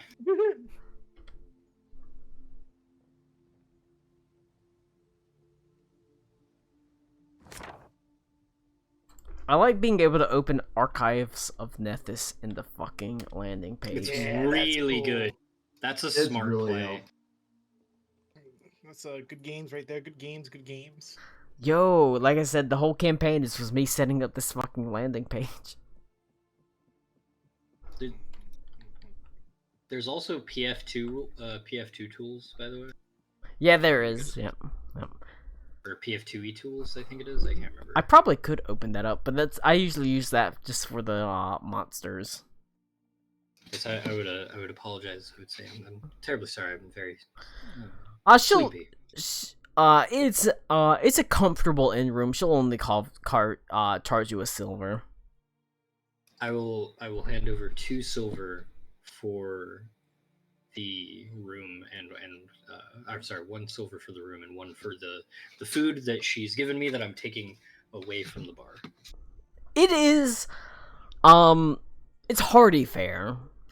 It's it is, wilderness fare. It's stout bread, hearty soup. It's definitely not fancy, but it is filling. Okay. Lots of tubers and things like that. She's more than happy to hand it over. She sort of smiles and just sort of like I said, she doles it out herself. Would you like to have your meal in your room, or would you take it in the common room? I'll take it to my room, thank you. I have it sent up at once. I'll take it myself, if that's okay. Of course, it's your money. And she'll dish out she'll hand you a bowl and dish out, the soup, and she'll hand you a large loaf of bread. It's fresh and it's soft, and it's probably baked within the last day or two, so. Delicious. And I will scoop up Sawbones, and I will kind of follow her very closely to sort of egg her forward a little more quickly. All right. She waddles her way up the stairs. She can barely fit in the stairway as she enters into the rather thin, sort of cramped wooden hallway of the second floor. Taking up the largest space, she moves a couple doors down before, with a large, meaty hand, she pushes open a doorway into a comfortable room for the wilderness. It certainly would not be a royal's room or an aristocrat's room. It's got a simple twin bed, small nightstand, a lantern, but it's clean, safe. I will thank her, and I will kind of release Sawbones down onto the bed. All right. The cat jumps down and sort of begins plodding its hands on the bed, sort of pushing it down, kneading the bed down as it finds a comfortable spot to sit in. And whenever Sawbones sort of curls around itself to actually lay in the bed, it almost seems to sink down halfway, and the arcane stripes across it spread across the bedspread itself. Well, that's cool as fuck. It almost like melts like a pat of butter halfway down. Very cool. And of course, the orc woman doesn't notice this. She leaves you to your devices, gives you your food, and says, "Enjoy your night's stay." Thank you, my dear. The door closes behind you, and you're left in. Nope. No, it does not. Well, would you leave the door cracked? No. I would leave it open. All right. Until You have to get up and open the door then, because she closed the door behind her as she goes. I would kind of wait till her start moving away, and I would kind of like wait until her back is sufficiently turned and spring up and kind of stop the door from closing and prop it open. Maybe like kick a shoe off or something to leave it in there. All right. Lou is starting to put things together. You leave the door astride.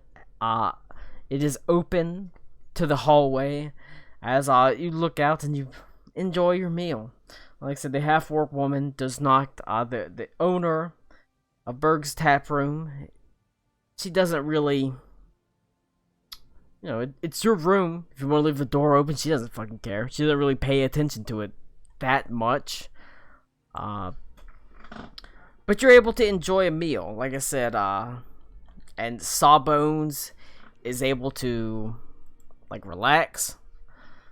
Like I said, the cat melts down almost like a pat of butter into the bed itself, sort of kneading its way down into the actual bed itself.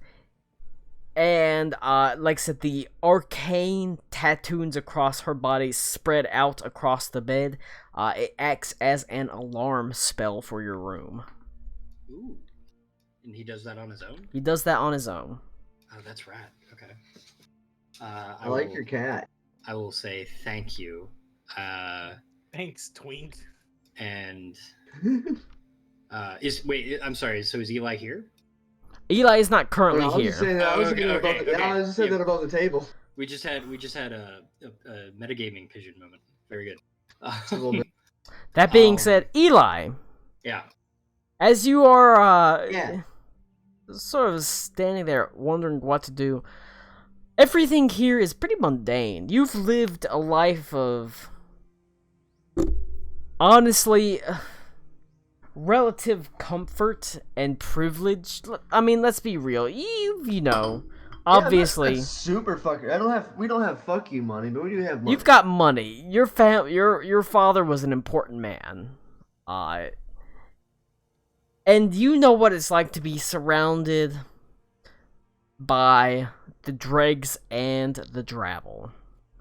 People that are mundane. You've seen magical competence and incompetence. You've lived by the swirling myths of the heretic wastes.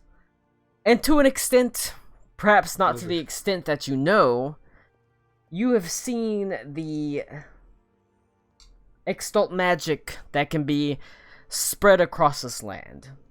And so many of these people within Berg's Tap Room are pretty mundane. And while you look around, hoping to find Malcolm Darby, he's not there. But what does catch your eye is a woman who does seem to be possessed of slightly grander magical talents. Not a ranger or a fighter. Someone who is... What do I glow? The fuck? Essentially, yeah. You don't have... Alright. You're not possessed of divine magics. You're possessed of arcane magics. Yeah, alright, fair. And Eli, you know, that has a signature in this world. Yeah, it's a giant glowing tramp stamp that says "witchy bitch." If you're adjacent to the Faith Resolute, you can tell if something is cast with arcane instead of anything besides divine magic. Oh. You don't necessarily know it's arcane magic, but you know it's not divine. It's not divine. Okay. Right. There's an innate understanding of the Even if it's the same. So even if it was the same spell on every spells list, if it's cast from the arcane list, there's an innate understanding that that is not from the gods. That's one of the things of this world. Can I understand what she just did, though? Like, even if I don't understand the spell itself, can I understand the effect? You understand that she is she's different from everyone else around here. She has. Okay, so all I know is she just did something magical. All you know is Stitcher's not like other girls. How does She's that not make like you other feel, girls. Twink? Does she have a penis? She's Latino. Yeah, She's Latina. She's got a cat. we're on She's the got important tattoos. stuff now. She's got titties. She do have titties. What more do you want? On that topic, Colin, how do I adjust my prepared How do I spells adjust from my list? titties? How do I go back to see my full list? Whenever you Well, it's go, like this. It's like first you level, should be second able to level, just third level, fourth. cast on your spell preparation. It has all the spells you've cast to your spell preparation. Okay. Like if you click on Yeah, if you click on spell spell preparation, cast, then it shows you if you all cast of your on prepared your spells. spell casting No, tab I'm trying to look at my complete list of available spells. of not all, just the prepared. you would probably Everything. you would have to go to the hourglass whenever it says, or not hourglass. I keep calling it hourglass. The eyeglass, the magnifying lens. Because if you go to spell casting, Oh, there we go. Okay. and then you go to spell preparation, and you go to the little eyeglass, open spellglass, it'll show everything that is a spell that is arcane. Yeah, that'll show you all spells that you know. It does. It's all spells that you can learn. all the spells that you can learn, and that should do all of them. And then for your spell preparation, you would just like drag them into your spell slot. So if you want to change your, because technically, if you wanted to change your spells right now, you could, because you're like in a, you would have had time to adjust essentially. Sure. I realized that I did not have the alarm spell at the exact moment you told me that Sawbones cast it. So if he can do that, I guess I don't need it. No, that is a special benefit of a particular companion. Okay. Cool. I didn't know he could do that. That's rad. Now you know. Thanks, Kat. All right, proceed. Sorry, you're like. All right. She is possessed of a magic that is definitely not divine. She dummy thick, got a fat ass, and tattoos. She's got a tramp stamp of a target. So I want like a black tank top that says "definitely not divine." Is the one, because my wife would wear that. Is the clap of her ass cheeks lowered in guards? Hell yeah. Hell yeah. Eli, right, you so yourself I'm gonna be keeping an eye on him while I do this, but I'm gonna approach the bar. Eli, you yourself can feel the anxiety and fear that sort of ripples through the bar. People aren't talking that loudly. People have clumped into small groups. And more importantly, people that enter the bar don't seem to leave. The bar just slowly fills up more and more, and nobody sets out on a final destination anywhere. It just gets more and more packed. Does the sign change to Jimbo's? Are we entering Cody's nightmare? How horrifying. But the bartender is a lovely orc woman with a very large overbite. Evening, ma'am. Can I have a room and a drink, please? Of course, young man. We're happy to offer a room and a drink to anyone who can afford it. Of course. Yeah. I'll pull out 2 silver and put it out in the counter. Is that enough? She nods her head and she smiles. Silver is good enough here, young man. And she sort of pockets it. Thank you. Aren't you a I bitch? don't know if you're able to do this, but could you tell me if Malcolm Darby has been here? She sort of, her face sort of falls a little bit. Says, "Oh yes, Malcolm. He was here just last night. That was before. But there's a young man in room 4 who was attacked by wolves on the road. Malcolm Darby, he saw the pain and injury that they inflicted and set out to hunt the wolves to clear the roads. That is what most people are afraid of around here. As she sort of motions towards the tap room. I've heard of the wolves attacks. They've happened for nearly the past month or so, I suppose. And Malcolm has decided to hunt them down. Although I told him he's not in a fit way to be hunting wolves anymore. Yeah, that's not gonna work on him though. He You know is what direction he set out in? stubborn. He headed very. out to the west, to the woods.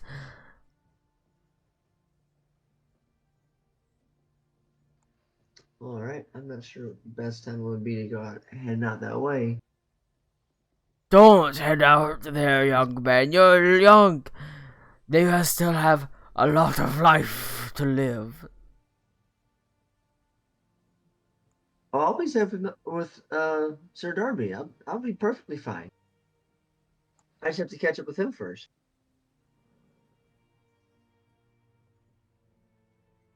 Well, I will not stop you. But I must encourage you to be very careful. Do not throw your life away. Oh no, of course not. Might have to find some security for the road. I'm just looking around for like getting a gauge on the people in the bar. Yes. Okay, I love you all, but it's late. Good night. Fuck you, Cody. I love your face. Alright. Yeah, I need to be wrapping this up pretty soon too. Shut up, Yeah. Beaver. Alright. We'll perhaps you can find someone to help you. Someone able-bodied. And you do see most of the people here are sort of hunters, but they're elderly people traveling through. Of particular, the person you did see that could probably help would be the Stitcher. woman that you saw of a particular magical talent. Yeah, how's the room reading her right now? Like, is like all eyes on her? On Stitcher? No. It's upstairs. So there's not that many eyes on her. Okay.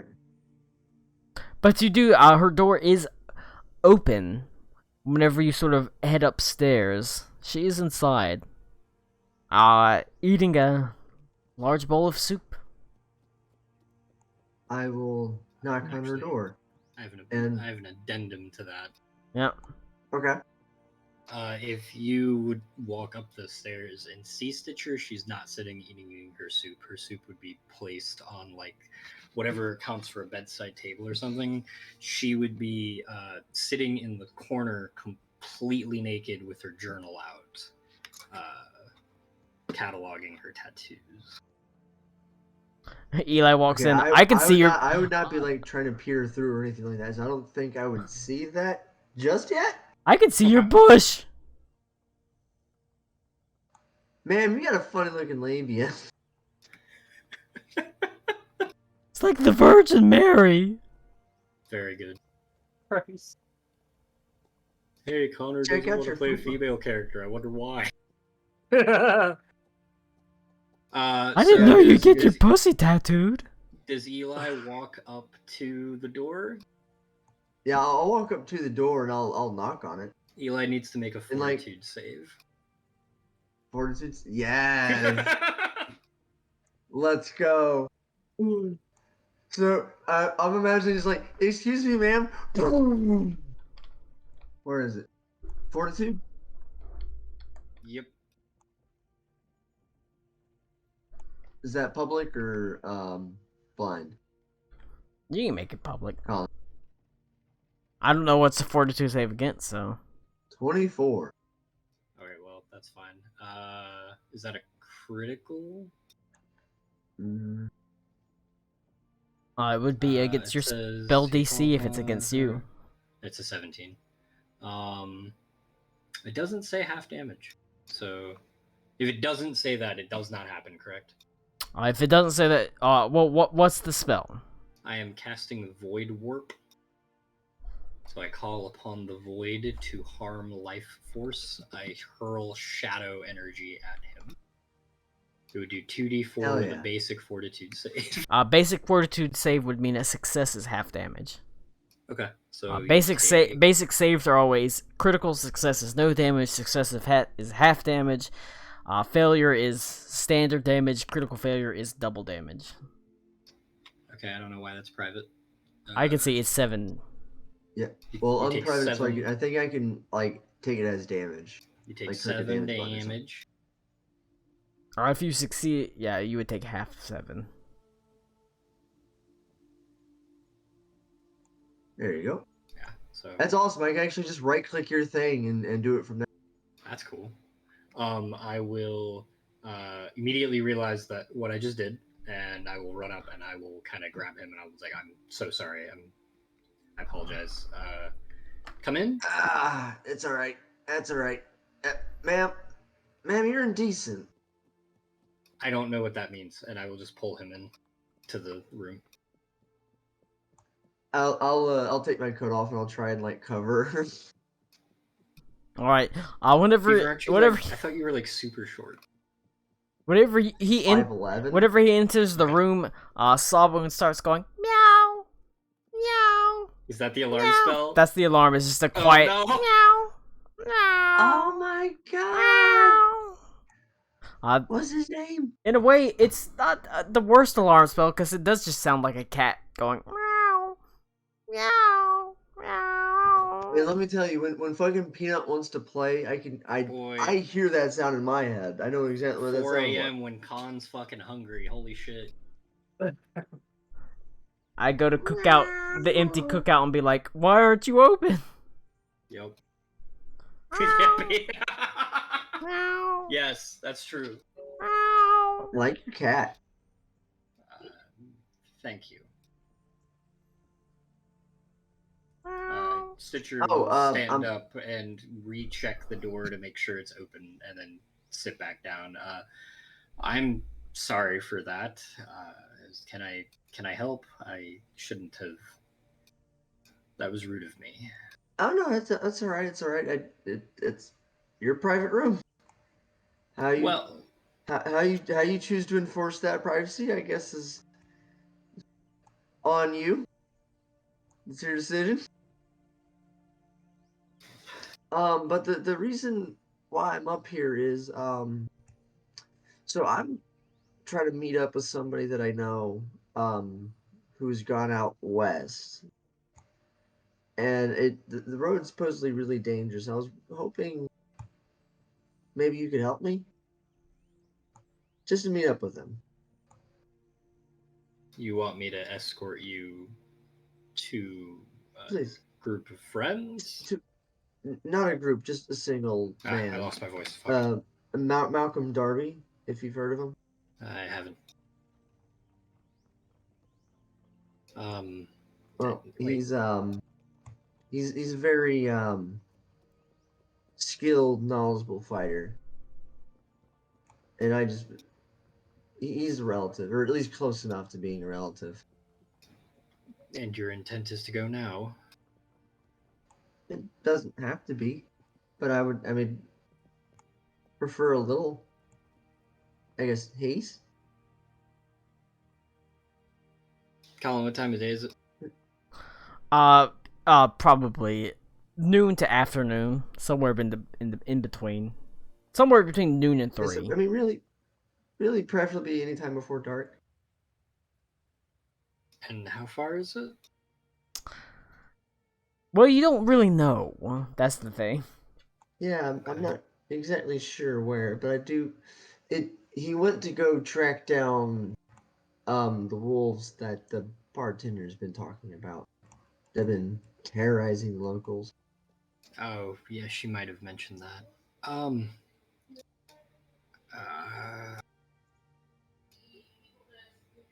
Fine, sure, and I'll start getting dressed. You see, when Stitcher gets dressed, she goes from being like completely naked to very covered. She has like bandage wraps all around her arms, like kind of fingertipless gloves, that kind of stuff. She goes to great lengths to kind of cover up her skin. Those are very nice tattoos. I don't know why you're covering them up. Thank you. Beaver, make a perception check and tell me what the result is. Hell yeah.